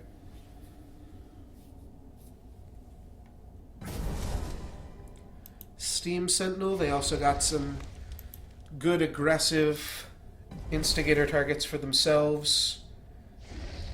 Borean Stormweaver means I can finish that off with Poison. Both of these cards have Defender, so I'm not going to worry about that block just yet. Then I can play 2 Glowhive Sirens, or I can play Glowhive Graveborn. Let's keep going with the Glowhives this game. I think that puts 3 Glowhive Sirens in the deck, right? Or maybe only 2, and I'm getting it confused with last game. Yeah, okay, just 2. But Graveborn functions as an underdrop, so it seems good. This is going to get to ping off the Poison Coil. They're going to ping the Poison Coil, then Borean Stormweaver will die, and Nether Decay will trigger? No. Okay, so I am going to get to poison one more thing here. Which means I will get to poison this. I guess this will die now. Okay. So if I go Dire Hound...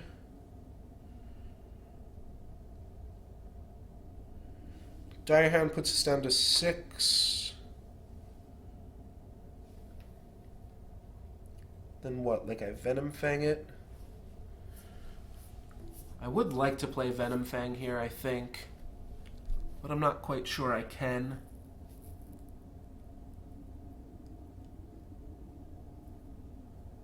If we give this 3 poison,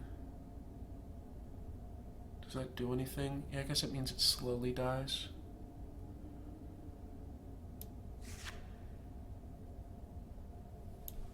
It's like it has 1 poison. If we give it 3 poison, it's like it has 1 poison. It'll be at 3. Okay, yeah, it dies in 3 turns, or it just trades with the Dire Hound. But this is fine. I don't really care if my opponent makes an 8-6. So yeah, it's going to stay at 3.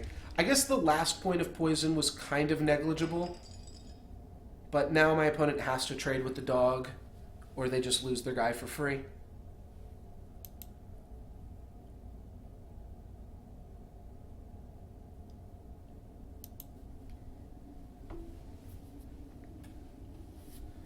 So the one poison kind of does something. It puts my opponent into a position where they have to make that play. Though they might have just had to make that play regardless there.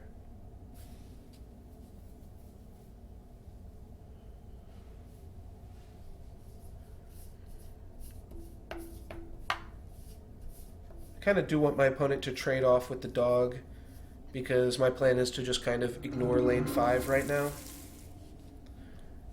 No leyline golem for me. I was hoping to draw a leyline golem that turn too, so that I could run it out there for free.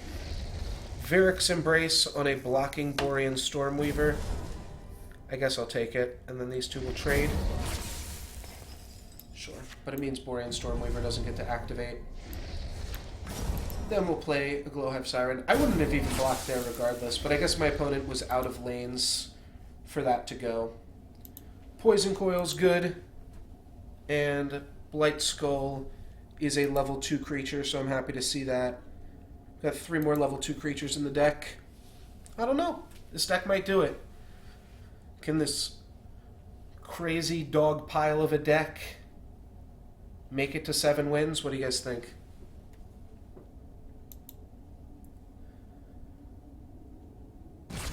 What do we all think? Alright, Dreadbolt. That's fine. I don't care about a Dreadbolt. Does mean that they've leveled Dreadbolt, and they're just going to sacrifice that. Yeah, I don't care about that either. Let's just dodge this thing. Let's dodge it, and let's protect it with Blight Skull over here. Yeah, we've got plenty of ways to deal with this thing. Graveborn Glutton, we can just throw some poison on it. Might just ignore it again. Go Graveborn Glutton, Ursine Strength, and poison something else. Poison whatever is blocking the Poison Coil. If my opponent tries to trade with this in 2, that's not going to work right now either. Like if they block it within 8-10, it's not going to work. Alright, so if we poison this, it dies. What are they going to activate? The Poison Coil? I would have activated the Poison Coil there, actually. So Graveborn Glutton trades. Again, don't actually feel like I need to do that.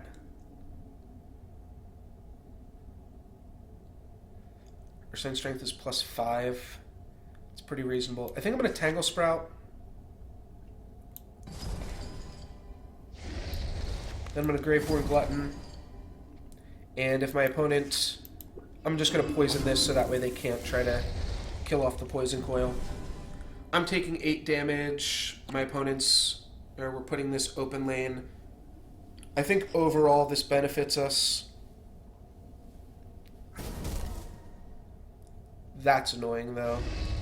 Regenning off the Blight Skull damage for free. It's obviously super annoying. Chaos Twister means that they will kill the Poison Coil. And now they've got a way to kill the Graveborn Glutton. Can Ursine Strength the Glutton. If we do that, that means they have to have a 7 attack card to take it down, so they need to have a level 2. Also pushes through damage. Sure. Let's go for the damage push. Could have also went Dog or Poison Coil there, but gets our opponent down to 91. Glowhive Siren is now like a trade in 2 with the Drake. Alright, they are going to trade that off. Cool. That's kind of what we were hoping for there. Hoping our opponent didn't have any good level 2 creatures. They'll trade a level 1 on Graveborn Glutton, and then probably... Oh, okay, they're going to Undying Legacy. It's not going to have mobility, though. I don't believe, at least. When it enters play from your hand. Yeah, so... It does have to enter play from the hand, because... Otherwise that would mess up the Spirian Sage.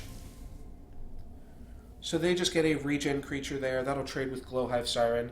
That is a pretty good level 1 card for my opponent. And then they're going to chump block so that they don't take damage there. Alright, well that's pretty good for us too, I have to say. We trade. Open lane of Glowhive. And I think we're kind of doing it. We're pretty ahead on board from our opponent here. Nothing too crazy, though. Venom Fang, Blight Skull, Ursine Strength, those are all great draws. We can give this +9/+9, make it a 17/20. Ooh, that's a really good positive battle for my opponent. Witherfrost Banshee to shrink the Corpse Crawler, and then a Cinder Colossus.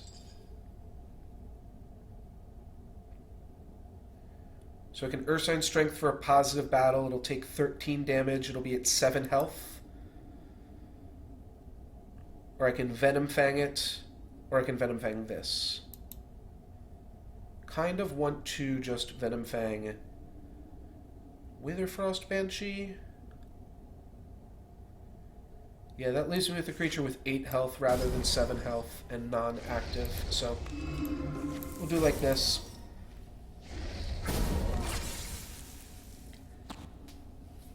It's about the same board state. Now we have Undying Legacy for the Blight Skull Phantasm. I might just Undying Legacy the Poison Coil. I know I joked about it last game, but that seems really, really tough for my opponent to try to deal with. Just an Undying Legacy Poison Coil. Alright, my opponent's going open lane, Borean Stormweaver. I could also just try to take that out as well. They leveled up a Grave Pact. Hit them for 14 here.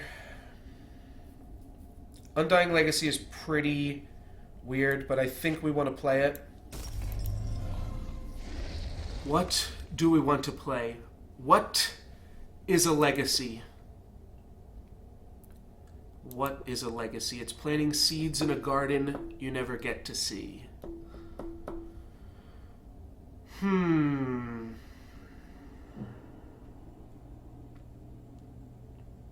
He's going to get another activation, most likely. Alright.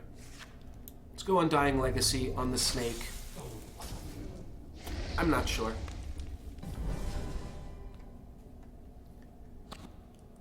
Graveborn Glutton plus Direhound. That is a really, really good draw for us here. Witherfrost Banshee for the -7. Means that Poison Coil's deaded. We get to give this -5. We get to give this minus... Alright. We get to, like, do some work at clearing off my opponent's board here. We will also get this snake back. So that is pretty good as well. And this is a positive battle. My opponent will just be able to finish off the Graveborn Glutton with the ping here. But this is a positive battle. Got an Ursine Strength as well. But yeah, my opponent's going to kill this snake, and then we're immediately going to get it back. If we get it back right here, it's pretty okay. Means my opponent might consider overwriting their Cinder Colossus. Also, my opponent could just draw a Flame Rift Instigator, though, and they'd be able to take it out. Alright, so they have the Flame Rift Instigator. They're going to activate this. They're going to attack here. Poison Coil lands here, here. It gets to positive battle in this lane, actually. It would be a trade in the other. Alright, and they are going for Grave Pact on the creature that was dying. So, I'll just go for positive battles. I could make a trade here, but I could also make a trade here with, like, a level 2 creature or something like that. It also just soaks up the most damage. Our life total's reasonably high, but we want to be able to take damage from a level 3 Cinder Colossus, so we want to keep our life total above 24 at all times. That way we don't have to worry about Cinder Colossus just killing us. They're going to do that and then positive battle our dog, I have to imagine.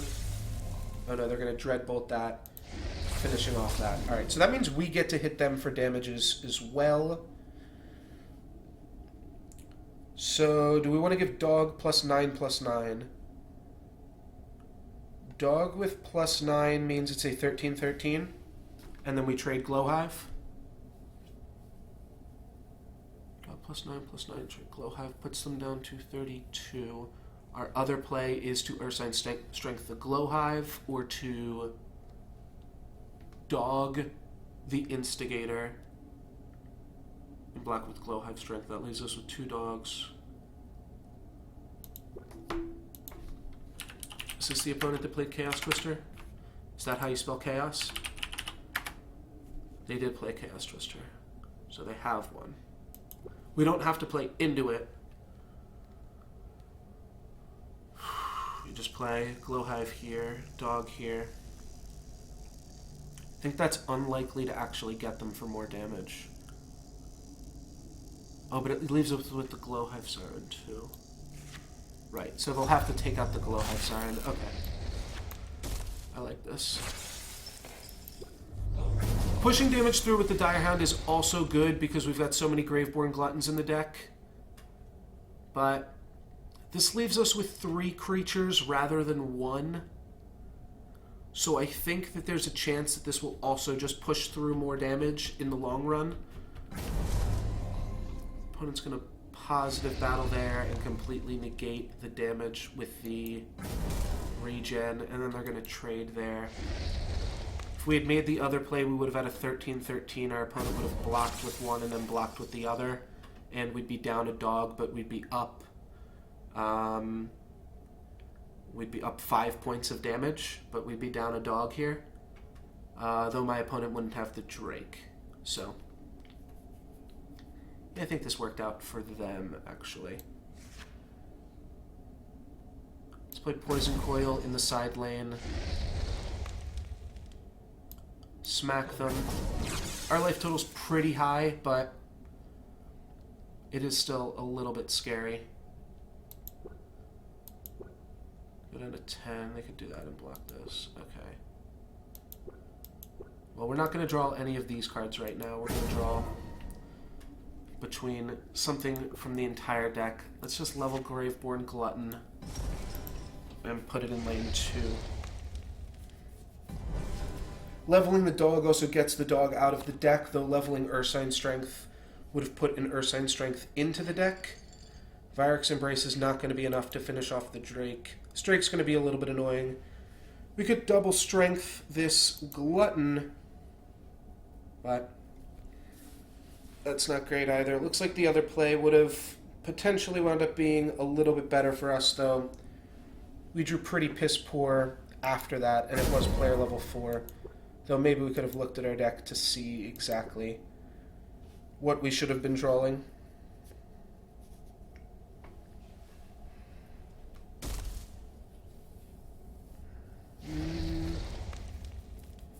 Alright, well that's going to get poisoned. So that's not a big deal. That can die to Ursine Strength as well. Can also die to Vyrex's Embrace, but... Oh, okay. Well then, we can just make this super big, right? Like, what if we just... We just have to watch our life total now. Yeah. Activating this is awkward. Or not activating it, but making it lose Defender is a little bit awkward. I think we just want to take out Borean Stormweaver, though, by giving this guy plus 18, plus 18.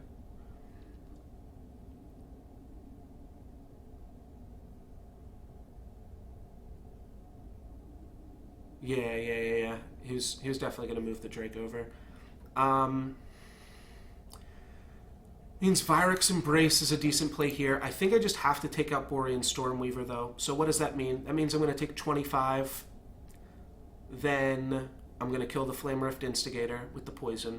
And then I just have to deal with this 8 on my turn.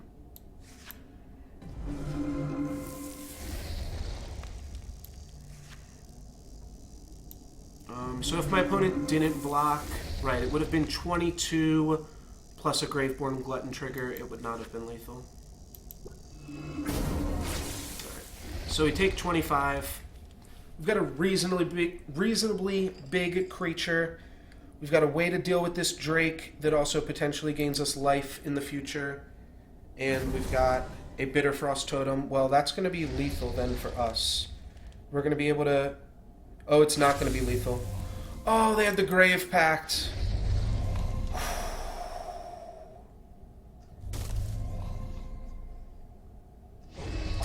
Man. Had the Grave Pact there. That's unfortunate. I think we just Bitter Frost Totem and then Glow Hive.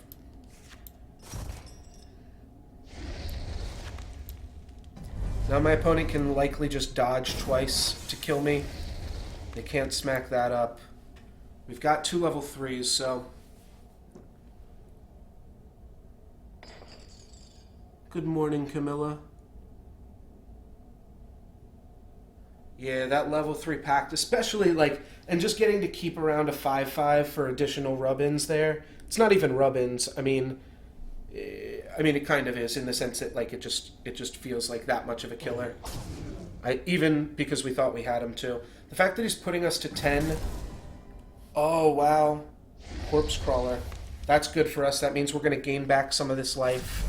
We got a game here, boys and girls.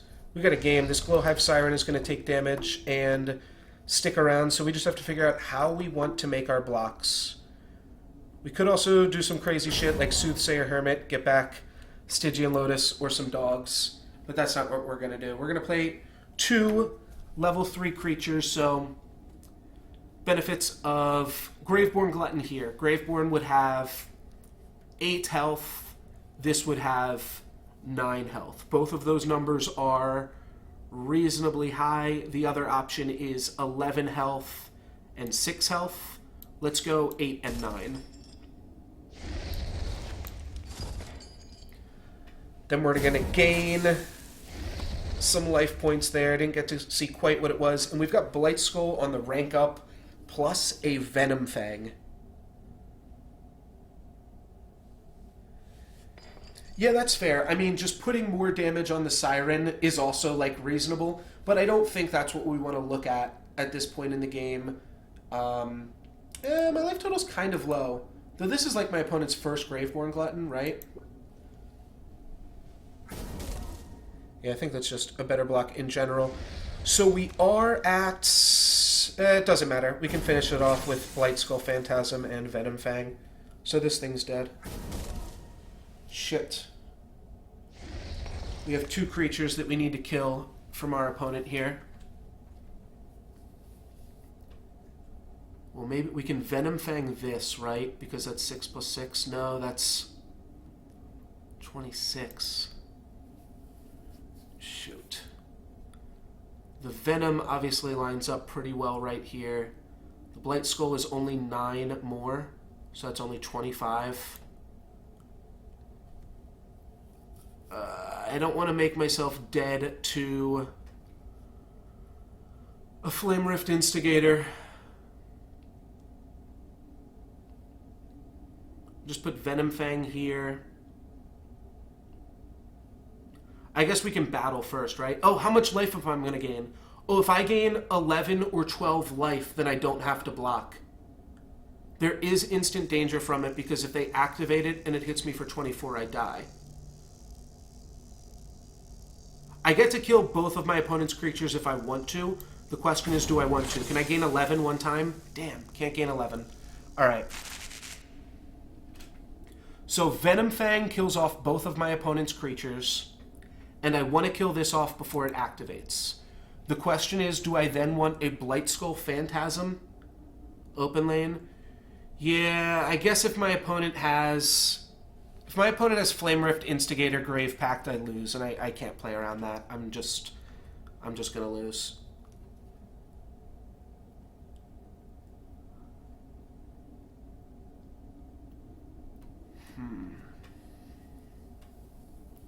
I think I just want to go Venom Fang here, trade off this.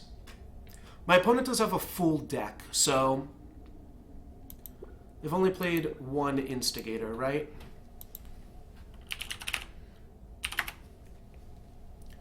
Played an Instigator. Played an Instigator. Oh no, they have 2 Flame Rift Instigators now. Oh, they got a shit ton.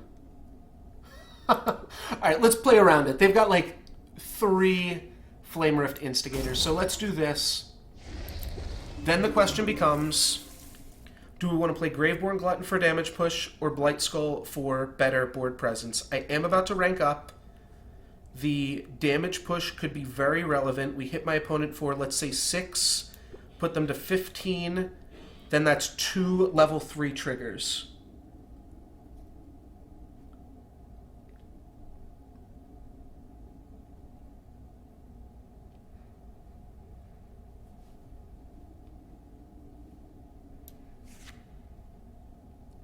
Well, I already took myself off of making that play. I guess I could have made the Blight Skull there, and that would have positive battled.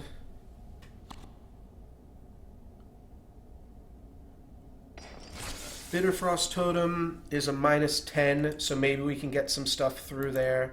At the very least, whatever blocks this is going to trade. I think we do just want the damage push, though, off of Graveborn Glutton. I could very well be wrong, but we'll find out. What also could have been sweet is if, like, I drew Bitterfrost Totem plus Dog and could have just shrunk this. Yeah, it's really close. Bigger body. So the reason that I decided to make this play exactly is if we just count triggers as active, or as average, it's 5, 8, and 8. And 5 plus 8 plus 8 is exactly 21. So if we have average triggers, then we kill. The only way that I'd make your play Forge Caster is if I was afraid about Grave Pact and Instigator, which I just don't think I can afford to play around all of that. It's not super unreasonable. Alright, well, here's the Grave Pact, and then here's the Instigator. So, looks like they had it. No, never mind, it's a Corpse Crawler. Well, that we can deal with. Bitterfrost Totem will kill the Corpse Crawler. Then we're going to trade with Cinder Colossus, and we're going to play a Glowhive Siren, and we just have to decide if Glowhive Siren wants to block or not. Alright, let's hope this triggers for 5 or more. That was more than 5. That was a trigger for 7, so that is good. That means we are still 2 triggers away. Do we want Glowhive Siren to block or not? I don't think I want it to block. I don't think I care about the 3 damage. Do I care about the Grave Pact? Yes and no. Because he can do that either way if he draws the Grave Pact. Let's block. Let's block because if my opponent has a Flame Rift Instigator, he's got to just block on this anyways. I don't think that there is a big difference between 14 health and 17 health against my opponent's deck. Alright, Cinder Colossus. That's fine. And now here's where we get to gain 4 health. Oh, God. Ah, God. Alright, just when I thought we had a reprieve. So if we gain 12 health. Ah, fuck, that means we're dead to this. It means I have to block. My opponent has so many Instigators. I'm pretty sure Ginyu... Got a bunch of Instigators. Look, this one... Level 1. Level 2. Right? They play it. Then they play to level 3. Oh, then they play to level 3. Oh, so they only have 1 Flame Rift Instigator. Oh, okay. I was wrong. Maybe it was a display bug. They only have 1 Flame Rift Instigator, but they've already seen a third of their deck.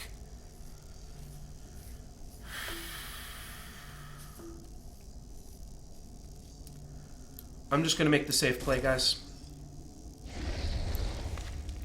My opponent can still have Grave Pact plus Instigator.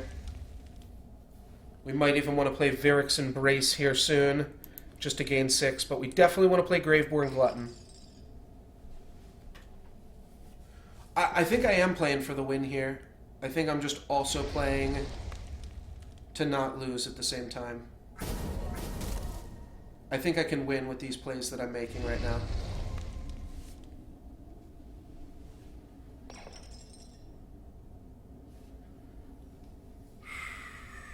$16. This is going to die. I get to poison like this. Right now I'm just playing to draw my last Graveborn Glutton, and when I draw my last Graveborn Glutton, I'll win. because this is going to hit them for an average of 8 damage, and then my last one will hit them for an average of 8 damage. So that is legitimately what I'm playing for.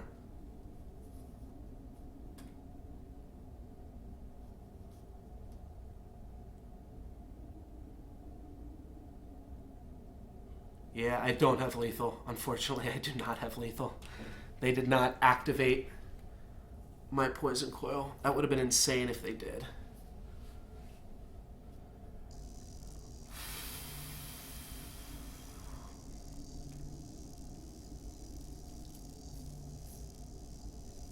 So I think it's just Graveborn Glutton 5, Vyrex's Embrace on the Drake, and then Poison the Stormweaver.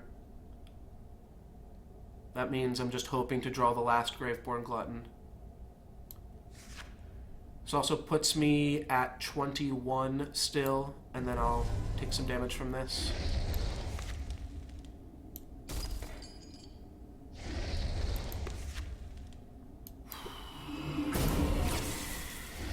Alright, there's the lethal Graveborn Glutton. I'm pretty sure I made the most conservative lines while still giving myself outs here. There's Dreadbolt. That's lethal. It's almost exactly lethal. And this Graveborn Glutton trigger would have assuredly killed them. Wait! That's not lethal? How am I at 1? Oh, this is 8! Holy shit, we won! Holy shit, you guys! We won. All we have to do is Graveborn Glutton and win with that. We have to Graveborn Glutton block here. Alright, we're like pretty decent odds. It's like 2 and 3. Let's do it. Let's see. We didn't exactly win, but we've got really good odds to have won here. No! No! Oh my god. Oh my god, it didn't get there. How did that not get there? We rolled a 5. We had, so what were the odds there? We had 2 out of, how many different rolls were there on Glutton? It's 4 to 12, right? Whew. Yeah, 4 to 12 is 9 different options. We had 7 out of 9 chance to win that game. That was a great game. Regardless, man, I really that was sweet. That was really sweet. That'll go on the highlights for sure. So, speaking of highlights, you can catch me on the YouTube channel. Link is in the panels below. You can also follow me at twitch.tv/NoLuxGiven. Thank you very much for watching, everybody. This has been No Lux Given. I stream Monday, Wednesday, Thursday, Friday, till typically about 5:30, 6 o'clock East Coast time. Went a little bit longer today, but thank you guys very much for watching. These are some fun games. These are definitely some fun games, so check them out if you did not get to see them on that YouTube's. That's it for me for now. Oh, there we go. That's our 8th game played as well, so can't ask for much more than that. That deck was really bad, and it did really well, so I'm still happy with that. Yeah, that was quite an ending there. I don't know. Should just start saving up booster packs again? Might as well. I don't really need too much. Cool. All right. Thank you guys very much for watching. Have a good one. Peace.